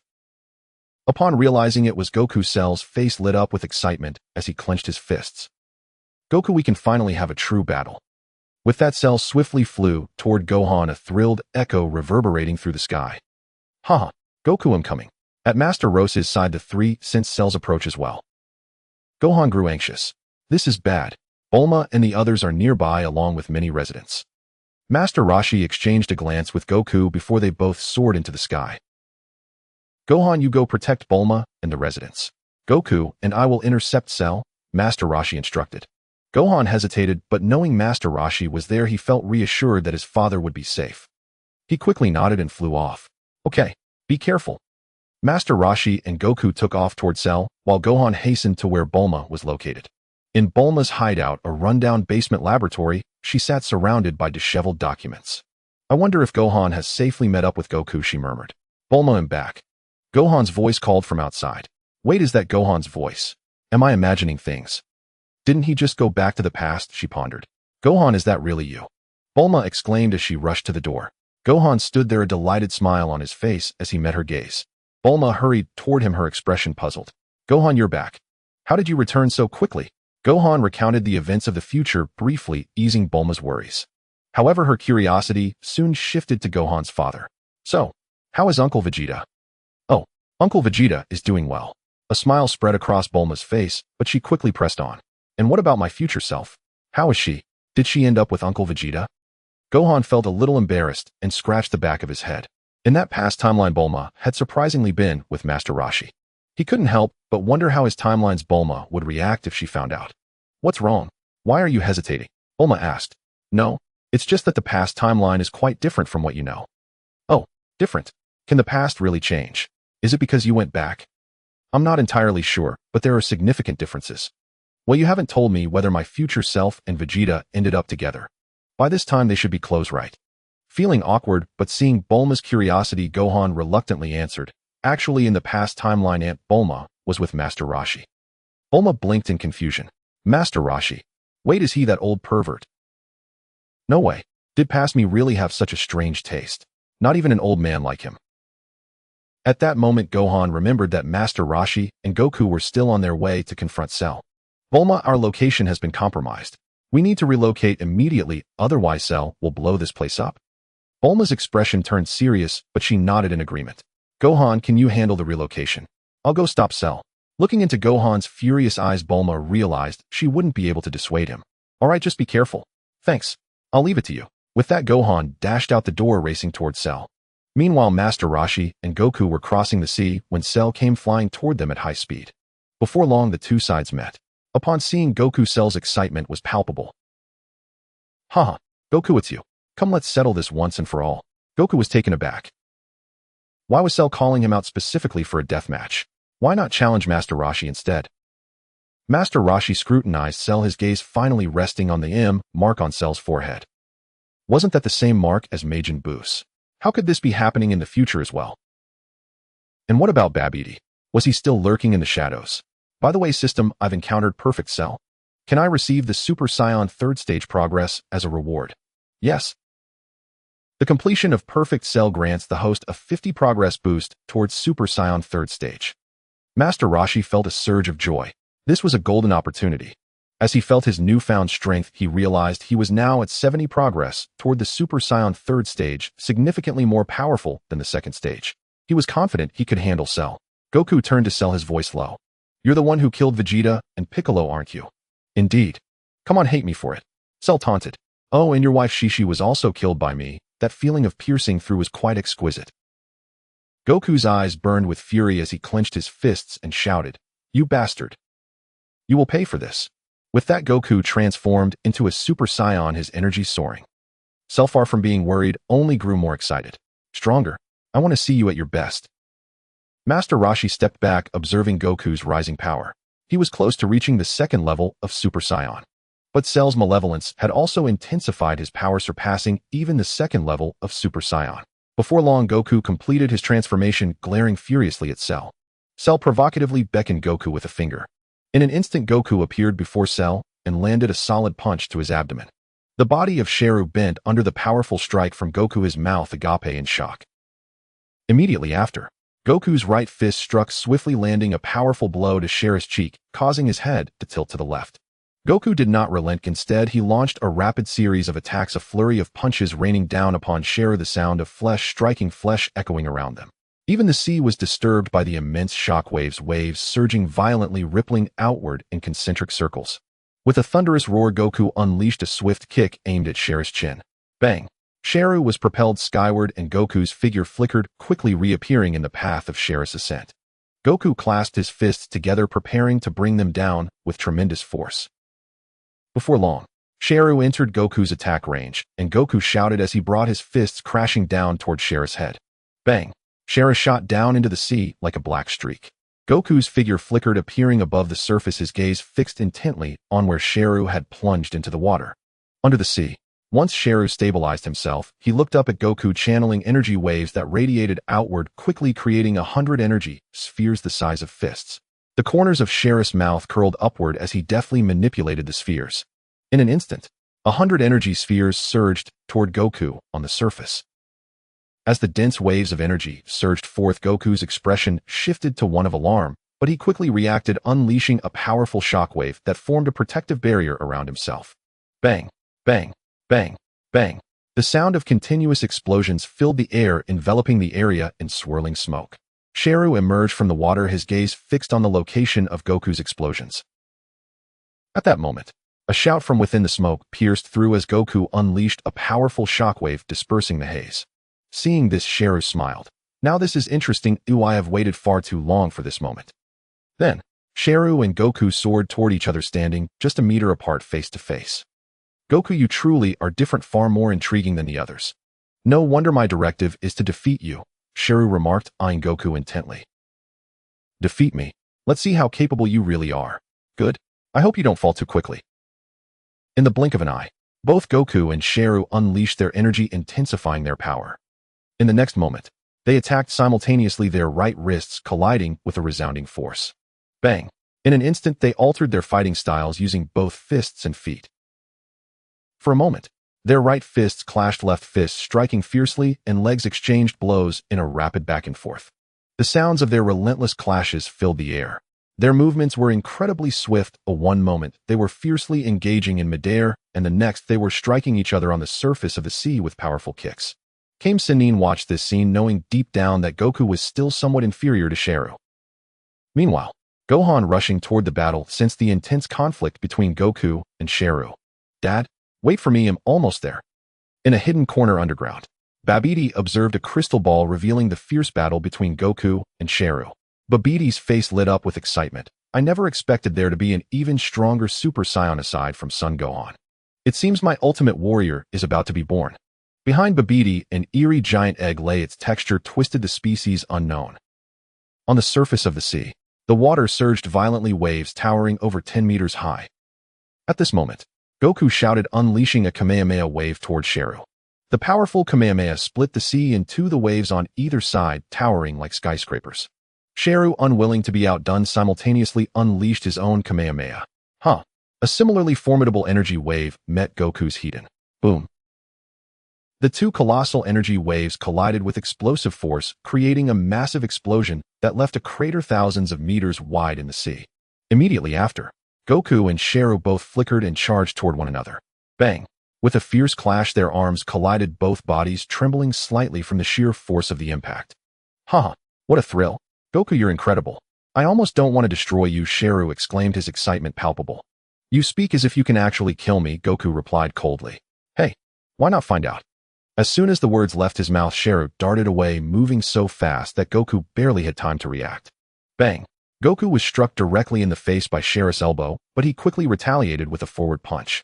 However, Sharu was even quicker. Goku's strike missed, and he felt a sharp pain strike his back. Sharu had landed a fierce kick to Goku's back, who gritted his teeth against the pain and attempted a sweeping kick in retaliation, but only kicked at empty air. Goku scanned his surroundings frantically, but he could not locate Sharu. Goku, are you getting slower? Sharu's mocking laughter echoed from above. A sense of foreboding flickered through Goku, but before he could react, a heavy blow struck his head. Bang! Goku cried out in pain as he was sent crashing into the sea. Sharu roared, his energy surging as he rapidly gathered his energy waves and aimed them at Goku's position beneath the waves. In an instant, two powerful energy blasts surged into the water, targeting Goku. The next second, the sea surface bulged, and two massive explosions erupted, sending 100-meter-high waves soaring into the sky, the water pushed aside by the overwhelming force. Goku raised his arms to shield his head, gasping for air. Sharu's voice rang out. How's that, Goku? Goku lowered his arms, raising his gaze to Sheru, his eyes devoid of fear, instead glimmering with excitement. At that moment, the water that had been displaced began to rush back, soon engulfing Goku. Sheru's figure flickered as he dove into the water, and Goku hurriedly prepared for the encounter. Unfortunately, Sheru's speed was too great. In the water, Goku struggled to see Sheru's movements. Suddenly, Goku felt a tremendous force strike his abdomen, propelling him downward toward the ocean floor. Sheru's head collided powerfully against Goku's abdomen. Quickly, Goku was slammed against the seabed, the massive shockwave radiating outward, stunning all fish within a kilometer. However, Goku felt the force of the impact on his abdomen only grow stronger, far beyond what he initially experienced. In an instant, Goku was driven deep into the seabed, and Sheru roared fiercely, pushing Goku against the hard, rocky bottom. Goku realized this could not continue. He let out a furious roar, releasing a powerful shockwave that finally pushed Sheru away. With renewed vigor, Goku surged upward toward the surface, breaking through the water. Goku gasped for breath, his martial arts uniform in tatters. Before long, Sheru also emerged from the water, pausing 100 meters away from Goku. "Goku, it seems you've reached your limit," Sheru taunted. Breathing heavily, Goku did not respond.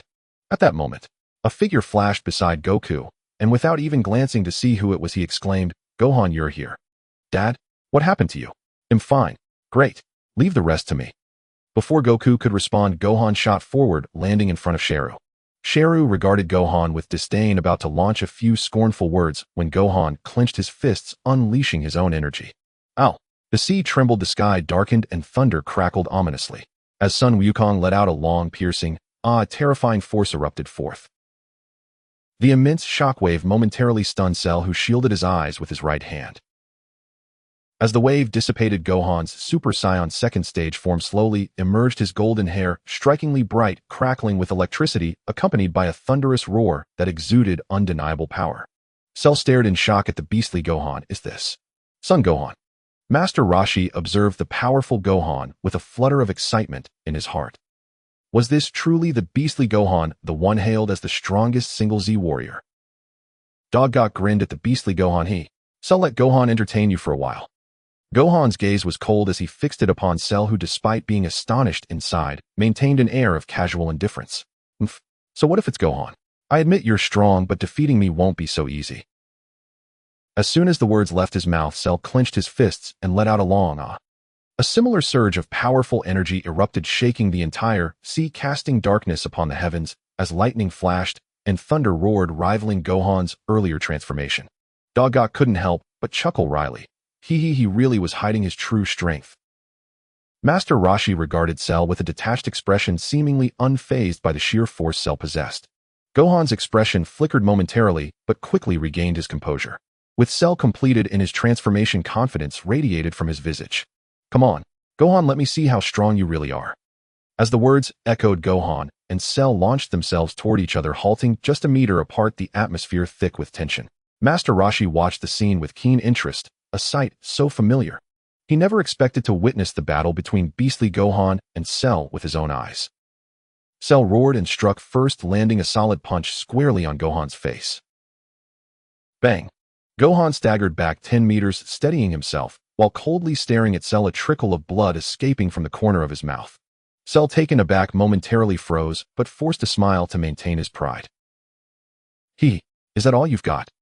Gohan swiftly reappeared in front of Cell, who didn't rush to attack, but instead dropped his defense, as if to say, "I'll take your punch too."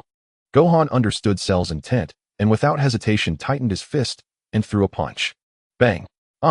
Cell's left cheek was struck with a heavy blow, and he screamed as he was sent flying, stabilizing himself only after 1,000 meters, his jaw slightly askew and purple liquid seeping from his mouth. How is this possible?" Cell stuttered in shock. Master Roshi smiled faintly at the sight. Indeed, beastly Gohan was stronger. After all, Gohan now was far more powerful than he had been in his youth, and he had trained in the time chamber, mastering both combat skills and energy control. Though both Son Gohan and Cell held Super Saiyan second stage powers, there remained a distinct difference. "Cell, today I will avenge the fallen Z warriors," Gohan declared, clenching his fists and shouting in fury. In a flash, Gohan appeared before Cell, who swiftly swept his right leg toward him. Gohan slightly raised his left hand to block, while unleashing an enraged right punch. Bang! With a thunderous clash, Cell's body bent painfully, his mouth agape, eyes filled with agony. Right after, Gohan sees Cell's head forcefully pressing down while his right knee surged upward. Bang! Ah! Cell shrieked, purple liquid splattering from his mouth and nose utterly disheveled. Covering his abdomen, Cell hurriedly retreated while Gohan remained impassive, watching him with cold eyes. No! This can't be. I am already perfect. I am the strongest in the universe. Cell began to doubt his own existence, mumbling to himself. Cell vanished into the air, hands at his waist, gathering energy. Gohan, you will perish along with Earth. Cell unleashed his most powerful energy wave towards Son Gohan. Gohan looked up at the incoming massive wave, softly mumbling, came. Haim. In an instant, Gohan countered with a fearsome energy wave of his own. Soon, the two energy waves collided violently, sending powerful shockwaves rippling outward. However, Cell's wave was slightly weaker, and the force pushed toward him. Seeing this, Cell let out a roar, maxing out his energy to barely withstand Gohan's wave. Gohan, unfazed and cold-eyed, shouted once more, amplifying his energy output. In a split second, Cell felt an irresistible force, the overwhelming energy wave engulfing him entirely. No, I won't accept this. I am the universe's strongest. Cell disintegrated into dust in the wake of the potent energy. Gohan, panting heavily, gazed at the dissipating remnants of Cell, tears welling in his eyes. Gohan threw his head back and let out an uncertain whether it was exhilaration or a release of pent-up emotion. Everyone, I have finally avenged you. Doggok watched the scene with heartfelt joy for Gohan, knowing that Gohan's strength had far surpassed his own, more than enough to protect the peace of this timeline. Master Roshi, however, sensed that things were not so simple. The evil sorcerer Babidi had yet to reveal himself, and he was certain that he was observing the battle unfold. Detected that Cell has been defeated by future Gohan. The future world has achieved peace. Mission complete. Reward 30 progress towards Super Saiyan 3rd stage.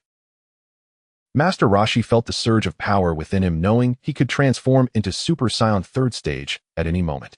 Doggok approached Gohan, patting him on the shoulder. Gohan quickly wiped away his tears and retracted his transformation. Dad, we've finally avenged them. Yes, you did wonderfully. Master Roshi looked at Doggok and Gohan, feeling happiness for them. Doggok, Gohan, let's head back. Master Roshi suggested. Sure. And so, Master Roshi's son Gohan and Doggok flew toward Bulma's location. After they departed, a shadow flickered over the place where Cell had fallen, revealing the evil sorcerer Babidi, as mentioned by Master Roshi. Cell, I drew out the evil within you, yet you still could not defeat Son Gohan, Babidi remarked. With that, he waved his right hand, and a whirlwind arose, causing the dust of Cell to begin to gather. Before long, a mass of fine dust coalesced together. Babidi moved his hands, chanting an incantation. The dust emitted a glow, and the surrounding winds swirled violently, hinting that the fine particles were consolidating. Soon, a rudimentary head took shape, its outline unmistakably resembling Cell. As the light grew ever more dazzling, the faint echoes of Cell's tortured cries could be heard. Without even reaching Bulma's home, the trio sensed something amiss, halting their flight, gazes filled with disbelief as they looked back. Wah! What is happening? Doggok gasped in shock. This energy. It's Cell. Gohan exclaimed, equally astonished. Master Roshi snorted coldly in his heart. Had the sorcerer Babidi finally made his appearance? The three exchanged glances and flew toward Cell's location. On the sea, powerful airwaves shook the surging waves of the sea. In midair, a bright white light became increasingly dazzling, revealing a human shape that flickered in and out of visibility. As Babidi shouted incantations with both hands raised, the figure fully formed, and Cell was completely resurrected. Cell gazed at his hands in disbelief. I'm alive again. It is I who have resurrected you. During the resurrection process, I enhanced your power. You should not lose to Son Gohan in your next battle, Babidi's voice resonated. Realizing this, Cell respectfully knelt on one knee. Thank you, Lord Babidi. Let's go. We must head to the secret base. Son Gohan and the others are approaching swiftly. With that, Babidi cast a spell, and the two instantly vanished. Not long after, Master Roshi and his companions arrived at the location where Cell and Babidi had been. That Cell's energy unmistakable. It's definitely him, Son Gohan said. Goku glanced around. Strange, where did they go? The energy has vanished. Master Roshi looked into the distance. Based on his knowledge of the Dragon Ball storyline, he surmised that Babidi had likely taken Cell back to his underground lair. Detected the presence of the evil sorcerer Babidi. Eliminate Babidi to gain 30 progress towards Super Saiyan level 4. Master Roshi was somewhat surprised such an unexpected gain would lead to a powerful transformation. Follow me, he instructed, soaring into the sky with Goku and Gohan hastily following.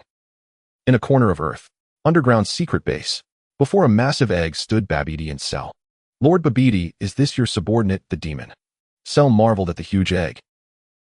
Indeed, he is just moments away from breaking free.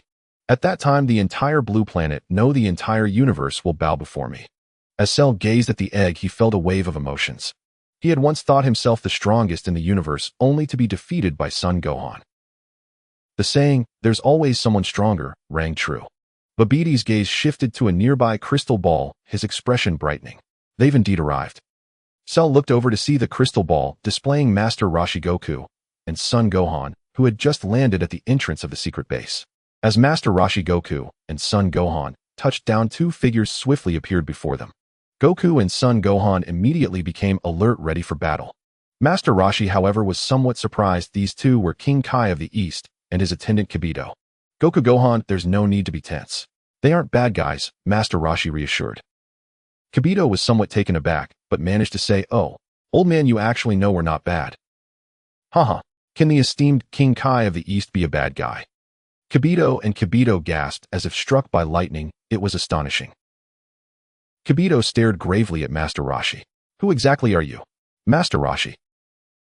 Kibito sensed that Master Roshi was concealing something, but chose not to press further. Your powers are impressive. I hope you can assist us with our plan, Kibito said. Master Roshi understood well what Kibito referred to, and it aligned closely with his own goals. Of course, but I hope you can agree to one condition, Master Roshi smiled, nodding. Kibito narrowed his eyes regarding Master Roshi. Finally he asked, what condition? Teach us the instant transmission technique.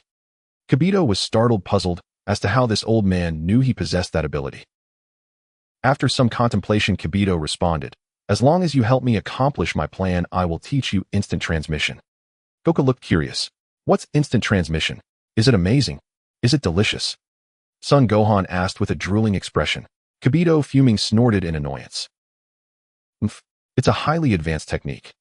Master Roshi had initially considered acquiring a pair of Patera earrings, but dismissed the idea, knowing that they symbolized the Kaioshins and were unlikely to be obtained without special circumstances which did not exist at present. Thus both parties reached a cooperative agreement. Let's go. Into the base, Master Roshi said. Kibito exchanged surprised glances. Old man, aren't we going to plan this out? Just charging in like this? Kibito exclaimed in disbelief. What's there to fear? It's just a demon. Leave it to us, Master Roshi said confidently. Kibito disapproved, raising his voice. This is madness. Do you even know how terrifying demons are? Goku and Son Gohan were bewildered. Demons? What on earth is that? Master Roshi, what kind of creature is a demon? It sounds powerful. Goku asked curiously. It's nothing more than a pink little fatso. We can handle him, Master Roshi said nonchalantly. Just as Kibito was about to protest further, Master Roshi shot him a sharp glance, a terrifying aura piercing through Kibito's mind. Kibito felt the overwhelming and fearsome presence of Master Roshi, and deep down, he felt a sense of dread, realizing he could not oppose him. Understood. Let's go right in. Kibito conceded to Master Roshi's approach. Oh, what other choice did he have? Master Roshi smiled lightly. That's more like it. He was well aware of Babidi's trivial tricks and saw no need for lengthy discussions. He would simply push forward. Shortly after, the group jumped into the underground lair. Underground. The place was filled with advanced technology, starkly contrasting the desolate surface outside. Babidi's voice echoed. Welcome everyone. Let's have a grand game, shall we? Master Roshi felt exasperated.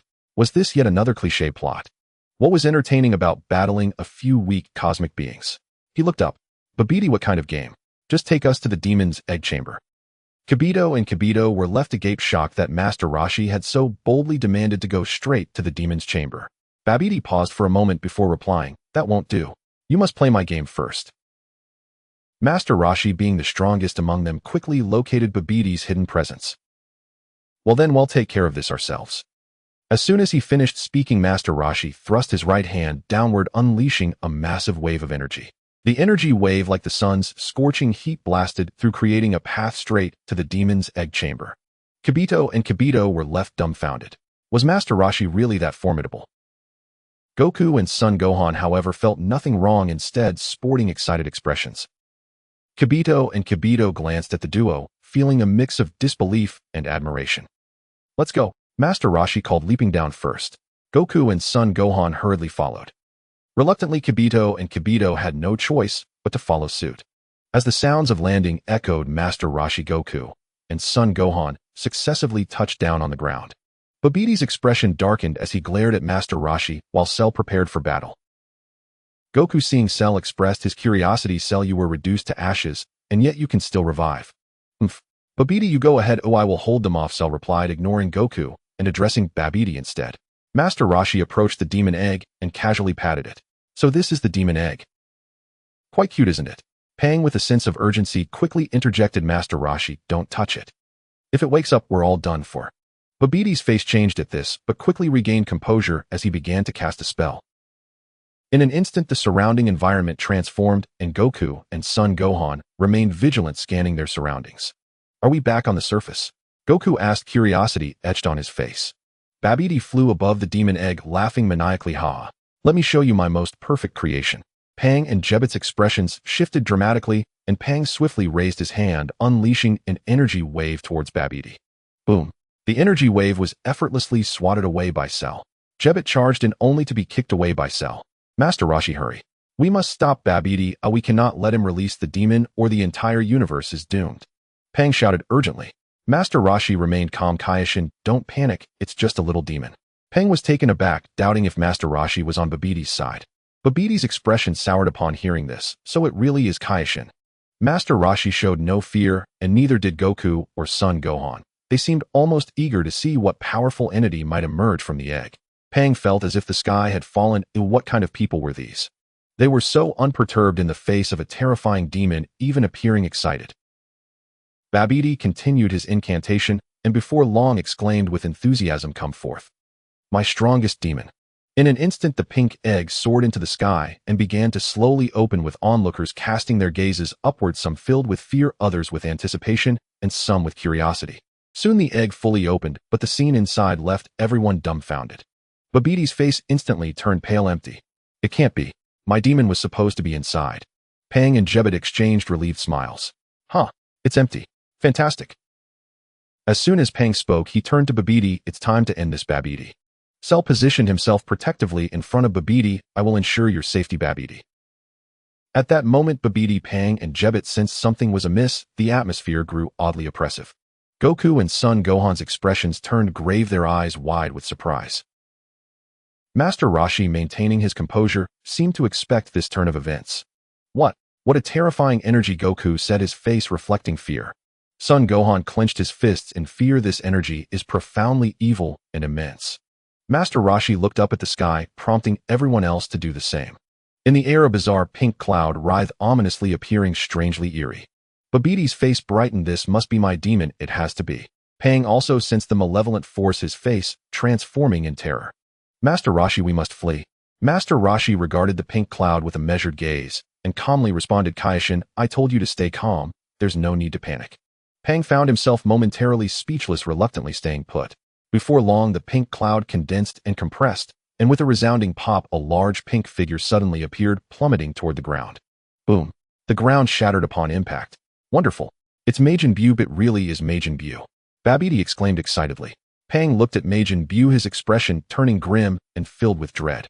Master Roshi understood Pang's reaction. For him, Majin Buu was a nightmarish entity. I'm a bit hungry, Buu said, and with that his iconic antenna shot a beam of purple light at a nearby boulder. In an instant, the boulder exploded, showering the area with colorful candies. Buu, like a gleeful child, eagerly grabbed the candies and began to devour them. Delicious. So sweet. Master Roshi waved his right hand, snagging a candy to taste. After savoring it, he nodded in satisfaction. Not bad, indeed, very sweet and tasty. Upon hearing how tasty it was, Goku and Son Gohan also grabbed some candies and started eating. Pang and Jebit were left dumbfounded, thinking, what on earth? We didn't come here for candy. How can they be so carefree? Babidi, witnessing this, barked and ordered Buu, hurry and kill them. Buu seemed to ignore him, continuing to enjoy his treats. Babidi shouted angrily, do you want me to seal you away again? This statement jolted Buu, showing that even he could be threatened. Having finished all the candies, Buu turned to Babidi with a goofy smile. Understood, Babidi. Pang and Jebit immediately retreated, preparing for battle. Son Gohan, still munching on candy, mumbled, Dad. This fat guy seems like he's going to attack us. Don't worry. You have me and Master Roshi with you, right? Goku replied, his mouth also stuffed with candies. Pang and Jebit looked at Goku and his son, utterly speechless. How could these two foodies still be eating when Majin Buu was about to attack? As the battle loomed, Master Roshi suddenly appeared in front of Babidi, moving so quickly that neither Cell nor Babidi could react. While Babidi was bewildered, Master Roshi seized his neck with his right hand. Babidi, now that Majin Buu has been released, you seem to have outlived your usefulness, Master Roshi stated coldly. Babidi attempted to speak, but Master Roshi's grip silenced him entirely. Cell finally reacted and yelled, charging toward Master Roshi Babidi. However, Master Roshi was faster, kicking Cell away, sending him crashing into boulders. Babidi flailed his arms in a panic, his eyes wide as he looked toward Majin Buu. Yet Majin Buu acted oblivious, not even glancing at Babidi, causing Babidi to grow frantic. Master Roshi's cold voice rang out, "You can rest easy and die now." With those words, Master Roshi unleashed an energy wave. Boom. In an instant, Babidi was reduced to nothingness. Master Roshi dusted off his hands and turned his gaze toward Goku and Son Gohan. Alright, now let's get ready for a proper fight. Goku and Son Gohan instantly displayed expressions of excitement, eagerly anticipating the upcoming battle. As the excitement of the moment unfolded, Buu's exhilaration at Babidi's demise was palpable, his terrifying aura radiating with intensity. The overwhelming evil presence caused Goku and Son Gohan to wear grave expressions, instantly preparing for battle. King Kai and his attendant Jebit quivered in fear, shaken by Buu's terrifying energy. Master Roshi turned his gaze towards Cell. "What? Are you going to seek revenge for Babidi?" Killing an old man like you would be a bother," Cell scoffed dismissively. Master Roshi couldn't help but chuckle, as Cell was getting a bit too cocky. If he underestimated him, it was his responsibility to show him despair. "Goku Gohan, I'll leave this little fatso to you for some practice," Master Roshi instructed, directing his words to Goku and Son Gohan. The two Saiyans flexed their muscles, their faces devoid of fear, instead brimming with excitement. "Not a problem, Master Roshi," Goku replied, eyeing Buu. Son Gohan nodded in agreement. King Kai, however, was bewildered. The strongest fighter, Master Roshi, was not taking action, leaving it to the two Saiyans. "This is madness. You're being reckless. Majin Buu is incredibly formidable," Jebit exclaimed in shock. With a fierce glare, Master Roshi unleashed a powerful gust of energy towards Cell, sending him sprawling far away without resistance. He quickly followed up. Goku understood that Master Roshi was creating a separate battlefield, clenching his fists as he let out a low roar. A surge of power akin to Super Saiyan Level 2 erupted. Seeing his father transform, Son Gohan didn't hesitate, either tightening his fists and shouting as he transformed. An even more potent force radiated outward, and the Super Saiyan Level 2 form materialized before them. Yet Buu remained undeterred, still howling with exuberance. King Kai and Jebit watched in astonishment as Goku and Son Gohan displayed their strength. How are they so powerful?" King Kai stammered, trembling. "King Kai, they are too strong. This energy might actually be able to defeat Majin Buu," Jebit gulped. "Let's hope so." Goku's gaze shifted to Buu, who was dancing about with glee, and his expression grew serious. "Gohan, it seems Majin Buu doesn't take us seriously at all." Gohan nodded. "Yes, Dad, let's teach him a lesson. After we give him a good beating, he'll be more compliant." "All right." As soon as the words left his mouth, Goku and Son Gohan vanished, launching their simultaneous attack. They struck from both sides, aiming kicks at Majin Buu. Bam! Bam! Buu's head contorted from the blows. Goku spun around, delivering a powerful kick to the back of Buu's head. Bam! Gohan was quick to follow, executing a kick upward as Buu's head neared the ground. Bam! Buu's face caved in as he was sent soaring into the air. Goku clasped his hands at his waist, gathering a tremendous energy. Came. Haim. Huh! He shouted, unleashing a wave of energy towards Buu. Boom! A colossal explosion echoed through the air. Yage! King Kai and Jebit cheered at the sight. Goku stood tall, eyes fixed on the sky, while Son Gohan wore a serious expression.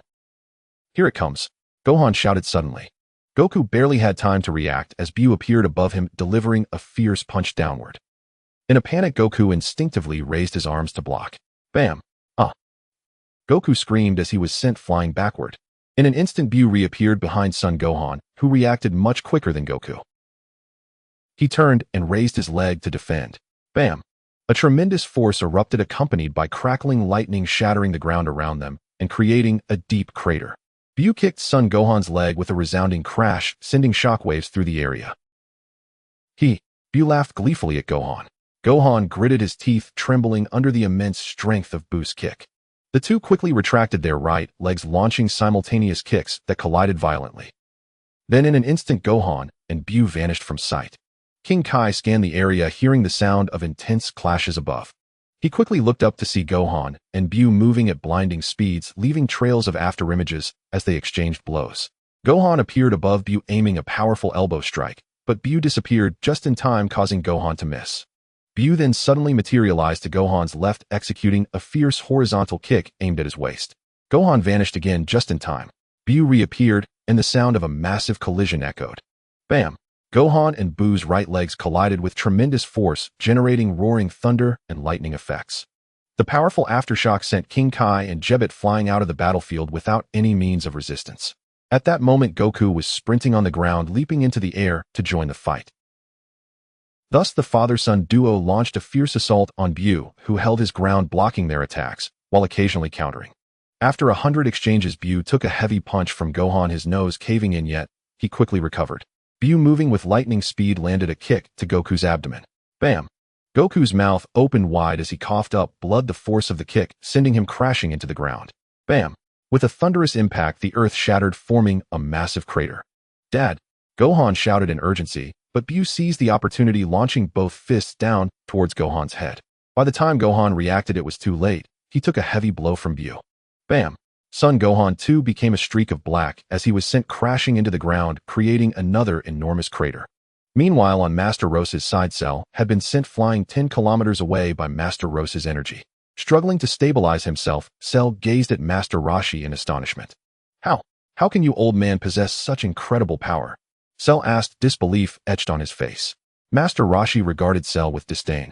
Come on, I've been training for ages. Isn't it only natural that I'm a bit stronger? You? Cell was momentarily rendered speechless. Cell, since being revived by Vegeta, your power must be stronger than when you battled Gohan, right? Master Roshi inquired. Of course. I have Goku's cells as well. If you're scared, just take the easy way out. I can't be bothered to fight an old man like you. Master Roshi nearly laughed himself to death at Cell's audacity to suggest such a thing. Cell, have you ever truly experienced despair? Master Roshi asked coldly. Cell was momentarily dumbfounded, completely confused by Master Roshi's words. Seeing Cell's bewildered expression, Master Roshi smiled slightly. Next, I'll let you experience what true despair feels like. With that, Master Roshi let out a fierce roar and transformed. The clouds in the sky surged, lightning crackled, and the entire earth trembled. No, even the moon, which was closer to the earth, shuddered in response. As Master Roshi roared repeatedly, his white beard turned golden, visibly growing at an incredible pace, surrounded by arcs of electricity, exuding a terrifying and awe-inspiring aura. Cell's body instinctively trembled, his eyes wide with disbelief as he stared at Master Roshi. How is this possible? The astonishing power unleashed by Master Roshi now in his Super Saiyan third form left Cell in shock and despair, his mind reeling from the overwhelming force that rendered him utterly defenseless. Trembling with fear, Cell's eyes widened as he beheld an unimaginable sight, struggling to regain his composure. Master Roshi let out a resonant as his might radiated outward, the extraordinary phenomenon gradually fading as he completed his transformation. At that moment, Master Roshi was a mass of explosive muscles towering over Cell, embodying the perfect warrior. His golden beard cascaded down to his calves, and his body crackled with flickering bolts of lightning. Meanwhile, Goku and Gohan, who were engaged in battle with Majin Buu, also sensed this terrifying power. What? Is that the energy of Master Roshi? It's enormous. Goku exclaimed, his eyes wide with disbelief. Gohan, equally astonished, stared in the direction of Master Roshi, unable to comprehend what he was witnessing. Even King Kai and Jebet wore expressions of utter disbelief. This old man's energy is astonishing. I never imagined a human from Earth could possess such terrifying power. Jebet gulped nervously. King Kai clenched his fists in excitement, exclaiming, This is incredible. With this power, we can definitely defeat Majin Buu. Not far away, Majin Buu also sensed this formidable aura. His previously jovial, plump face turned serious, his squinted eyes widening as they focused on Master Roshi. Master Roshi, reveling in his newfound power, regarded Cell as if he were an insignificant insect. Cell, how does it feel? Have you experienced despair yet? Cell was momentarily taken aback, his self-doubt creeping in as he clenched his fists. In no way. How can an old man be this strong? You must be putting on a show. Master Roshi smiled slightly. If you think it's a trick, why don't you come forward and find out? Cell let out a defiant shout, unleashing a surge of power that, when compared to Master Roshi's, seemed almost trivial. The gap in strength was simply too vast. Fueled by fury, Cell charged at Master Roshi, unleashing a wave of energy 5 meters away. Master Roshi merely sidestepped, appearing behind Cell in an instant. With such a slow speed, you can't possibly hit me. Furious Cell gritted his teeth and turned to unleash a flurry of attacks against Master Roshi, fists and feet flying, leaving behind a trail of afterimages. Yet to Master Roshi, this onslaught felt like a child's slow attempts at combat. Is that all you've got? Look, I'm barely moving and you still can't touch me. Master Roshi taunted, his words piercing like daggers.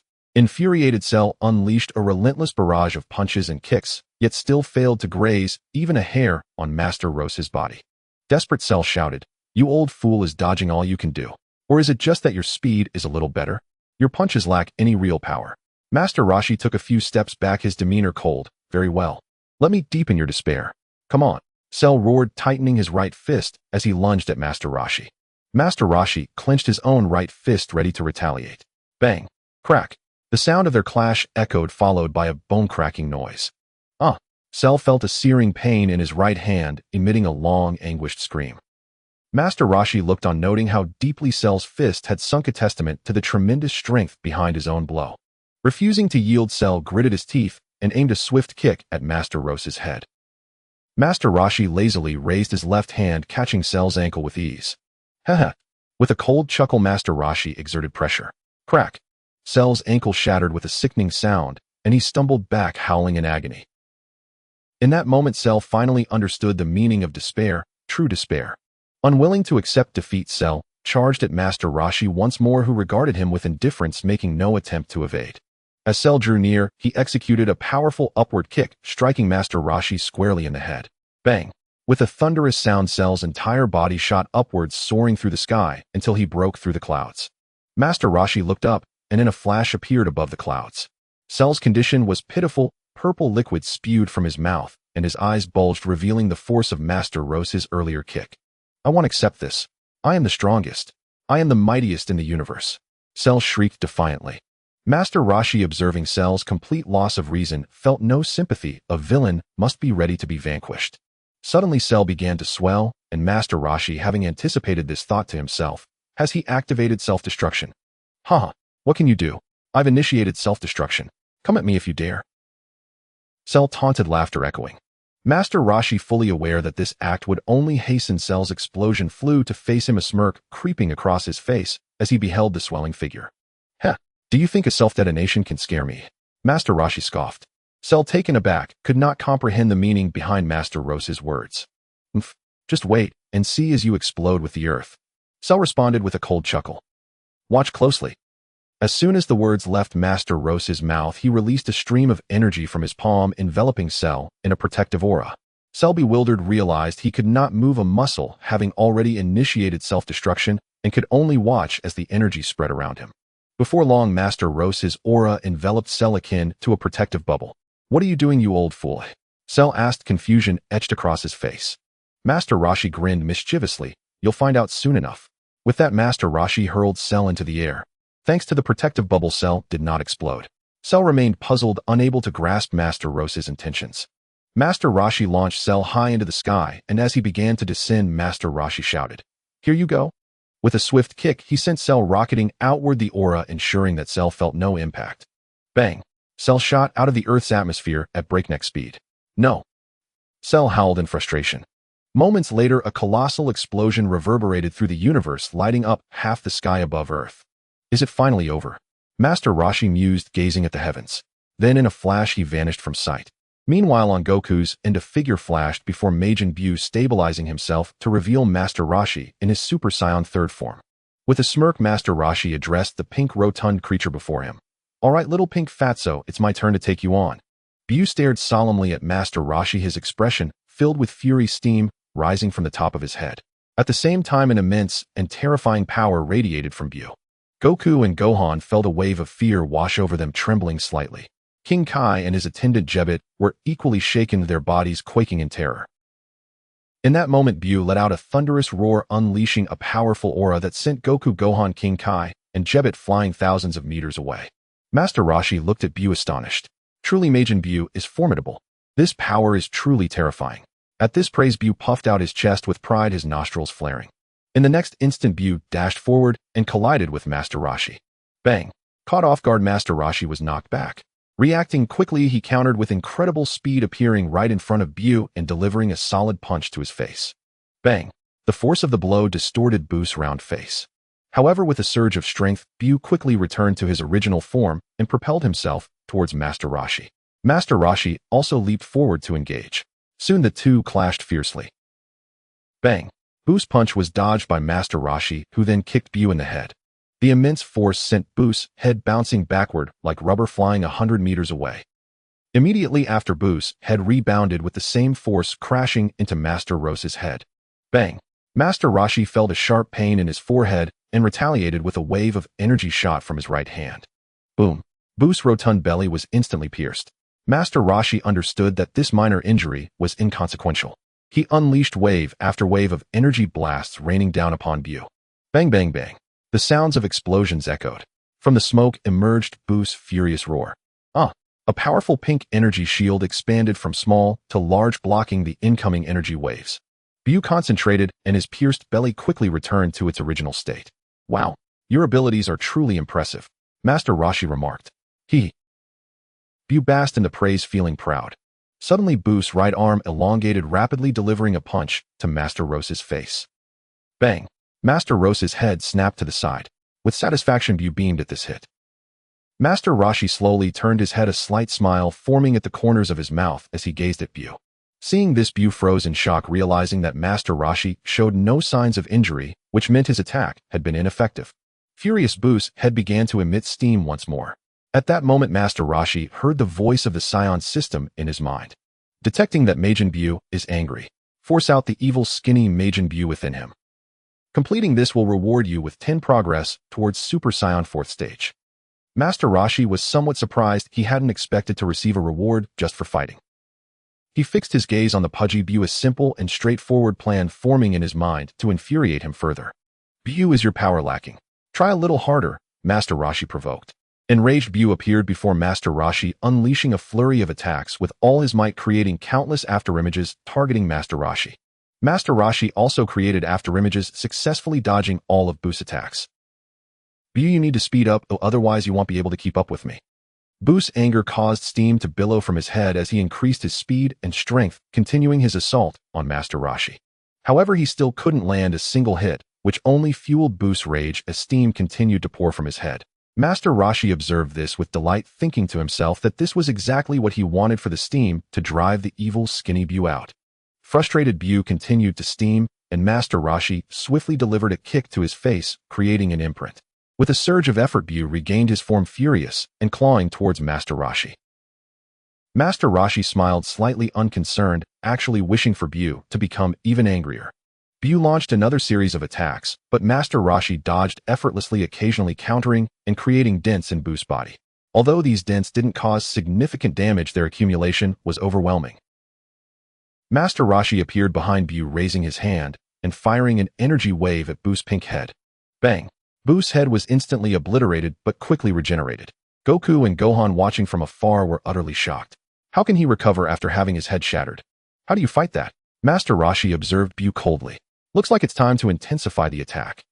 As soon as he finished speaking, Master Roshi appeared before Bu, catching him off guard with a heavy punch to the face, causing his nose to cave in. Bu exerted force to recover his nose, but another heavy punch came and his nose was crushed in again. In quick succession, Master Roshi unleashed a barrage of powerful blows, fists and feet striking in rapid succession, the sounds of impact echoing around them. Bu tried to counterattack while recovering, but none of his strikes landed on Master Roshi. In an instant, Bu's anger escalated, his fists clenched tightly, steam erupting from his head, showcasing just how furious he was. Seeing this, Master Roshi didn't slow his assault. He increased his power and speed quickly, leaving Bu covered in dents and looking utterly defeated. Unable to endure any longer, Bu roared, unleashing a massive surge of power that forced Master Roshi to retreat. Bu panted heavily, his gaze fixed with murderous intent on Master Roshi, as if he wanted to tear him apart.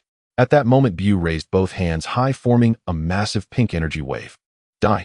As Bu shouted, the pink energy wave hurtled towards Master Roshi. With a slight smile, Master Roshi gathered strength in his waist and shouted, effortlessly kicking the pink energy wave away. Bu was taken aback. He hadn't anticipated that his powerful strike would be so easily deflected. Master Roshi appeared above Bu's palm, facing down towards Bu's head. Bu barely had time to react before he looked up and a powerful energy wave descended upon him. Bang! In an instant, Bu was obliterated, reduced to pink fragments. Master Roshi observed the scattered pieces, fully aware that Bu would soon regenerate. Indeed, the fragments quickly began to coalesce, rapidly reforming.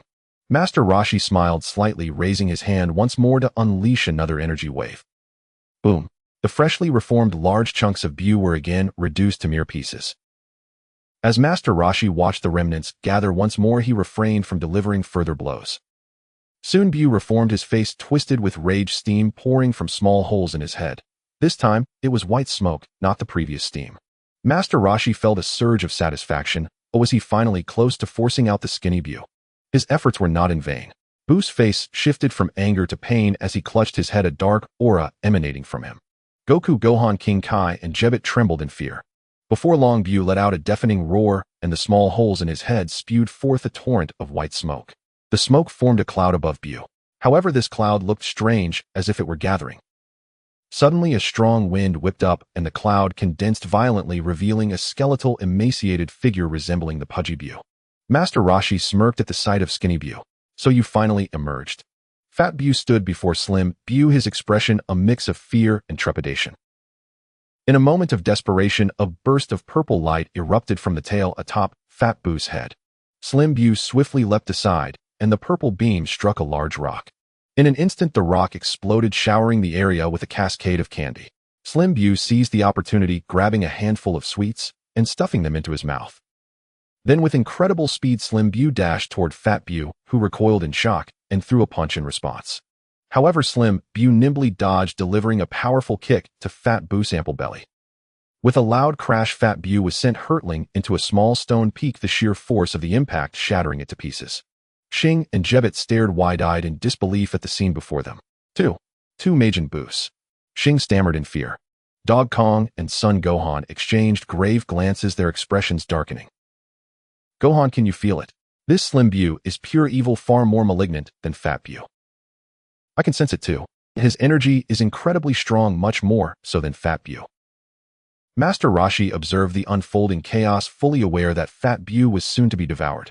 Detection indicates the simultaneous appearance of Slim Bu and Fat Bu. Please prevent Fat Bu from being consumed to avoid altering the Dragon Ball narrative.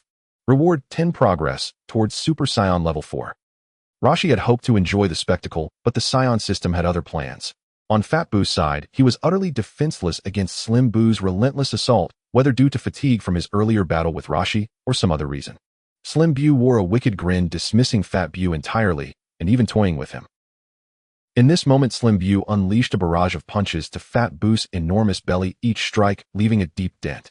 Furious, Fat Bu raised his hands and shot a wave of energy forward. Yet Slim Bu caught the energy wave and gulped it down in one swift motion. With a resounding boom, Slim Bu shuddered, black smoke billowing from his nostrils. Haha. Slim Bu chuckled at Fat Bu. Gritting his teeth, Fat Bu found himself at a loss. Slim Bu lunged again, vanishing only to reappear behind Fat Bu and seize his tail. Before Fat Bu could react, Slim Bu delivered a crushing blow to the back of his head. The tremendous force stretched Fat Bu's tail, and as it snapped back, Slim Bu struck again, the sound of repeated impacts echoing through the air. Roshi stood frozen, recognizing the familiar scene. This was reminiscent of the Dragon Ball storyline where Dog Kong transformed into a Super Saiyan and mercilessly pummeled Fat Bu. As the tail rebounded once more, Fat Bu, learning from the encounter, executed a full 360-degree spin and unleashed an energy wave aimed at Slim Bu's head. Slim Bu hesitated, but it was too late. His right fist was obliterated by the energy wave. Seizing the opportunity, Fat Bu kicked Slim Bu away. Regaining his balance, Slim Bu surveyed his now empty right shoulder with a chuckle. In the next moment, Slim Bu's right arm swiftly grew back. Fat Bu, witnessing this, fumed with anger, yet felt utterly powerless. With lightning speed, Slim Bu charged again, moving so fast that Fat Bu could hardly react. A solid kick connected with Fat Bu's rotund belly, sending him staggering back. After regaining his footing, Fat Bu's belly seemed to possess a gravitational pull, drawing Slim Bu's foot toward him. Slim Bu paused, his eyes widening, as Fat Bu launched an energy wave toward his head. With a tremendous explosion, Slim Bu's head was blown away, only to rapidly regenerate, retaliating with an energy wave of his own. Another explosion ensued, obliterating Fat Bu. The powerful aura of Fat Bu shattered the surrounding small stone peaks, sending shockwaves rippling outward. Master Roshi's expression grew serious. This energy was formidable. With a swift kick, Master Roshi sent Fat Bu tumbling towards Dog Kong and Gohan. Dog Kong, Gohan, keep an eye on this Fat Bu, Master Roshi instructed them.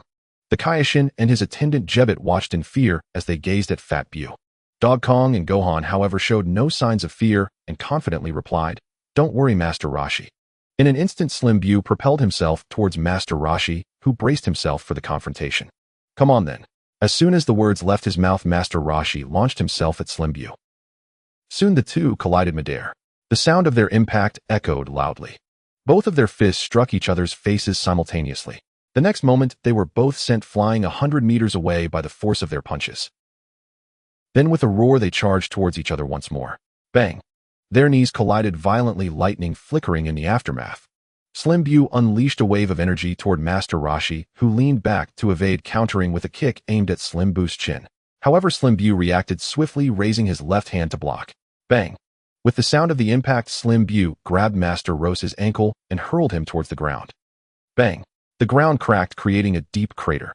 Slim Bu gathered energy in both hands, then unleashed wave after wave of energy blasts toward Master Roshi's position.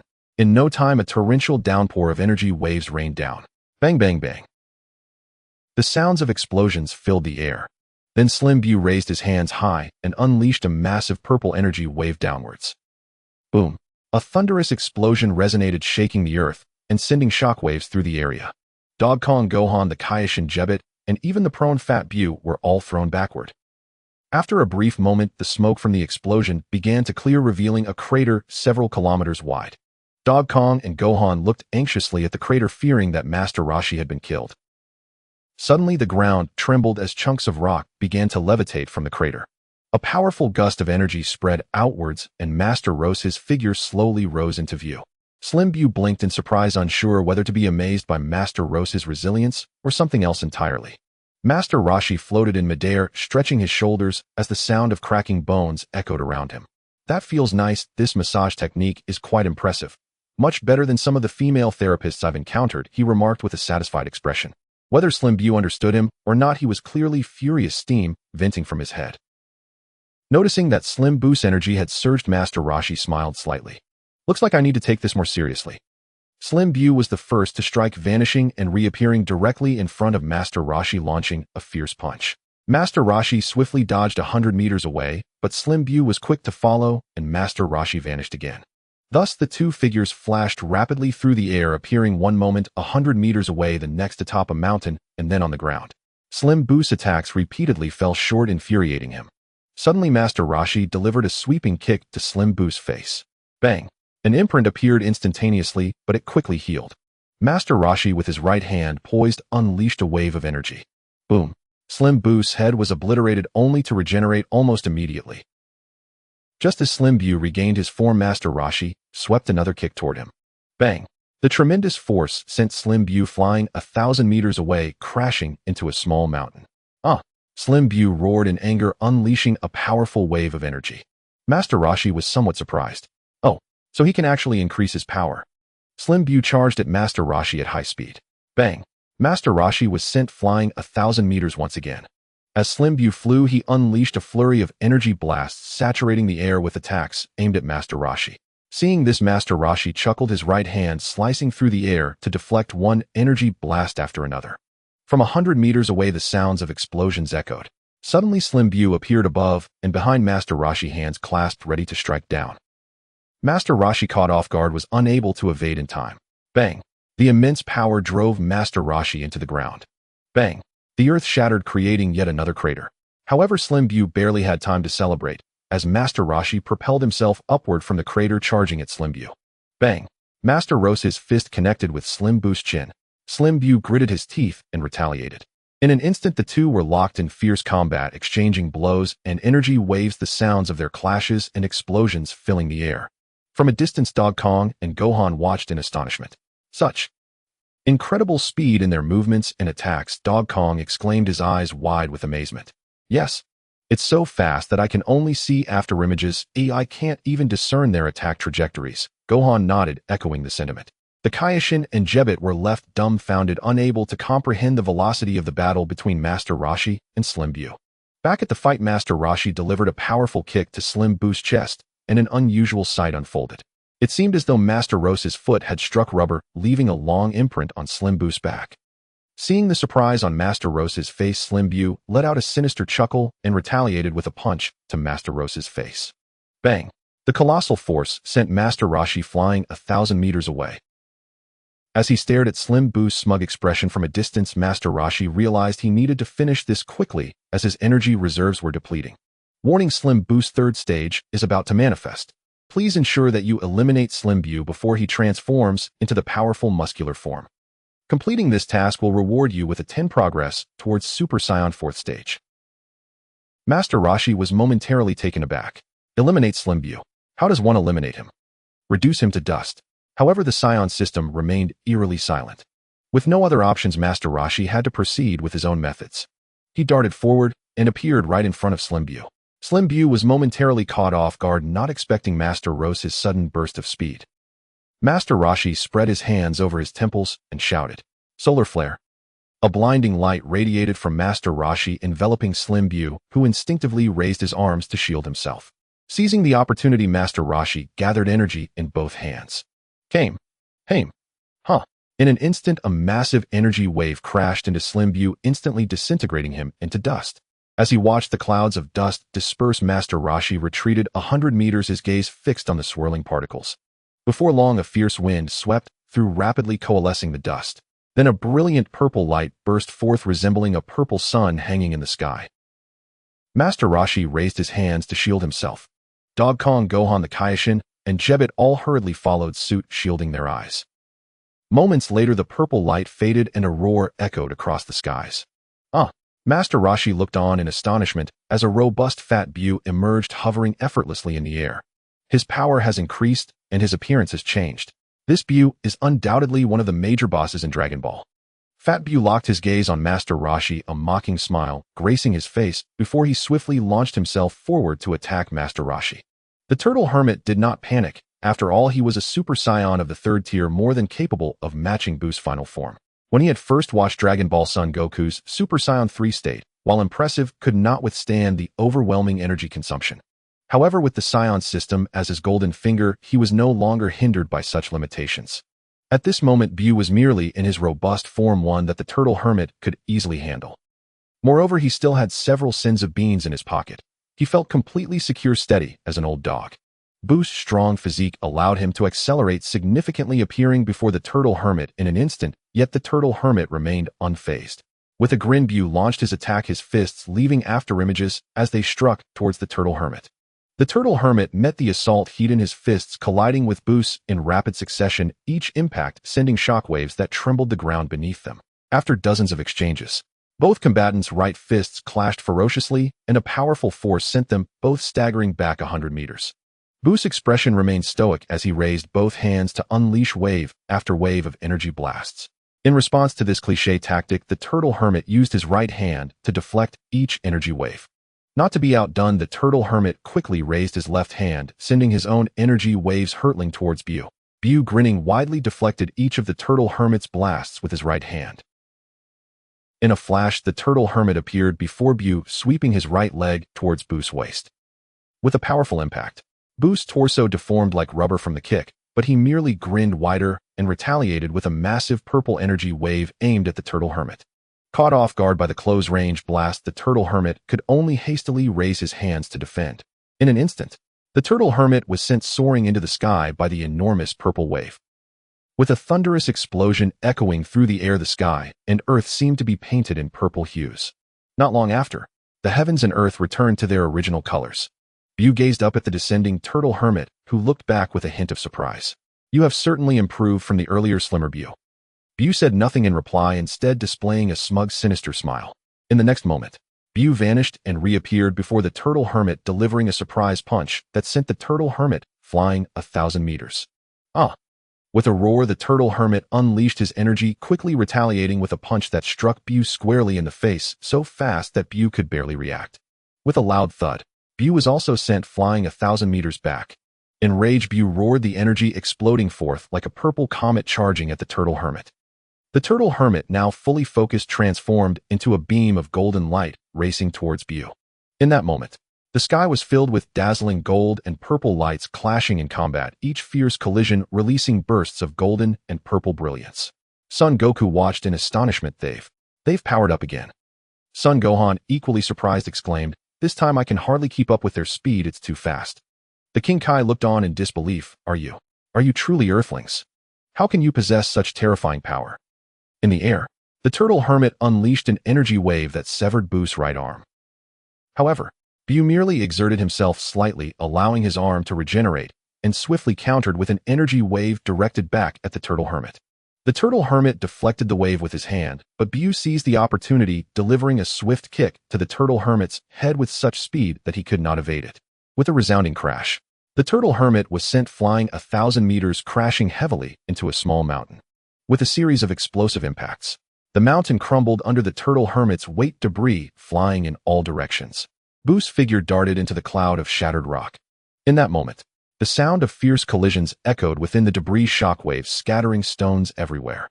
Soon after, Bu suffered a significant blow, his figure hurtling backward while the turtle hermit slowly ascended. Observing Bu, the turtle hermit wondered in his heart if Bu could also evolve into his final form. Just as that thought crossed his mind, the Saiyan System chimed in. Detecting that Bu is suppressing his final power, please continue to deplete his energy to force out his ultimate form. Upon completion, a reward of 20 progress towards Super Saiyan 4th tier will be granted. The turtle hermit paused, surprised by the mention of suppression. However, the reward was enticing, bringing him one step closer to becoming a dashing Super Saiyan of the 4th tier. With determination, the turtle hermit placed his hands on his hips, gathering energy in his palms. Bu, noticing this, froze momentarily, but quickly adapted, raising his hands to gather his own purple energy. The turtle hermit, pleased, thought to himself that he had been worried Bu would evade. Kamehameha, huh? With a powerful shout, the turtle hermit thrust his hands forward, launching a formidable energy wave towards Bu. Not daring to underestimate the attack, Bu shouted back, unleashing his own purple energy wave. In that instant, two horrifying energy waves, one white and one purple, streaked across the sky. With a thunderous clash, the two waves collided violently, sending shockwaves rippling outward. From a distance, Son Goku and the others were thrown back, only regaining their footing several kilometers away, showcasing the immense power of that strike. The two waves pushed against each other, each seemingly evenly matched. The turtle hermit remained composed as he gazed at Bu. At that moment, Bu seemed to realize something, his expression darkening as cold sweat beaded on his forehead. The turtle hermit felt a surge of triumph, pouring more energy into his wave. In an instant, the white energy wave surged forward, causing Bu to panic and hastily increase his own energy to resist. As Bu amplified his power, he managed to push back against the white wave. Seeing this, the turtle hermit remained unfazed, shouting as he exerted even more strength. Bu, feeling the increased pressure, had no choice but to push himself harder. At that moment, a sharp childlike voice echoed in Bu's mind. "Stop suppressing me, we are one and the same. I am you and you are me. No, I won't let you out. Is that so? But how much longer can you keep me at bay? That old man over there hasn't even shown his full strength yet." Bu was taken aback, the distraction causing him to falter as the white wave surged towards him, threatening to engulf him. "Submit and stop resisting. Only by letting me out can we survive. No, I won't allow you to emerge. If you do, the entire universe will be doomed." Bu gritted his teeth, holding firm. The turtle hermit observed Bu's reaction, realizing that he had reached his limit. With just a bit more force, Bu's final form would emerge. With resolve, the turtle hermit shouted and unleashed an even greater power, causing the Kamehameha to swell dramatically as it rushed forward. Bu, sensing the change in the Kamehameha, was filled with dread. No. No. Please no. However, it was too late, as the terrifying Kamehameha quickly overwhelmed Bu. Non. A colossal explosion reverberated through the sky. The turtle hermit gazed at Bu's location, hearing a shrill, piercing laughter resonate. Haha, Image and Bu have finally emerged. The Kaioshin of the West trembled uncontrollably at the sound that echoed through the air. It's him. Goku, confused, asked, "Who is him?" "It's him. The true Majin Bu." Goku and Gohan exchanged bewildered glances. What did it mean, the true Majin Bu? Wasn't the one fighting Master Roshi the Majin Bu they were talking about? Yes, he is Majin Bu, but not in his most powerful form. The one who made this sound is the true Majin Bu. This voice is one I will never forget, the Kaioshin of the West recounted, haunted by memories of a terrifying past. The anxiety was palpable on Goku and Gohan's faces, but for now they had to rely on Master Roshi. Meanwhile, Master Roshi gazed at the explosive smoke rising in the sky, and coupled with the sharp voice of Majin Buu, he realized that Buu's ultimate form had finally emerged. The most powerful form of Majin Buu has appeared. The host has completed the task. Reward 20 progress towards Super Saiyan Level 4. Detection of the most powerful form of Majin Buu confirmed. Any method to defeat, it will grant 30 progress towards Super Saiyan Level 4. Master Roshi's face lit up with excitement. Having traveled to the future via the time machine, he had accumulated 70 progress towards Super Saiyan Level 4. If he could defeat Majin Buu just once more, he would finally transform into Super Saiyan 4. The more he thought about it, the more thrilled he became. Before traveling to the Dragon Ball world, he had been a huge fan of the series, and Super Saiyan 4 was undeniably impressive. He looked up to see a diminutive Majin Buu hovering in the sky, his cold, demonic eyes surveying the earth below. Suddenly, Majin Buu let out a mocking laugh and raised his hand, conjuring an enormous purple energy sphere with a diameter of a kilometer. Master Roshi gasped in shock. Wasn't this the very moment when Buu had awakened and threatened to destroy the earth? It seemed that even the future version of Majin Buu shared this penchant for destruction. Goku, Gohan, the Kaioshin of the West, and Jebet felt the terrifying massive purple energy sphere above them, their faces pale with fear. The Kaioshin of the West clasped his hands over his head, panic-stricken. It's over. It's all over. Majin Buu waved his right hand, sending the colossal purple sphere crashing down toward the ground. Master Roshi quickly teleported to the ground, spreading his feet apart and shouting, "Came! Haim! Huh!" As he unleashed the Kamehameha wave, it collided with the falling giant energy sphere, creating a massive mushroom cloud. Majin Buu's eyes narrowed in confusion as he focused on Master Roshi. "You sick bastard!" Master Roshi shouted vehemently. Whether Majin Buu understood him or not, his eyes flashed with menace. As Master Roshi prepared to take flight again, his body reverted to its frail, original form. "What the hell? Have I exhausted all my power to maintain Super Saiyan 3? Master Roshi was dumbfounded, cursing under his breath. Goku, Gohan, the Kaioshin of the West, and Jebet were all taken aback at Master Roshi's sudden return to his scrawny appearance, nearly gasping for breath. At such a critical moment, how could this happen? If Majin Buu unleashed another terrifying energy sphere, who could stand against it? Master Roshi glanced at Goku and Gohan, halting his motion to reach for the Senzu beans at his waist. He flew towards Goku and the others. As soon as he landed before Goku could speak, the Kaioshin of the West anxiously inquired, "Old man, why did you revert to your original form? Transform back and continue fighting. Go and take him down." Master Roshi sighed in exasperation. "Kaioshin, it's easy for you to say. Why don't you go and take him on yourself?" The Kaioshin of the West shrank back. "It's not that I can't handle him. If I could, I would have done it already." Goku too looked on with curiosity. "Master Roshi, why did you change back?" Master Roshi's expression was one of frustration, as if to say, "Can't you see? I've fought for so long that I've exhausted all my energy." Gohan chimed in. "Master Roshi has run out of energy and can no longer maintain the Super Saiyan form." The Kaioshin of the West and Jebet stared wide-eyed. What do we do now?" The Kaioshin trembled in fear. Master Roshi flashed a mischievous grin at the Kaioshin, leaving him dazed and a bit unsettled. "Old man, why are you looking at me like that? Just so you know, I'm fond of beautiful women." With a swift motion, Master Roshi slapped him. "Enough. To stop Majin Buu, we need your help." The Kaioshin was completely bewildered. Oh, what help could he possibly offer? He would be swatted down by Majin Buu with a single blow. Goku looked equally puzzled. "Master Roshi, this Kaioshin is weaker than I am. Is he really going to help?" The Kaioshin felt speechless. Did Goku really need to be so blunt? Did he have no sense of dignity? He was a Kaioshin, a god. Gohan nodded in agreement with Goku's statement. "Yeah, Master Roshi, this Kaioshin is utterly useless. Letting him help is less effective than me fighting." The Kaioshin was left speechless. Was it really necessary for them to be so brutally honest? Didn't they know how to give someone a bit of face?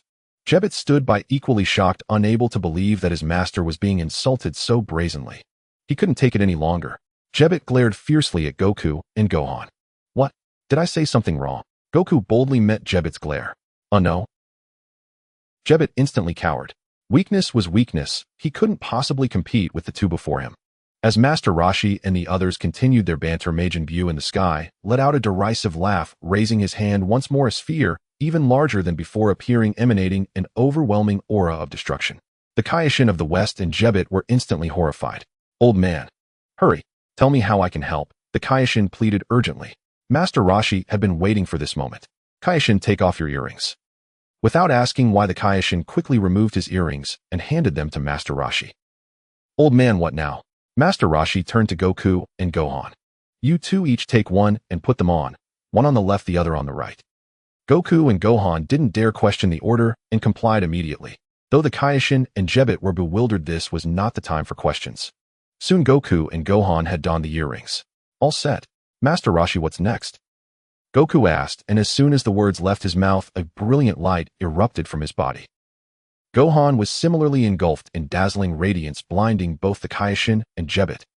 Majin Buu, sensing the intense light, turned his curious gaze toward them, inadvertently unleashing the colossal energy sphere he had conjured. As the massive energy sphere plummeted toward the ground, Master Roshi smiled slightly. Here it comes. The blinding light faded, revealing a strikingly handsome new Saiyan. Super Saiyan. Crisis moment. A new Saiyan dispersed the massive purple energy wave with a single glance. Majin Buu was momentarily taken aback. Xing and Jibet were stunned, completely bewildered by the striking Saiyan before them, who was powerful enough to shatter this terrifying purple energy wave with just a gaze. I am neither Son Goku nor Son Gohan. I am the incredibly formidable fusion warrior Son Gohan, he declared. Master Roshi nearly lost his balance, baffled by the peculiar name. Xing and Jibet were equally perplexed. Son Gohan. What is that? Unfazed by the awkwardness around him, Son Gohan felt that his name resonated with a certain grandeur. He cast his gaze towards Buu hovering in the air. Leave this Majin to me. You all can set up a table and have some tea. Master Roshi understood that Saiyans could become arrogant with newfound power, but he hadn't anticipated just how insufferably proud Son Gohan would be. Xing regained his composure, his expression lighting up with excitement. I didn't expect their fusion to yield such immense power. It's astonishing. In a blink, Son Gohan appeared 10 meters away from Buu, who regarded him with a challenging expression and asked, Who are you? Me. I am the one who will defeat you. Buu chuckled derisively, but fell silent afterward. Son Gohan swiftly unleashed a barrage of punches and kicks. My apologies. Just a moment while I adjust to my strength. Buu seemed to understand, refraining from attacking and instead watching Son Gohan.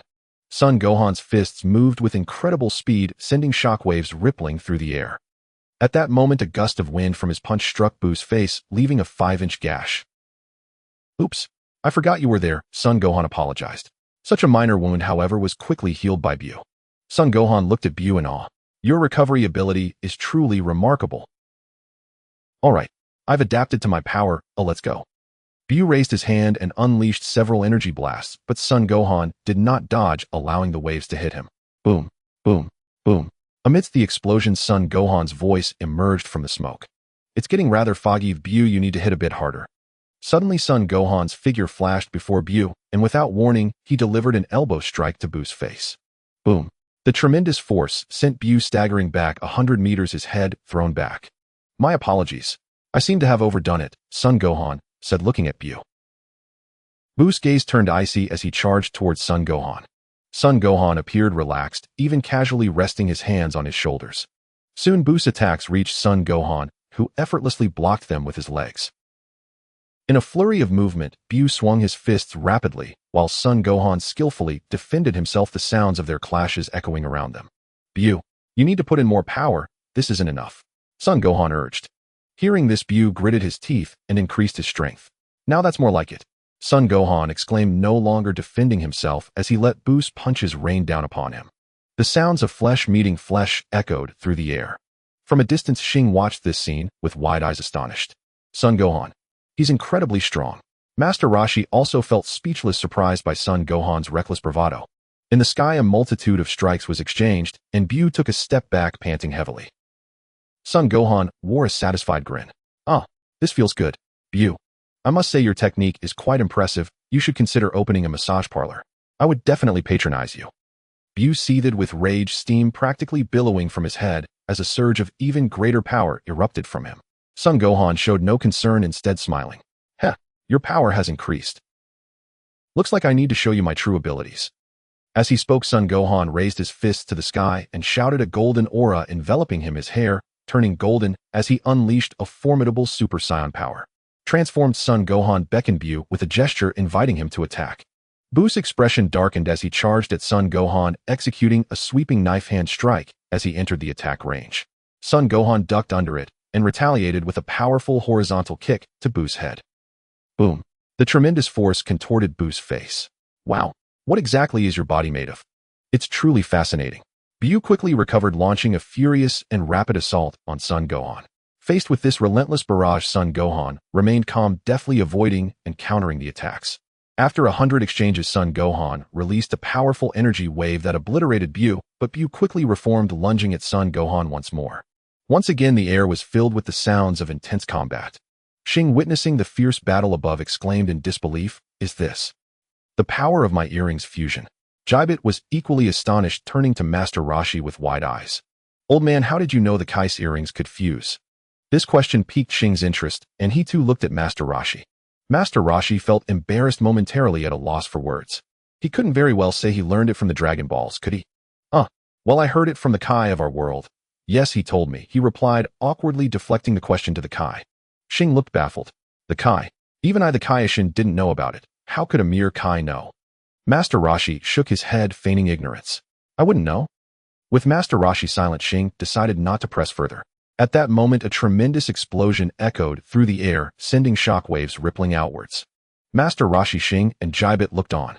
They saw Buu blown to smithereens once more. Son Gohan appeared relaxed. "Little Buu, you can't match me. Why can't you just give up? You've been blown to pieces again, haven't you?" The dust quickly coalesced, and Buu reformed, but this time, he bore visible signs of injury. With a furious roar, Buu charged at Son Gohan, but his attacks were easily evaded, and Son Gohan retaliated with a punch to his nose. Boom. In an instant, purple liquid began to flow from Buu's nostrils. "Is that purple liquid your nosebleed?" Son Gohan asked curiously. Buu wiped his nose with his hand, staring at the purple liquid, his face contorted with rage. Buu let out a deafening roar, causing the entire earth to tremble. Son Gohan looked on, somewhat surprised. "Oh, you can still increase your power. Just how far can you go?" As Buu continued to roar, an even more tremendous force erupted. Master Roshi shouted at Son Gohan, "Hey Gohan, right. Hurry up and take care of Buu." Son Gohan replied confidently, "Don't worry, Master Roshi, I'm powerful enough to handle this. Dealing with a little Buu is a matter of seconds." Master Roshi felt speechless once more. Son Gohan was indeed riding high on his newfound strength, very high indeed. Buu, overhearing their exchange, was instantly filled with rage and charged at Son Gohan. Son Gohan watched as Buu launched a rapid attack, and with even greater speed he retaliated, delivering a powerful kick directly to Buu's chest. Bang! Buu staggered back, still reeling from the blow, when Son Gohan appeared behind him and unleashed a swift punch. Bang!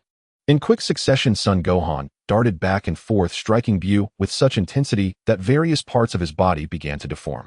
Buu let out a furious roar, unleashing a wave of powerful energy that pushed Son Gohan's relentless assault to a halt. Son Gohan gazed at the disheveled Buu and, seizing the opportunity, clasped his hands at his waist and unleashed a Kamehameha. With a thunderous explosion, the ground shook. As the smoke cleared, Buu appeared to be almost melting, an eerie sight to behold. Buu gritted his teeth, putting all his strength into recovery. Before long, he regained his composure, glaring at Son Gohan with a fierce intensity. "Buu, it won't help to glare at me. Feel free to unleash any moves you have left, but don't say I didn't give you the chance." Buu's teeth ground together in rage, his expression one of barely contained fury, wishing he could tear Son Gohan apart. Seeing Buu's reaction, Son Gohan wore a disappointed expression. "It seems you've reached your limit, haven't you? This fusion is truly formidable, and I haven't even used my full strength." Buu bellowed at Son Gohan, the sheer force of his voice shaking the very air around them. However, this level of sonic power was nothing Son Gohan regarded with concern. He swung his fist, dispersing the sound waves with the sheer force of his punch, sending Buu flying. Xing looked up at Son Gohan in amazement, realizing just how strong he was. He had not anticipated that the powerful Buu would be so thoroughly outmatched. Xing turned to Master Roshi. "Old man, how do they separate back into two individuals?" "Simple. Just take off the earrings," Master Roshi replied. Xing hadn't expected it to be that easy and asked, "Can the earrings still be used afterward?" "Normally, yes, as long as they aren't damaged," Master Roshi replied, though with some uncertainty. In the universe where Master Roshi resided, a colossal spaceship descended upon a bustling city. As the citizens looked up at the massive vessel blocking out the sun, expressions of confusion and fear spread across their faces. Across the Earth, Z fighters sensed a terrifying energy, their eyes wide with dread. In a remote mountain area, Piccolo stared into the distance, his eyes widening in shock. That energy is Frieza. He immediately shot toward the source of Frieza's power. Damn it, what is happening? Meanwhile, in the heavenly temple, Vegeta and Nappa also sensed Frieza's energy, their eyes filled with astonishment. Frieza! Vegeta exclaimed, his eyes growing wide with disbelief. Nappa's expression turned grave. It's not just Frieza, his father King Cold has arrived as well. Vegeta's eyes lit up with excitement, his right fist clenched. Perfect. Let me test the results of my training in the time chamber. Let's go, Nappa. Time to meet an old friend. With that, Vegeta shot off toward Frieza's location. In Master Roshi's house, Tien, Krillin, Yamcha, and Kairatsu also sensed Frieza's overwhelming presence. Krillin trembled in fear. Frieza. Tien's face turned pale, his three eyes wide. There's another powerful energy. Tien, should we check it out? Kairatsu asked. Tien clenched his fist and replied, we have to go. As Earthlings, it's our duty. With that, the four warriors nodded and flew off toward Frieza's energy. At Bulma's house, Android 16 gazed into the distance.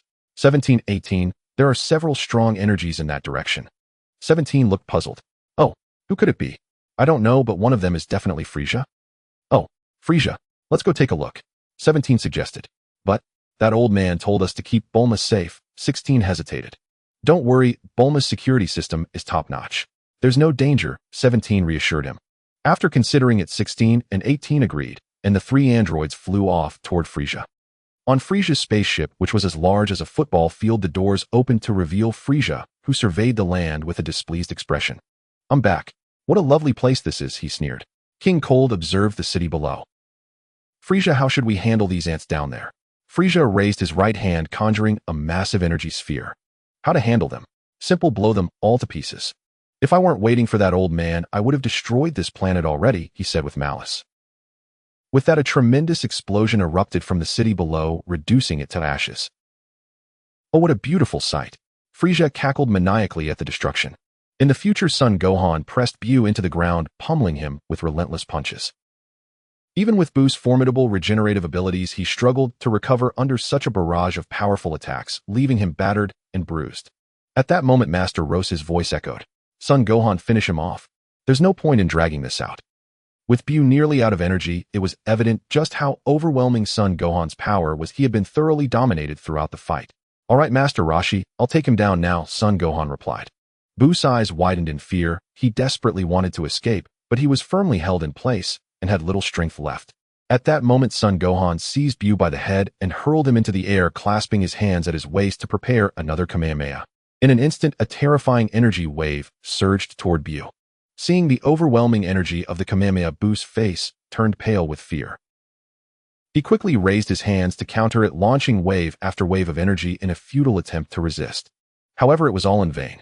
Under the crushing weight of absolute power, the Kamehameha surged onward unfettered. Buu's expression twisted with terror and resentment as he let out a piercing cry. Boom! A deafening explosion rang out, accompanied by Buu's anguished wails, marking the end of the battle for the future. Son Gohan approached Master Roshi and the others. Master Roshi, how do we separate them? Before Master Roshi could respond, Shing spoke up first. Just take off the earrings. Son Gohan followed the instruction and soon removed the earrings. In an instant, a brilliant white light enveloped him. As the light faded, Goku and Son Gohan appeared side by side. Shing extended his hand, clearly indicating he wanted the Potara earrings back. Goku and Son Gohan exchanged glances and returned them to him. Master Roshi watched in exasperation as Goku and Son Gohan passed up such a valuable opportunity. Goku seemed to understand Master Roshi's thoughts and chuckled, I just wish I could be as strong as Son Gohan someday. Master Roshi sighed, then turned his gaze to the Supreme Kai Shing. Supreme Kai, isn't it time you taught us instant transmission? Why wise? Shing replied eagerly. In the current timeline, Frieza and his son unleashed wave after wave of energy blasts. Oh ho ho, Daddy, look at how beautiful these fireworks are. Indeed, they are splendid, but be careful not to destroy this planet. Don't worry, I can control my power. At that moment, Vegeta and Nappa appeared not far from Frieza and his son. Frieza and King Riku immediately took notice of Vegeta and Nappa. Oh, Vegeta, Nappa, are you here to deliver your death wish? Frieza remarked, addressing them casually. Vegeta shot him a disdainful glance, snorting dismissively, "Humph. Frieza, how dare you come to Earth? Are you prepared to meet your end?" "Oh ho ho, Vegeta, I'm so scared. Please don't kill me," Frieza replied mockingly. Vegeta, recognizing Frieza's tone, responded with pride, "Frieza, I am no longer the Vegeta you could easily dispose of." "Oh, and then what?" Frieza retorted, unimpressed. Vegeta slowly raised his right hand, extending his thumb to point at himself. "I am now Super Vegeta." Frieza and King Riku were momentarily stunned before bursting into laughter. "Oh ho ho, Super Vegeta, that's hilarious. Yeah, since when did those Saiyan monkeys start calling themselves Super?" Vegeta's expression turned sour at their reaction. Soon Piccolo Tien and Android 18 arrived in quick succession. Frieza scanned the area, and noticing Master Roshi was absent, revealed his displeasure. "Is that old fool not coming? Is he hiding in fear?" Vegeta scoffed, "To deal with you, I'm more than enough. No need for Master Roshi." Frieza, instead of getting angry, chuckled, "Oh ho ho. In that case, I'll play with you first. Let me experience the so-called Super Vegeta." He then turned to King Riku. "Dad, I'll take on Vegeta. The rest are yours, all right? Rest assured, I promise not to let anyone interfere with you," King Riku replied confidently. Frieza's gaze returned to Vegeta. "Then let's begin. Super Vegeta." Vegeta's face brimmed with confidence as he clenched his fists and shouted, "Huh!" In an instant, a golden light erupted from beneath Vegeta's feet, unleashing a powerful force. The very earth trembled, radiating an overwhelming aura. With a resounding shout, Vegeta unleashed a strength that transcended that of a Super Saiyan. This was the second transformation of the Super Saiyan. Piccolo, Nappa, and Tien instinctively stepped back. Such tremendous power! Tien trembled, fear evident in his eyes. "Indeed, these Saiyans are monsters," Yamcha concurred. Feeling Vegeta's immense power, Frieza grinned. "No wonder you dare to call yourself Super Vegeta. Your strength has indeed increased significantly." "Mph, are you scared now?" "Too late, watch as I defeat you Super Vegeta style," Vegeta declared arrogantly. "Oh ho ho, your power has increased, but defeating me is not so easy." In a flash, Vegeta appeared before Frieza. Without hesitation, he launched a confident punch. Bang! As the sound of the impact echoed, Vegeta stared in disbelief. Frieza remained unmoved, allowing Vegeta's fist to collide with his face. Yet Frieza bore no injuries, instead grinning wickedly at Vegeta. "Vegeta, you're not the only one who has grown stronger." Frieza's words struck like a bolt from the blue, and Vegeta, momentarily stunned, erupted in anger, throwing punch after punch at Frieza, even using his legs. And so the sounds of relentless strikes filled the air. Nappa, Piccolo, and the others watched in shock, their minds racing. It seemed as though Vegeta was exerting all his strength, yet Frieza stood there allowing the onslaught. Was the gap in their levels really this vast? Suddenly, Frieza launched a swift punch at Vegeta's abdomen. Bang! Vegeta screamed, mouth agape, hands clutching his stomach as he flew backwards. How is this possible?" Vegeta exclaimed, eyes wide with disbelief. "Oh ho ho, Vegeta, is this what you call super? It seems rather ordinary. I haven't even exerted myself, and you can't handle it." Nappa appeared beside Vegeta. "Your Highness, are you all right?" "Damn it, I didn't expect this dog to grow stronger too," Vegeta seethed, glaring at Frieza. Frieza, noticing Vegeta's fury, merely smirked and provocatively beckoned him with a finger. Unable to contain his rage, Vegeta screamed and charged at Frieza. But just as he reached Frieza, a blinding flash caught his eye and a massive force struck his face. Vegeta staggered back, clutching his nose as crimson blood trickled down his fingers. I actually bled," Vegeta said in disbelief, staring at his hands. Vegeta roared once more, his powers surging as he attacked Frieza with renewed fury. Faced with the enraged Vegeta, Frieza remained unperturbed, even displaying a hint of disdain. In that moment, the air was filled with Vegeta's furious shouts and the sounds of violent clashes. The two figures moved with lightning speed, so quickly that apart from Nappa and King Riku, no one could track their movements. Even Piccolo's face turned pale, he couldn't see a thing. Seeing Vegeta at a disadvantage, Nappa took a decisive step forward, unleashing his own Super Saiyan second transformation. King Riku immediately appeared in Nappa's path. "What's wrong? Do you want to help him?" Nappa's expression darkened as he coldly replied, "Get out of my way." King Riku, unfazed, chuckled. "Hey, that's quite the bravado." In a flash, Nappa darted forward, his right fist poised to strike with fury. The sudden attack caught King Riku's attention, and he quickly raised his hand to block. Bang! A powerful shockwave erupted. Nappa was stunned. He hadn't expected King Riku to be this formidable. His furious punch had been effortlessly deflected. Despite Nappa unleashing the strength of a Super Saiyan second transformation, King Riku had easily countered it. In that moment, Piccolo, Tien, and the others hesitated, realizing the overwhelming disparity in strength. Frieza and Vegeta both observed the unfolding situation with keen interest. Vegeta was visibly shocked while Frieza wore a smug grin. Oh ho ho. Vegeta, it seems your Saiyans aren't so impressive after all. Perhaps it's time for that old man to step in. Vegeta, infuriated by Frieza's taunt, charged at him once more. Meanwhile, Nappa and King Riku engaged in a fierce clash. In the future, Master Roshi, Doku, and Gohan had mastered the instant transmission technique from the Kaioshin and activated the time machine to return to the present. Cleaned and translated text. In the present timeline above Bulma's house, a flash of white light appeared, revealing the time machine piloted by Master Roshi, Dog Kong, and Son Gohan. As the time machine gently landed and the hatch opened, the three instantly sensed two formidable auras in the distance. This energy, is that Frieza? Dog Kong exclaimed, astonished. Master Roshi, feeling this presence, was somewhat taken aback. Frieza truly possessed the protagonist's aura. The last time they encountered him, he was still alive after wreaking havoc across the universe. Son Gohan had some recollection of Frieza and looked puzzled. Dad, is it the same Frieza you defeated when I was a child? It should be. The timelines may differ, and I can't say for sure if I was the one who defeated him in your timeline, Dog Kong replied, uncertain. Son Gohan's face lit up with excitement. In that case, I won't return to the future just yet. I'll follow along to see what's happening. Master Roshi smiled faintly. Frieza's energy has grown significantly.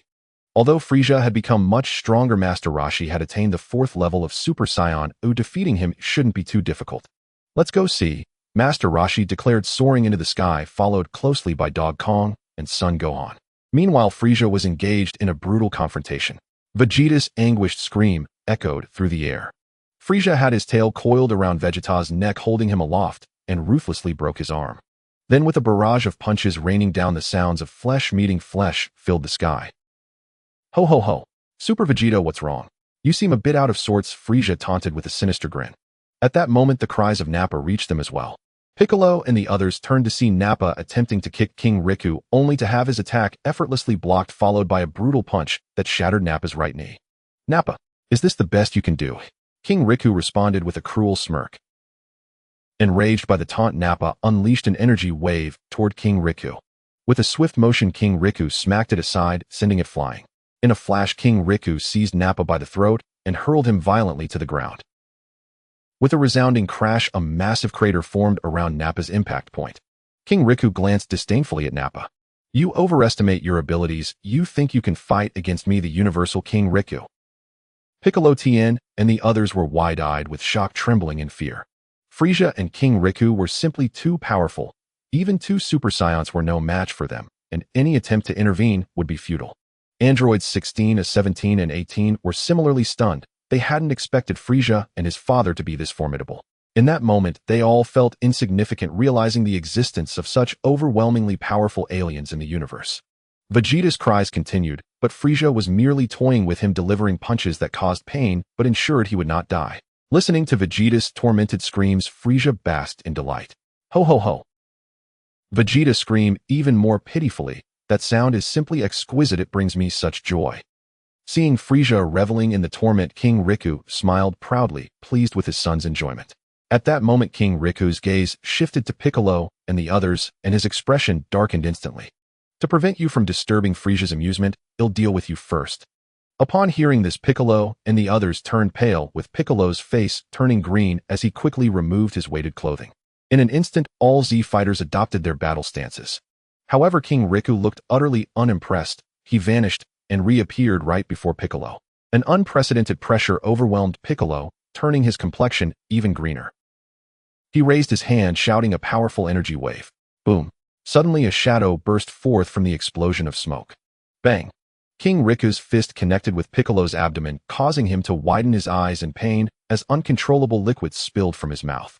After a few seconds of struggle, Piccolo succumbed, falling uncontrollably toward the ground. Next, King Riku flickered again, moving at a speed too fast for Tien and the others to perceive. Suddenly, Tien was struck from behind with a heavy blow. Bang! Tien screamed and lost consciousness, plummeting toward the earth. Then Yamcha received a crushing blow to his waist, breaking his bones and sending him screaming after Tien. Dumpling raised his hands to use his psychic abilities, but his efforts were utterly futile against King Riku's might. King Riku appeared in front of Dumpling and delivered a sweeping kick. Bang! Dumpling's neck was instantly broken and his body flew toward the ground. Tien was terrified, trembling uncontrollably, when suddenly he felt a constricting sensation around his right ankle. Looking down, he realized King Riku's tail was wrapped around it. Before he could react, he lost his balance and crashed into the ground. King Riku swiftly dispatched Piccolo, Tien, and Yamcha, leaving the three androids gripped by fear. Android 16, knowing he couldn't evade his doom, decided to strike first. Raising both fists, he launched a barrage of punches at King Riku like a rocket. King Riku remained unfazed, his eyes emitting a laser-like glare. Bang! Bang! The explosive sounds echoed as Android 16's fists disintegrated into dust. With a mere finger, King Riku pointed at Android 16's chest. In an instant, a beam as thick as an arm pierced through Android 16's torso. Shock filled Android 16's eyes as he realized the overwhelming strength of his opponent. He had underestimated the situation and was utterly defenseless. Nearby Androids 17 and 18 also looked on in disbelief. They were well aware of Android 16's combat power and never imagined he would be so easily defeated. Android 16 fell to the ground, stripped of his fighting ability. In the midst of his shock, Android 17 felt King Riku appear behind him. In that moment, he sensed the chilling aura of death feeling closer to it than ever before, and fear coursed through him as he trembled uncontrollably.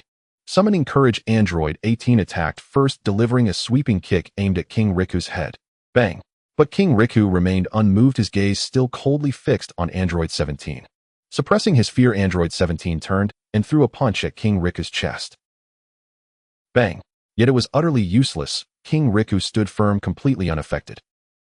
As Android 17 grappled with his shock, King Riku seized him by the head and applied pressure. A heart-wrenching scream escaped Android 17's lips. 17. Android 18 cried out in desperation, unleashing a flurry of punches and kicks at King Riku. However, all of it was in vain. The disparity was too vast. King Riku slammed Android 17 into Android 18. Bang! Both androids coughed up blood and were sent reeling. King Riku then struck Android 17 in the abdomen, and without hesitation, Android 17 screamed as he was sent hurtling toward the ground. Before Android 18 could react, King Riku's foot swung toward her waist. The tremendous force caused her to spit blood again, her body uncontrollably retreating. Gazing at King Riku, Android 18 felt exhaustion wash over her, her eyes slowly closing as she thought, "Is this how it ends?" Suddenly, she felt something solid against her back, a wave of safety enveloping her as she opened her eyes slightly to see Master Roshi wearing sunglasses watching her intently. At that moment, two figures flashed beside Master Roshi, revealing themselves to be Goku and Sun Wukong. Number 18 looked astonished. "It's you guys." "Indeed. I never expected to find you in such a dire situation right after returning," Master Roshi replied, glancing at Piccolo and Tien Shinhan. Frieza, who was currently overpowering Vegeta, sensed Master Roshi's energy and cast a glance in his direction. "Oh ho ho. So the old man finally decided to show himself." King Lychee also noticed Frieza's gaze and followed it, spotting Master Roshi and his companions. Is this elderly man really the target for Frieza? He looks rather unremarkable, nothing special about him. With a swift flick of his tail, Frieza sent Vegeta crashing to the ground. Vegeta, in a pitiful state, looked up at Master Roshi, his eyes pleading. "Master, please, you must kill Frieza." As soon as he uttered those words, Vegeta closed his eyes, slipping into unconsciousness. Frieza and King Lychee appeared before Master Roshi. "Oh ho ho. Old man, I didn't expect to see you again so soon," Frieza said with his trademark grin directed at Master Roshi. Master Roshi met Frieza's gaze, then turned his attention to King Lychee, recognizing him as Frieza's father. "Frieza, if I can't handle the younger one, are you bringing in the old man?" Master Roshi inquired. Frieza's expression darkened at those words. "I have undergone special training. I will not lose to you again." Master Roshi felt a twinge of worry upon hearing this. Could it be that Frieza has achieved his golden form? If so, that would be a troubling matter. His Super Saiyan 4th level might not be sufficient. According to the Dragon Ball storyline, Frieza in his golden form could contend with Super Saiyan Blue, which itself possesses divine power. With this thought in mind, Master Roshi turned his attention to Frieza. "Frieza, if you want to fight me, you must first defeat Goku and Sun Wukong." Frieza cast a dismissive glance at Goku and Sun Wukong. "Just these two trash." Master Roshi chuckled lightly in response. "Have Frieza, you might not easily defeat them after all." Feeling underestimated, both Goku and Sun Wukong wore displeased expressions.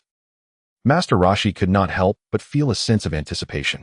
In a future timeline, he had learned instant transmission from the Kaioshin and used it to locate planet Yardrat, where he had helped Goku and Sun Wukong master their fusion technique. To his surprise, it seemed that this knowledge would come in handy now, allowing him to witness whether Frieza had indeed attained his golden form. If he had, it would be a fierce battle, and Master Roshi might even find himself in peril. He released number 18, handing her a bag of senzu beans and instructing her to feed them to Piccolo and Tien Shinhan. As soon as number 18 left, King Lychee attempted to pursue her, but was stopped by Master Roshi. King Lychee, let me entertain you for a while. With Master Roshi's declaration, King Lychee lost interest in pursuing number 18. Frieza sneered. Father, don't worry about those ants. Our purpose here is this old man. Very well. Frieza's gaze turned cold as he looked at Master Roshi. Old man, are you sure you want them to battle me? Let's see. If you can't even defeat them, what right do you have to challenge me? Master Roshi replied calmly. Fine. But don't say I didn't warn you about my ruthless methods, Frieza said icily. Master Roshi turned to Goku and Sun Wukong. You two can entertain yourselves with Frieza? Yes, Master Roshi. Goku and Sun Wukong replied in unison. Master Roshi then addressed King Lychee. King Lychee, do you wish to watch from the sidelines, or shall we duel? King Lychee coldly responded. As long as it doesn't interfere with Frieza, it's fine by me. Father, you watch from the sidelines, I will show them how to rip out their hearts, Frieza said. Thus Master Roshi and King Lychee flew backward, leaving the battlefield to Frieza and Goku. Frieza, Goku, and Sun Wukong landed on the ground. The terrain previously devastated by Frieza was now level and appeared perfect for combat. Frieza regarded Goku and Sun Wukong with indifference. Oh ho ho, come on ants. Show me what you've got. Goku and Sun Wukong exchanged a glance and nodded. In the next instant, they both clenched their fists and shouted, ah! In a flash, the sky darkened, the ground trembled, and thunder roared. As they shouted, two waves of energy burst forth. Their powers rapidly surged, their hair beginning to stand on end. Soon a golden light emanated from their feet, transforming their black hair into a brilliant gold and their eyes into a light blue hue. However, they were not yet finished. They continued to roar, their powers still climbing. Sensing their rising strength, Frieza revealed a chilling smile. Oh ho ho. It seems you have some power. No wonder you dare to challenge me. Goku let out a primal roar, unleashing the power of Super Saiyan second level. Following suit, Sun Wukong also roared, transforming into the same Super Saiyan second level form. Master Roshi looked at Goku, feeling a deep admiration for his talent. Merely by merging with Sun Wukong, he had grasped the Super Saiyan second level. With this thought, Master Roshi eagerly anticipated the strength of the two Super Saiyan second level forms merged together. Number 17, Piccolo, Vegeta, and Nappa were all revived after being fed senzu beans by number 18, watching from a distance as Goku faced Frieza. Vegeta gazed at Sun Wukong astonished. This boy is a Saiyan. Impossible. Aside from us, there shouldn't be any others. Who is he? Meanwhile, Goku and Sun Wukong launched their attack, moving in tandem towards Frieza. Frieza remained unfazed, his demeanor relaxed as he regarded Goku and Sun Wukong, not taking them seriously at all. In an instant, they were locked in combat, exchanging rapid blows with the sound of intense collisions echoing throughout the area. As their attacks increased, Goku and Sun Wukong's expressions turned grim. They realized they were exerting their full strength, while Frieza seemed completely at ease. Oh ho ho, is this truly the extent of your abilities? Frieza scoffed. In response, Goku swept his right leg towards Frieza's head in a furious kick. Bang! Frieza stood motionless, causing Goku to momentarily hesitate, and in that instant Frieza's tail struck, sending Goku flying. The tremendous force forced a cry of despair from Goku as he was sent hurtling backward. Father! Sun Wukong shouted. Frieza then kicked Sun Wukong in the chest at incredible speed. Bang! Sun Wukong too let out a cry of anguish as he was sent reeling backward. After a brief exchange, both Goku and Sun Wukong realized they were no match for Frieza at this moment. Goku glanced at Sun Wukong. Wukong, it seems we have to show some serious skills now. Okay, father. Together, Goku and Sun Wukong moved closer, adopting a peculiar stance. Frieza looked on in confusion. Vegeta, Piccolo, and the others also wore puzzled expressions. In no time, Goku and Sun Wukong leaped into a clumsy dance-like movement, their hands and feet moving in sync as they drew closer. Fuse. Huh. As their index fingers touched, a brilliant white light erupted forth. The blinding light rendered everyone unable to open their eyes. With sunglasses perched on his nose, Master Roshi grinned slightly at the unfolding spectacle. Here it comes. A blinding white light filled the air, accompanied by a mixed sound. I am neither Kakarot nor Son Gohan, I am their fused warrior Rowett. Master Roshi breathed a sigh of relief upon hearing this, fearing that Rowett might present yet another glaring name. Frieza cast a disdainful glance. Rowett, what nonsense is that? Nonsense. You'll find out if you try, Rowett replied, launching a punch at Frieza. In an instant, an overwhelming gust of wind surged towards Frieza. In that moment, Frieza was sent reeling backwards like a kite cut from its string, struggling to regain his balance, his eyes wide with surprise as he looked at Rowett. Vegeta, Nappa, Piccolo, and the others stood in shock. They were all too aware of Frieza's formidable strength, yet here, he was being forced back by the mere force of a punch. Master Roshi nodded approvingly at Rowett, clearly satisfied with the power of the fusion between Goku and his allies. King Riku's eyes widened in astonishment. He understood Frieza's capabilities well and could hardly believe that he had been pushed back without even a proper confrontation. Wasn't that a bit exaggerated? King Riku seemed eager to intervene, prompting a glance from Master Roshi. What? Do you wish to get involved? With a cold gaze, King Riku disregarded Master Roshi's warning and charged at Frieza. However, before he could cover 100 meters, Master Roshi appeared in front of him and delivered a fierce kick. Boom. The tremendous force sent King Riku staggering back. At that moment, King Riku realized that Master Roshi's strength was no less impressive. Seasoned fighters often gauge their opponent's abilities with a single exchange. King Riku's expression darkened as he glowered at Master Roshi. Old man, are you truly going to stop me? What do you think? Knowing that Master Roshi wouldn't let him pass, King Riku's gaze turned venomous. In that case, I'll eliminate you first. Master Roshi smiled in response. Feel free to try. With no further words, King Riku darted towards Master Roshi, launching a fierce kick as he entered the attack range. Master Roshi remained unperturbed, raising his left foot to block. Boom. The powerful impact generated a strong shockwave. Immediately after, King Riku unleashed a relentless barrage of attacks, fists and feet flying in a dazzling display of speed. Master Roshi, undaunted, effortlessly countered each strike with ease. Thus, a fierce battle ensued between Master Roshi and King Riku. On the other side, Frieza noticed the clash happening with King Riku and realized his father could not come to assist him. Suddenly, Rowett appeared 100 meters away from Frieza. Frieza's expression darkened. Having been pushed back by Rowett's mere punch wind, he knew he had to unleash his true power to stand a chance. Rowett, is it? I admit you're strong, but I am no weakling. Let me show you my true power. As soon as the words left his mouth, Frieza spread his legs, clenched his fists, and let out a low growl.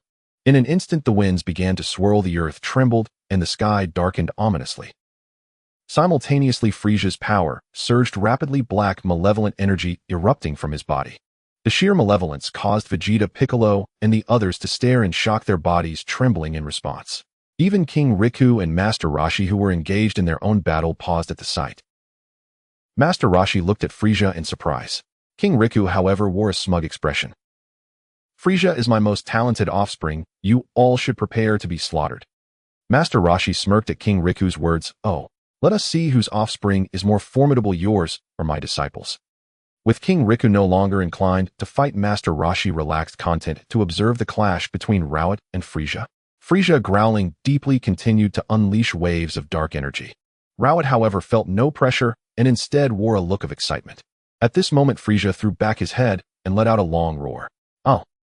The area around Frieza's chest darkened, the blackness spreading to his limbs.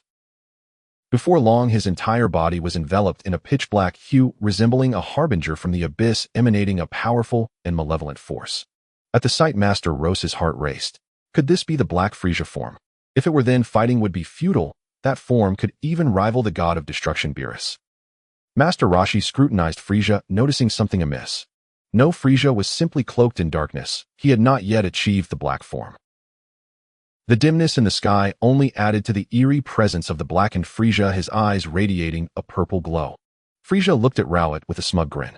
Oh ho ho, do you feel my overwhelming power? Rowett's expression turned serious. Indeed, Frieza had gained significant strength, far surpassing what he had felt earlier.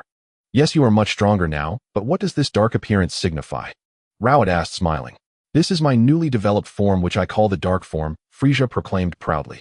Soon the two adversaries ceased their words, gazing intently at each other, the atmosphere thick with tension. Suddenly, both figures flickered and vanished from sight. In the blink of an eye, a tremendous clash reverberated through the air. Frieza and Rowett's right fists collided violently, surrounding them with crackling lightning. The tremendous shockwave created a massive crater in the ground. Even those spectating from a distance, including Piccolo and the others, were sent flying back by the force. Frisia and Rowit's right arms trembled slightly, indicating a stalemate in their clash. "Oh ho ho, how does it feel? My power is quite formidable, isn't it?" "Not bad," Rowit replied casually. Frisia smirked wickedly and swiftly whipped his tail towards Rowit. Rowit caught a fleeting shadow pass before him. Boom. The powerful whip struck him squarely in the chest, sending a wave of pain coursing through his body. Instinctively, Rowit extended his left hand and seized the dark tail. Frisia was momentarily stunned, realizing it was too late to retract his tail. In that instant, Frisia felt dizzy. Rowit seized Frisia's tail and swung him around, then slammed him into the ground. Boom. A thunderous crash echoed as the ground shattered, creating a massive crater. From the pit, Frisia shot out like a shadow, delivering a swift kick, which Rowit blocked with his arm. Then the battle resumed, moving so swiftly that it was nearly impossible to see the fighters. Only the sounds of their fierce collisions echoed through the air. After dozens of exchanges, Rowit landed a solid punch to Frisia's abdomen. Frisia winced in pain, gritting his teeth as he retaliated with a kick to Rowit's waist. Rowit was sent spiraling backward, but Frisia accelerated, appearing above Rowit and delivering a powerful downward kick. In response, Rowit clenched his jaw, his finger darting toward his brow as he vanished from sight, causing Frisia to miss his target. Suddenly, Rowit reappeared above Frisia, seizing the opportunity to strike his right foot aimed at Frisia's head. Boom. With a resounding thud, Frisia let out a scream as he was propelled forward. Regaining his balance, he turned to face his opponent, his eyes wide with astonishment, glowing with a violet hue. "How did you evade my rapid assault?" Frisia inquired, his expression darkening. "Curious, are you? Allow me to teach you," Luo Wuda replied with a smile. Frisia knew that Luo Wuda would not divulge his secrets, so he chose not to press further. "I will not fall prey to your tricks again," Frisia declared, his voice laced with malice. Luo Wuda understood that with Frisia now on guard, it would be difficult to land another surprise attack, using his instant transmission. The battle reignited. Both Frisia and Luo Wuda lunged towards each other with lightning speed. Their fists collided with extraordinary force, deftly dodging each other's attacks. For a moment, neither could gain the upper hand. Vegeta, Nappa, Piccolo, and the others watched the fierce exchange, their eyes wide with disbelief. What level of battle is this? I can't even see what's happening, only hear the intense sounds of their clashes, Nappa exclaimed, astonished. Even the proud Saiyan Prince Vegeta had to admit that the level of power displayed was beyond his imagination. Piccolo's face turned green with envy. He yearned for strength that could rival Frisia. King Riku, noting that Frisia was not at a disadvantage, finally relaxed his tense demeanor. Master Roshi observed the unfolding scene with a calm demeanor, sensing that the situation was far more complex than it appeared. If Frisia dared to come to Earth with only this level of power, he was either courting death or excessively confident. Fortunately, Frisia was unaware of Master Roshi's thoughts, otherwise he would have been furious. After all, his own power had undergone a tremendous leap.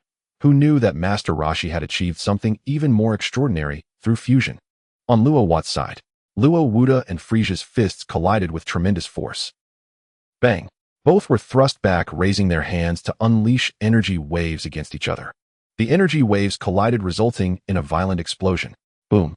Their figures darted into the smoke of the explosion, and as their right feet collided, a powerful shockwave dispersed the haze. Both gritted their teeth, unwilling to yield. "Dark Frisia, your power is nothing to write home about," Luo Wuda taunted. "Oh ho ho! Anyone can talk big, you don't seem that strong yourself," Frisia retorted. "Is that so?" As soon as the words left his lips, Luo Wuda unleashed a surge of power that sent Frisia flying. Frisia's eyes widened in astonishment as he saw Luo Wuda charging towards him, quickly raising his hands to gather energy waves. In an instant, a barrage of energy waves was launched at Luo Wuda.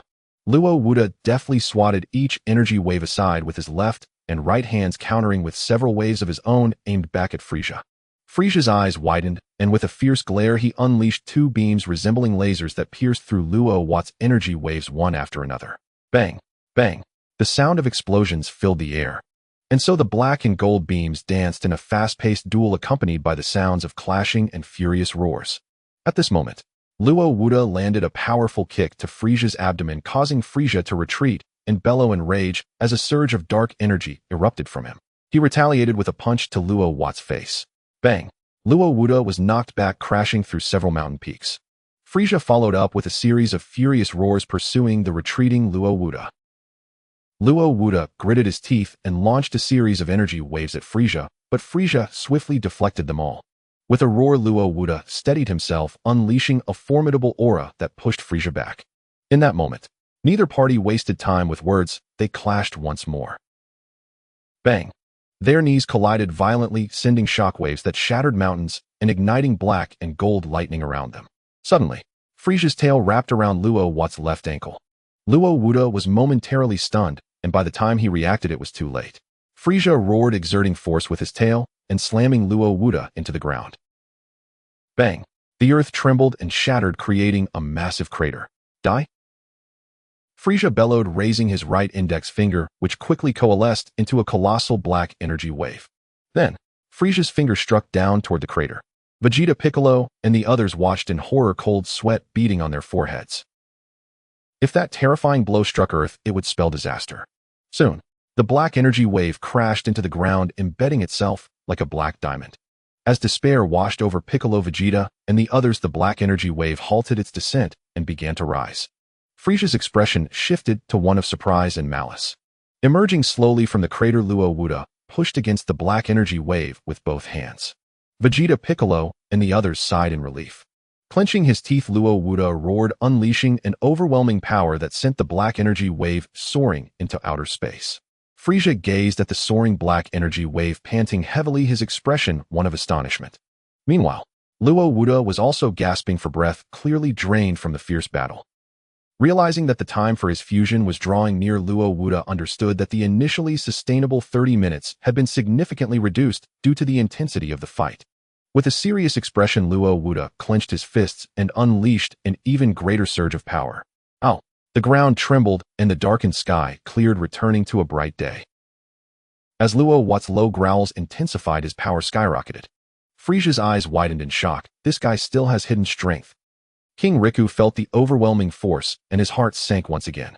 Master Roshi had been watching King Riku closely, or should he dare to intervene, he would intervene immediately. Luo Wat's immense power astonished Vegeta, Piccolo, and the others, who had not anticipated that such a formidable Luo Wuda could still grow stronger. It was truly terrifying. Frisia gritted his teeth, fixating on Luo Wuda. Suddenly, Luo Wuda vanished in an instant. Frisia, taken aback, had no time to react before a heavy blow struck his abdomen. Bang! Ugh! Frisia's eyes widened in agony, his mouth agape. Immediately after, Luo Wuda struck with a knee to Frisia's chin. Bang! In that split second, Frisia's head snapped back and a spray of purple blood erupted from his mouth, showcasing the sheer power of Luo Wat's strike. Frisia clenched his fists, enduring the pain as he roared. Ow! A surge of powerful energy erupted. However, Luo Wuda did not falter. Instead, he extended his right hand and seized Frisia's head. Frisia was momentarily stunned, unable to react, as Luo Wuda delivered another heavy blow to his chest. Bang! Luo Wat's right knee mercilessly struck Frisia's chest. Frisia's eyes widened in pain, disbelief etched across his face as he stared at Luo Wuda. Luo Wuda clasped his hands together, gathering energy into a devastating wave. This is it, Frisia. This will be my final blow, and you cannot withstand it. Frisia's face fell as he realized he had no strength left to evade after enduring a series of heavy blows. No. Frisia truly feared the astonishing power of the energy wave, unwillingly letting out a furious roar. In an instant, a white light radiated from Luo Wuda, and the Kamehameha energy wave dissipated in an instant. Goku and Gohan appeared, their expressions filled with shock. It's over. Goku and Gohan thought simultaneously. Frisia stared at Goku and son Gohan, momentarily taken aback before a smug grin spread across his face. Oh ho ho, how did you two revert back? Come on, let's continue our battle. Goku and son Gohan exchanged awkward glances. They were so close to defeating Frisia. Suddenly, Frisia's figure flickered, and he struck Goku in the abdomen with a powerful punch, sending him hurtling backward with a pained scream. Father! Son Gohan shouted in alarm, ready to launch an attack, but Frisia was faster, delivering a kick aimed at his head. Bang! With a resounding impact, son Gohan was also sent flying, screaming in agony. Frisia cackled with delight. Oh ho ho ho, who dares to challenge me now? King Riku displayed a triumphant grin, casting a taunting glance at Master Roshi. Old man, it seems my son has won. Master Roshi glanced at King Riku, internally acknowledging Frisia's formidable presence. He had almost vanquished him. On Frisia's side, Goku and son Gohan were incapacitated, and Frisia had no desire to waste time. He swiftly made his way towards Master Roshi. Before long, Frisia appeared just 50 meters to the right of Master Roshi.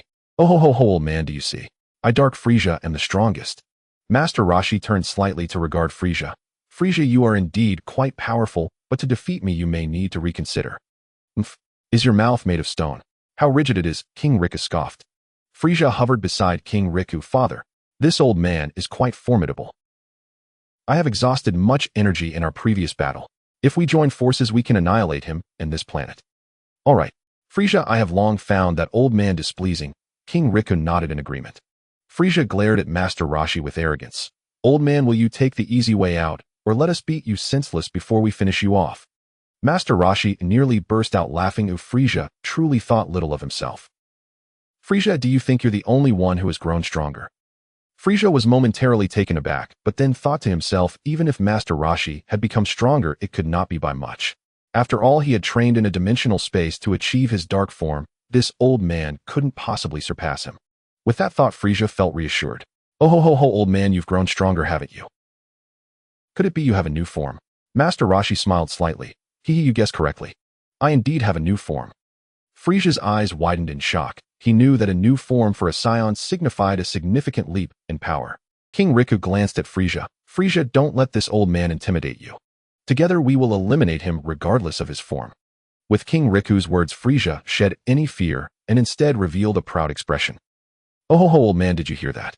With our combined strength, even if you have a new form, it will not save you. Goku, Son Gohan, Vegeta, and Nappa all listened intently to the exchange. While Goku and Son Gohan were somewhat reassured knowing Master Roshi had achieved Super Saiyan 3rd stage, Vegeta and Nappa wore expressions of shock. Prince Vegeta, do you think Master Roshi's new form could surpass Super Saiyan 2nd stage? Nappa inquired. Vegeta's face darkened, but he couldn't deny the possibility, nodding slightly. Very likely. Nappa's eyes widened in disbelief. My goodness. The leap from one Super Saiyan form to another is already tremendous. What could 3rd stage possibly be like? Piccolo clenched his teeth, torn between self-hatred for his own weakness and anticipation. Krillin, on the other hand, was filled with excitement. Master Roshi has a new form. That's incredible. Indeed. With a new form, defeating Frieza and his father should not be too difficult. Yamcha agreed. Master Roshi looked at Frieza and King Riku, knowing that at this moment he was the only one capable of facing them. Goku, Son Gohan, Vegeta, and Nappa might be able to transform into Super Saiyan 2nd stage, but in Frieza's eyes they were still insufficient. Master Roshi's gaze fixed on Frieza. Frieza, since that's the case, allow me to show you my power. Oh ho ho, bring it on. Though Frieza spoke confidently, there was an undercurrent of concern in his heart. King Riku felt a twinge of anxiety, as well as despite their brief encounter, he could clearly sense the old man's formidable strength. Master Roshi wasted no words. He clenched his fists, channeling his energy, and a golden light began to rise from beneath his feet. In an instant, Master Roshi's form expanded, his muscular lines becoming perfectly defined. Even his beard transformed into a golden hue, emanating an overwhelming Super Saiyan power. Frieza and King Riku regarded Master Roshi with narrowed eyes. King Riku scoffed, is that all? Frieza's gaze turned cold as he glared at Master Roshi. Old man, can't you just transform into your strongest form in one go? Master Roshi smirked slightly. I'm just providing you with an overview of the Super Saiyan forms. Not necessary. Frieza barked back darkly. Master Roshi's expression grew serious as he summoned even more immense Super Saiyan power. The patterns in his golden beard became more pronounced, even appearing denser as bolts of lightning crackled around him. Frieza and King Riku were taken aback. While this transformation seemed similar to the previous one, the power had increased exponentially, dozens or even hundreds of times greater, far beyond the initial form. Master Roshi noticed their astonishment and let a smirk escape. Is this what surprises you? Just wait until you see my next transformation. How will you respond then? Frieza's expression darkened. Empty threats. Indeed, this old man is merely posturing, King Riku nodded. Yet, deep down, even Frieza and his father struggled to convince themselves of that. It felt more like a self-soothing claim. Empty threats. Then you better widen your eyes and watch closely. With that, Master Roshi tightened his fists and began to roar. Ow! As Master Roshi's growl echoed, his power surged at an astonishing rate. The earth trembled, winds howled, and thunder rolled, reminiscent of an apocalyptic event. The overwhelming force knocked Frieza and his father back, their eyes wide in shock as they beheld Master Roshi. At that moment, they realized the old man was not bluffing. He truly possessed an even stronger form. Suddenly, Master Roshi's eyebrows vanished, replaced by a smooth, bald head reminiscent of Piccolo's, while his gaze took on a fierce intensity. Moreover, his golden beard visibly lengthened, extending from his chest to his thighs as his power surged. Before long, Master Roshi reached the pinnacle of his strength, throwing his head back for a mighty roar. Ow! Once the transformation was complete, the earth ceased its trembling and the skies returned to calm. Master Roshi emanated a golden radiance with crackling bolts of oppressive lightning flickering all around him. The astonishing power filled Frieza and his father with shock, their eyes wide in disbelief. Vegeta and Nappa trembled, caught between excitement and fear at the sight before them. What? What kind of power is this? It's overwhelmingly strong, Nappa stammered, quaking. Vegeta clenched his fists, his voice laced with frustration. To think that beyond the second level of Super Saiyan there exists such a terrifying third level. Piccolo, Tien, and Yamcha stood dumbfounded, their mouths agape in disbelief. Goku and Gohan, however, were less surprised. Master Roshi is truly impressive, Goku remarked, glancing at the turtle hermit hovering above. Indeed, he's incredibly strong, Gohan nodded in agreement. Roshi, with an indifferent gaze, fixed his eyes on Frieza and his father. So how do you plan to deal with this power? Frieza's expression darkened. King Cold mirrored his son's grimace, his face tense as he scrutinized Roshi. Old man, it seems you are quite extraordinary. I never imagined this small planet would harbor someone as powerful as you. What do you say? Care to join us? Together we could rule the universe, King Cold proposed, his tone inviting. Roshi remained stoic, unfazed by the offer. That question can only be answered after you've defeated me. King Cold's expression soured, realizing that his attempt to recruit Roshi had failed. Very well, then I'll show you my true strength. With that, King Cold roared, shedding his armor. Frieza smirked slightly. Oh ho ho. Father, it seems you're ready to revert to your original form. Roshi felt a flicker of confusion. Was there another form for King Cold? He hadn't encountered it in the Dragon Ball saga. However, the imposing figure before him bore a resemblance to Frieza's previous transformations. At that moment, King Cold clenched his fists and let out a low growl, unleashing a terrifyingly powerful aura. As he continued to roar, a blinding white light enveloped him. Finally, King Cold let out a thunderous shout, the light blinding. Soon the brilliance faded, revealing his true form. He appeared remarkably similar to Frieza, albeit slightly larger. Roshi paused in surprise. So this was King Cold's original form. It made sense given that he was Frieza's father. Feeling the power emanating from King Cold, Roshi couldn't help but wonder. Despite being in his initial form, King Cold's strength rivaled Frieza's more sinister transformation. King Cold, brimming with confidence, fixed his gaze on Roshi. Old man, do you feel my immense power? Moderate at best, Roshi replied coolly. Moderate? Then let me show you what moderate can do, King Cold retorted. The atmosphere thickened with tension as Goku and the others held their breath, watching the impending clash between the father-son duo and Roshi. Frieza and King Cold exchanged glances, the air crackling with the anticipation of battle. Suddenly, King Cold charged forward, letting out a fierce battle cry aimed at Roshi. Roshi remained impassive as King Cold's ferocious punch approached. He countered with a speed that surpassed his opponent's, landing a blow to King Cold's abdomen. Bang! A pain scream escaped King Cold as he staggered back, his body trembling from the impact. Frieza seized the moment, firing a black energy wave toward Roshi. Roshi extended his right hand to block. Bang! The collision sounded, and the black wave dissipated instantly. In a flash, Roshi appeared before Frieza, his expression cold and unyielding. Frieza felt an intense, dangerous pressure and gritted his teeth, launching a rapid series of punches, creating a flurry of afterimages. Roshi evaded, effortlessly dodging each attack with absolute precision. In just a few seconds, Frieza had thrown hundreds of punches, yet not a single one landed. Suddenly, Frieza's body shivered, his eyes wide and mouth agape, trembling in shock. Roshi had somehow positioned himself behind Frieza, delivering a swift chop to his neck. He did not pursue his advantage. Against such overwhelming power, any follow-up was unnecessary. Vegeta and the others watched in astonishment as the formidable Frieza and his father fell so easily to Roshi's might. Frieza trembled in disbelief, staring at Roshi. How is this possible? How can you be so strong? Roshi's cold gaze spoke volumes, his absolute power crushed theirs. King Cold exchanged a glance with Frieza, both knowing they had to act. In unison, they charged at Roshi. Their silhouettes blurred as they attacked from both sides, unleashing a flurry of rapid punches and kicks.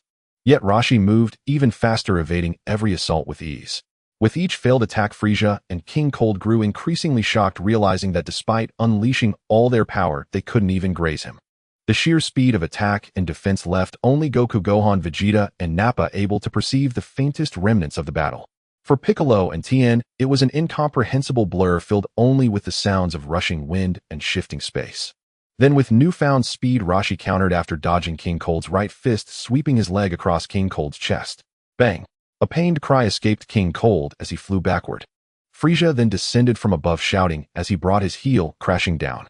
However, to Roshi, such an attack seemed agonizingly slow.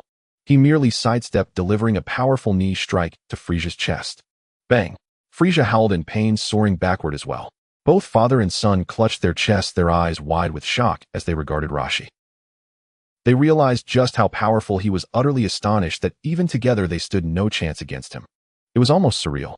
Frieza, unwilling to accept defeat, roared, "No. It can't be. How can you be so strong, old man? It's absolutely impossible."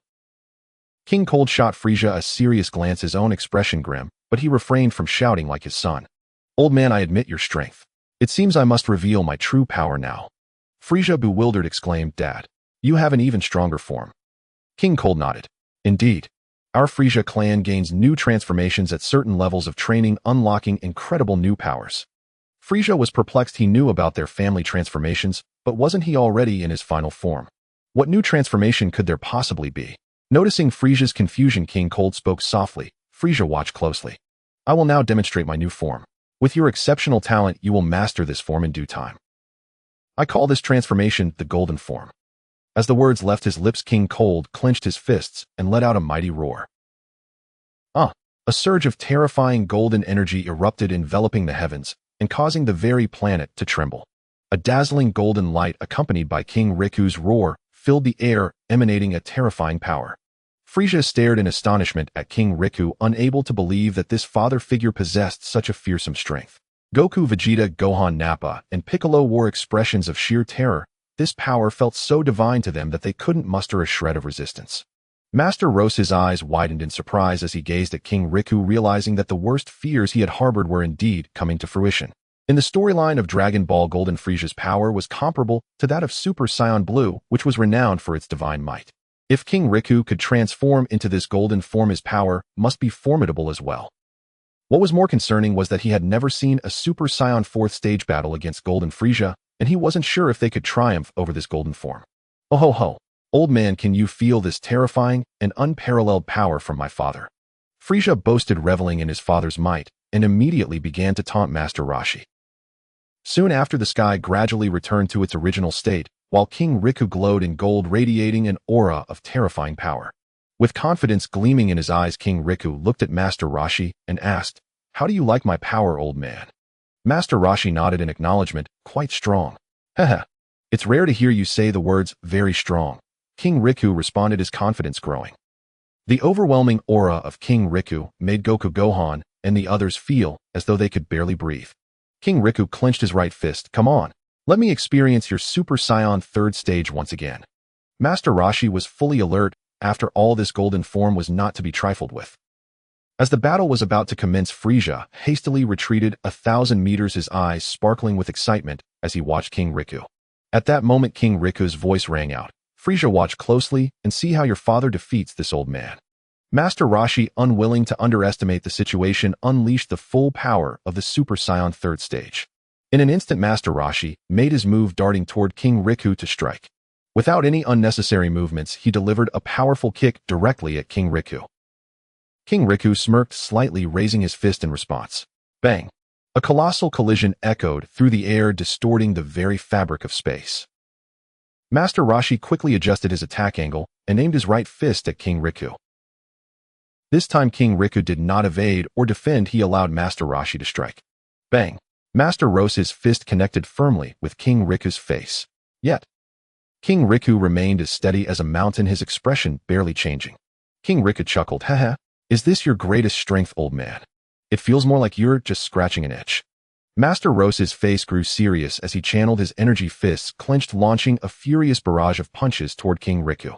King Riku stood there showing no signs of dodging, simply allowing Master Roshi to continue his assault. Bang, bang, bang. The sounds of impact resonated throughout the area. "Annoying flies," King Riku muttered, casually waving his right hand. Master Roshi was instantly flung 10 kilometers away, crashing into a mountain. Goku, Gohan, and Vegeta were in shock, realizing just how formidable King Riku was. They hadn't expected him to be so absurdly powerful that he could swat their master away like a mere mosquito. Seeing this, Frieza erupted in excitement, shouting, "Oh ho ho! Father, you are incredible. At that moment, Master Roshi's voice echoed out. Kamehameha, energy wave. A powerful surge of energy rushed toward King Riku. King Riku regarded the energy wave with indifference, showing no intention of dodging. Boom. A massive explosion erupted, sending a mushroom cloud spiraling into the sky. Master Roshi appeared next to the smoke of the explosion, squinting his eyes as he surveyed the scene. Suddenly, a tremendous force dispersed the smoke. King Riku emerged unscathed. Master Roshi managed a strained smile. As expected of the golden form, it truly is formidable. King Riku looked at Master Roshi. So, do you feel despair yet? Not really. Oh, is that so? It seems you still haven't grasped the severity of the situation. No matter what, you cannot defeat me, King Riku said dismissively, gazing at Master Roshi. Master Roshi did not respond, but instead readied himself for battle. King Riku smiled faintly. All right. It seems I must show you a thing or two, or else you won't understand what despair truly means. As soon as he finished speaking, King Riku disappeared in a flash, moving so swiftly that even Master Roshi couldn't track his motion. Bang! In an instant, Master Roshi received a colossal blow to his abdomen. Ugh! Master Roshi cried out in agony, the pain almost causing him to lose consciousness. Simultaneously, he was deeply shocked. He had prepared himself mentally, but he never anticipated that King Riku's punch could nearly knock him out. It was simply outrageous. King Riku did not follow up with more attacks, but looked down at Master Roshi with disdain. How about it? Can you withstand my golden fist? Master Roshi, clutching his abdomen, slowly retreated, gasping for breath. Meanwhile, Goku, Gohan, and the others stood at a distance, anxious, yet paralyzed with fear. Not long after, Master Roshi regained his composure, fixing his gaze on King Riku. King Riku, it seems I underestimated you. I thought this form could hold its ground against you, but it appears I am no match. King Riku smirked. Your form is impressive, but it pales in comparison to my golden form. Master Roshi gradually closed his eyes, then opened them slowly. King Riku, it's time for me to unleash my true power. If this new form doesn't surpass you, then this planet is doomed. King Riku paused, a hint of skepticism in his voice. You mean you have another form? Yes. This new form is my first transformation, and as for its power, I am uncertain. It will be perfect to test against you and see who is truly superior. As Master Roshi and King Riku conversed, Frieza, Goku, and the others listened intently. Frieza clenched his teeth in disbelief. Impossible. Absolutely impossible. What new form? Anyone can boast. Goku looked at Master Roshi in disbelief. How? Is that even possible? Master Roshi has another form. Gohan gulped. Master Roshi is truly incredible. Vegeta tightened his fists, his eyes wide in astonishment as he gazed at Master Roshi. Master Roshi, you are the strongest Saiyan. Piccolo and Krillin were equally shocked, yet excitement surged within them. Master Roshi's new form signified greater strength, which offered them a glimmer of hope for survival. Master Roshi clenched his fists, letting out a low growl as a powerful energy radiated from him. Then, with each growl escalating in intensity, his physique began to swell rapidly, sprouting fur that glimmered with a golden sheen as if coated in gold. Before long, Master Roshi transformed into a colossal golden gorilla rivaling the size of a mountain. Roar!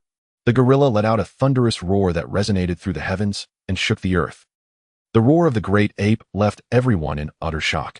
King Riku's expression grew solemn as he faced the colossal gorilla. Suddenly, the gorilla opened its mouth and released a massive shockwave directed at King Riku. Quickly, King Riku raised his hands to defend himself. Bang! With a violent collision, King Riku staggered backward, his eyes reflecting a hint of surprise. How is this possible? A mere shockwave can push me back. At that moment, the gorilla unleashed a series of shockwaves in all directions.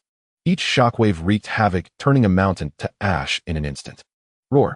The gorilla's furious roars echoed, displaying an uncontrollable fury. Vegeta and Nappa stood in astonishment. Your Highness Vegeta, what? What is happening? Master Wutian has turned into a gorilla and seems to have lost his sanity. Vegeta's face was grave and perplexed. I don't understand either. Normally, such a transformation shouldn't lead to a loss of reason. Just then, the gorilla shot a shockwave toward Vegeta and the others, causing their faces to drain of color as they hurriedly fled. Boom! Accompanied by a tremendous explosion, Vegeta, Goku, and the others were thrown back thousands of meters. Goku stared incredulously at the gorilla. What is happening? How did Master Wutian become a gorilla? He seems to have lost his mind. Tulin gritted his teeth at the sight. The only way to bring Master Wutian back is to cut off his tail. Goku, Gohan, and Piccolo were momentarily stunned. Cut off Master Wutian's tail. Was that even possible? Roar! The gorilla continued its deafening roars, each footfall creating a thunderous sound that shattered the earth with terrifying force. With its mouth wide open, the gorilla indiscriminately unleashed shockwaves in all directions. Boom, boom, boom. The sound of massive explosions reverberated across the sky. King Riku looked at the gorilla and sneered disdainfully. Is this your final transformation? Just a bit more power, yet devoid of reason. It seems rather useless. Unbeknownst to them, Frieza had appeared beside King Riku. Oh ho ho. Father, this gorilla is a unique transformation of the Saiyans, posing no real threat. King Riku nodded.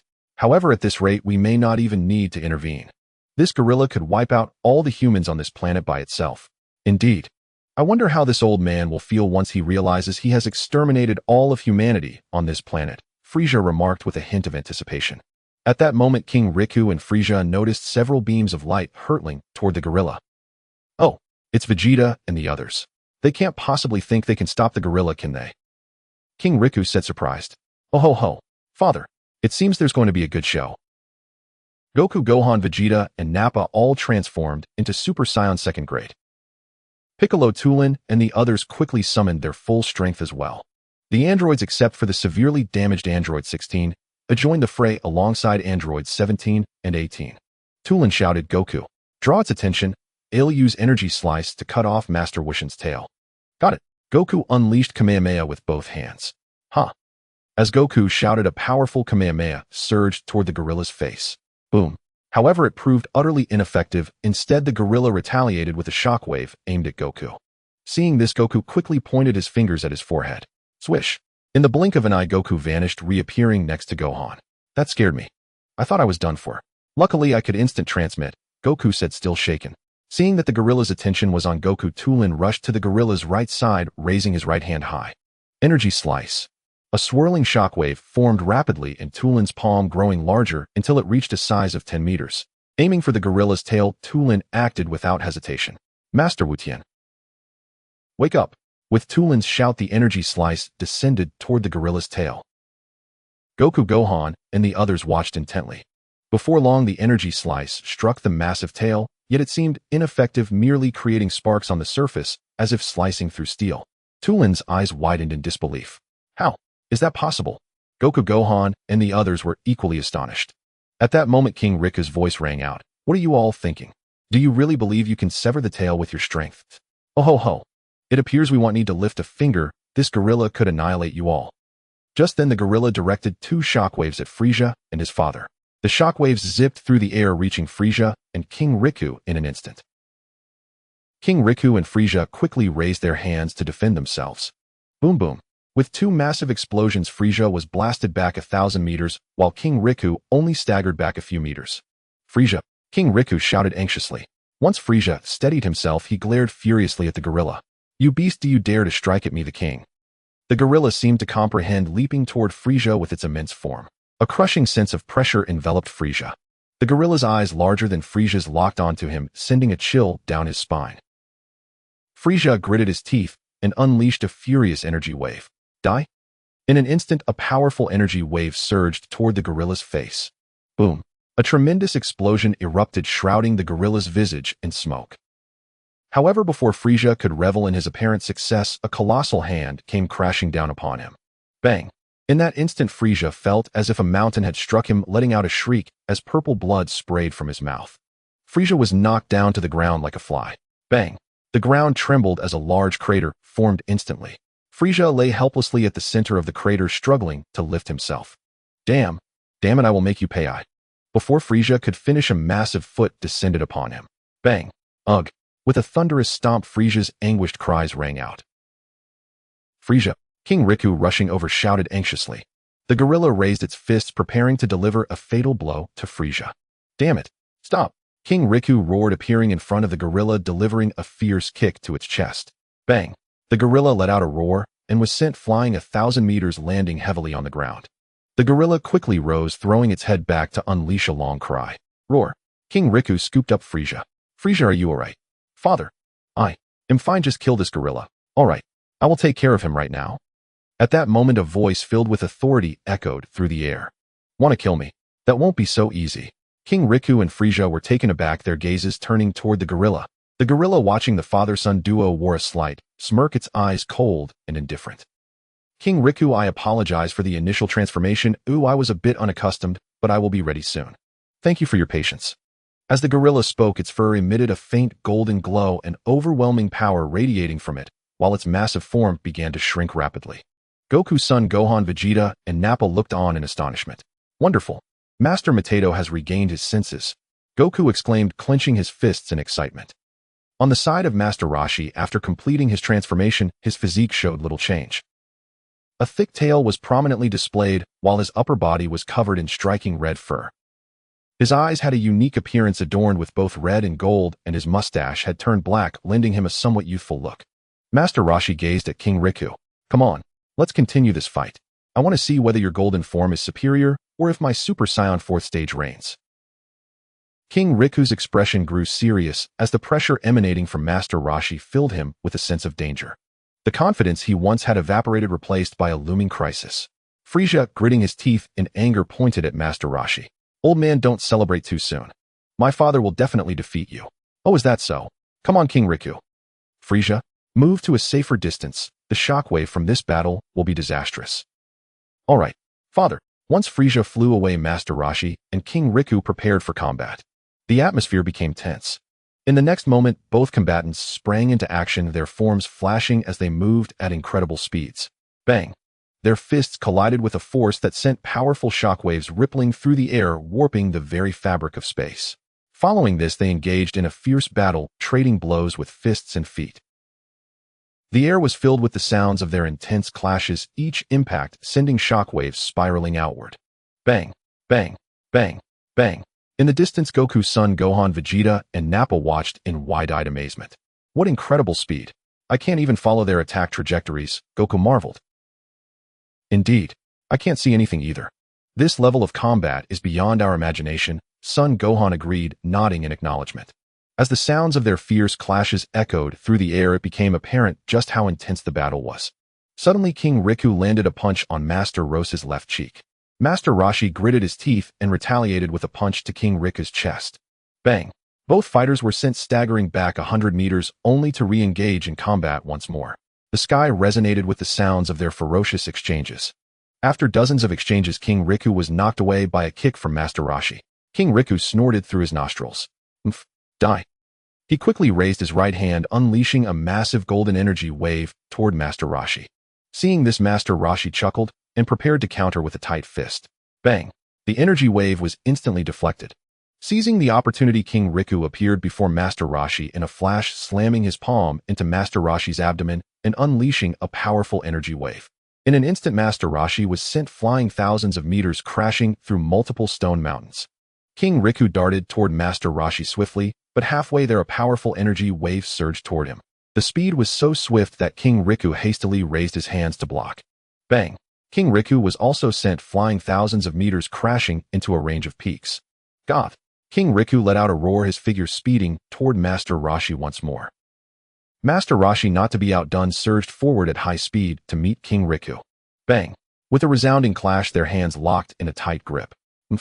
Old man, you think you can match my strength? King Riku scoffed. Haha. Master Roshi responded with a chuckle, increasing his grip. King Riku felt the pressure intensify and could not afford to be careless, exerting his own strength. In that moment, both fighters gritted their teeth, their bodies trembling slightly. At this juncture, King Riku thrust his right knee toward Master Roshi. Master Roshi quickly raised his own knee to block. Bang! Next, they began to collide their knees against each other, the powerful sounds of impact reverberating through the air. After dozens of exchanges, neither had the upper hand, both evenly matched. At this moment, they seemed to share a silent understanding and simultaneously charged their heads toward each other. Bang! The tremendous force caused both to release their grips and stagger back 100 meters. Both clutched their foreheads, the impact indicating the sheer power behind their clash. Soon they recovered and charged at each other again. Master Roshi shouted, executing a sweeping kick aimed at King Riku's head. King Riku reacted swiftly, leaning back to evade while his golden tail lashed out. Bang! Master Roshi was struck, sending him flying. King Riku pressed the advantage and lunged toward Master Roshi. Before Master Roshi could regain his footing, King Riku landed a kick on his chest. Bang! Oof! Master Roshi cried out in pain. Before he could recover, King Riku swept at him again. Bang! Master Roshi was sent flying, once more crashing heavily against a large mountain. King Riku raised his right hand, unleashing a beam of energy as thick as an arm. Boom. With a colossal explosion, the entire mountain disintegrated into ashes. Goku's son Gohan, Vegeta, and Nappa watched in concern as Master Roshi was sent flying, overwhelmed by such a powerful energy wave. Amidst the smoke of the explosion, Master Roshi slowly rose, stretching and flexing his limbs. I'm getting more accustomed to the power of Super Saiyan 4th stage. As soon as the words left his mouth, he vanished, appearing behind King Riku with astonishing speed. Bang! Master Roshi delivered a fierce kick to King Riku's back. Immediately after, he pointed his finger at King Riku's forehead, then disappeared again. In the next moment, he appeared above King Riku, both fists raised for a powerful strike. Bang! Oof! King Riku's head took the full brunt of Master Roshi's double-fisted assault. Bang! The ground erupted with a tremendous sound, creating a massive crater in an instant. Master Roshi raised his right hand, gathering energy. Gah! With a mighty shout, he unleashed an energy wave toward the ground. Boom! The explosion resonated, sending a mushroom cloud soaring into the sky. Frieza watched anxiously. Father! Although Frieza was worried, he remained clear-headed. He knew that charging in against such a ferocious Master Roshi would only lead to his own defeat, so he shouted from a distance. At that moment, a tremendous force erupted from the smoke of the explosion. God! A powerful gust of energy cleared the smoke. King Riku slowly ascended, his face reflecting his grave concern as he looked at Master Roshi. Master Roshi was surprised. King Riku was remarkably resilient. He had nearly unleashed his full power, yet King Riku seemed barely harmed. Soon King Riku matched Master Roshi's height. Old man, I underestimated you. I didn't expect you to be so formidable. Master Roshi replied. You really are tough. To withstand such an attack without significant injury is impressive. Don't think I haven't noticed that you haven't used all your strength. Master Roshi felt a bit embarrassed. Well, you caught me. But it seems you haven't unleashed your full power either, have you? Naturally. Next I will reveal my most powerful strength. As the words left his lips, King Riku clenched his fists, exuding a terrifying aura with continuous growls. God! As King Riku roared, an overwhelming and fearsome power radiated from him. Seeing this, Master Roshi also tightened his fists, preparing himself with a low growl. Gah! Gah! In that moment, two immense forces clashed in the air, their invisible contest intensifying. Master Roshi and King Riku roared in unison, their immense power radiating outward. Soon enough, both warriors maximized their strength and let out a resounding cry towards the heavens. A force akin to an aura enveloped them, and the entire blue planet began to tremble violently, as though on the brink of explosion. Goku's son Gohan and the others stood in astonishment. At that moment, Master Roshi and King Riku commenced their final battle. No idle chatter ensued, they clashed head-on. Bang! A colossal collision echoed, unleashing a force capable of annihilating the world. From a distance, Goku's son Gohan and their companions were all knocked back, spitting blood. Even Frieza was not spared, vomiting a stream of purple liquid. King Riku shouted, "Let's fight to the death, old man." "Come on, do you think I fear you?" Master Roshi retorted. In no time, the two were entangled in a fierce struggle, their speeds rendering them inseparable. Suddenly, Master Roshi was struck in the cheek, his body crashing into the ground. Bang! The earth shattered, and a geyser of lava erupted forth. Before Master Roshi could comprehend the situation, King Riku raised both hands, hurling a massive energy sphere the size of a mountain downwards. Master Roshi was momentarily stunned. This was life-threatening. Without hesitation, he clasped his hands around his waist, gathering energy. A Kamehameha surged skyward. In an instant, the two terrifying energy waves collided, unleashing a cataclysmic force. The earth was plunged into chaos, volcanoes erupted, monumental earthquakes struck, and tsunamis surged thousands of meters high. The apocalypse had arrived for humanity. Drawing closer, King Riku unleashed wave after wave of laser blasts towards Master Roshi. The latter dodged swiftly, but Goku and the others were not as fortunate. In that moment, they barely had time to react before a barrage of laser waves pierced through their chests. At that instant, all Z fighters perished. After evading, Master Roshi retaliated with a powerful energy wave aimed at King Riku. Sensing the imminent danger, King Riku chose to evade. However, Frieza, far behind him, was not so lucky. The energy wave struck him with brutal force. Boom! An explosion echoed, and Frieza barely had time to scream. Seeing Frieza's energy dissipate, King Riku stared in disbelief at the spot where Frieza had exploded. Frieza? No! King Liku unleashed a heart-wrenching howl, his eyes devoid of pupils as he descended into madness, a colossal power radiating from him. Master Roshi's expression turned grave. This power threatened his very existence. Clenching his fists, he roared, raising his own power to the maximum. In that moment, the surrounding planets trembled on the verge of collapse. King Liku, in a frenzy, unleashed his rage. Master Roshi, knowing there was no escape, resolved to go all out. King Liku released all his energy, forming an enormous wave of power stretching a full 10 kilometers. Master Roshi, seeing this, quickly summoned his maximum Kamehameha. Oh! With King Lyca's frenzied roar, the enormous energy wave surged towards Master Roshi. In response, Master Roshi unleashed his own wave. In an instant, the two formidable energy waves collided. Boom! A thunderous explosion resonated, reducing the entire earth to ashes. Master Roshi's eyes faded into a blinding white. In a dimly lit room, a young boy,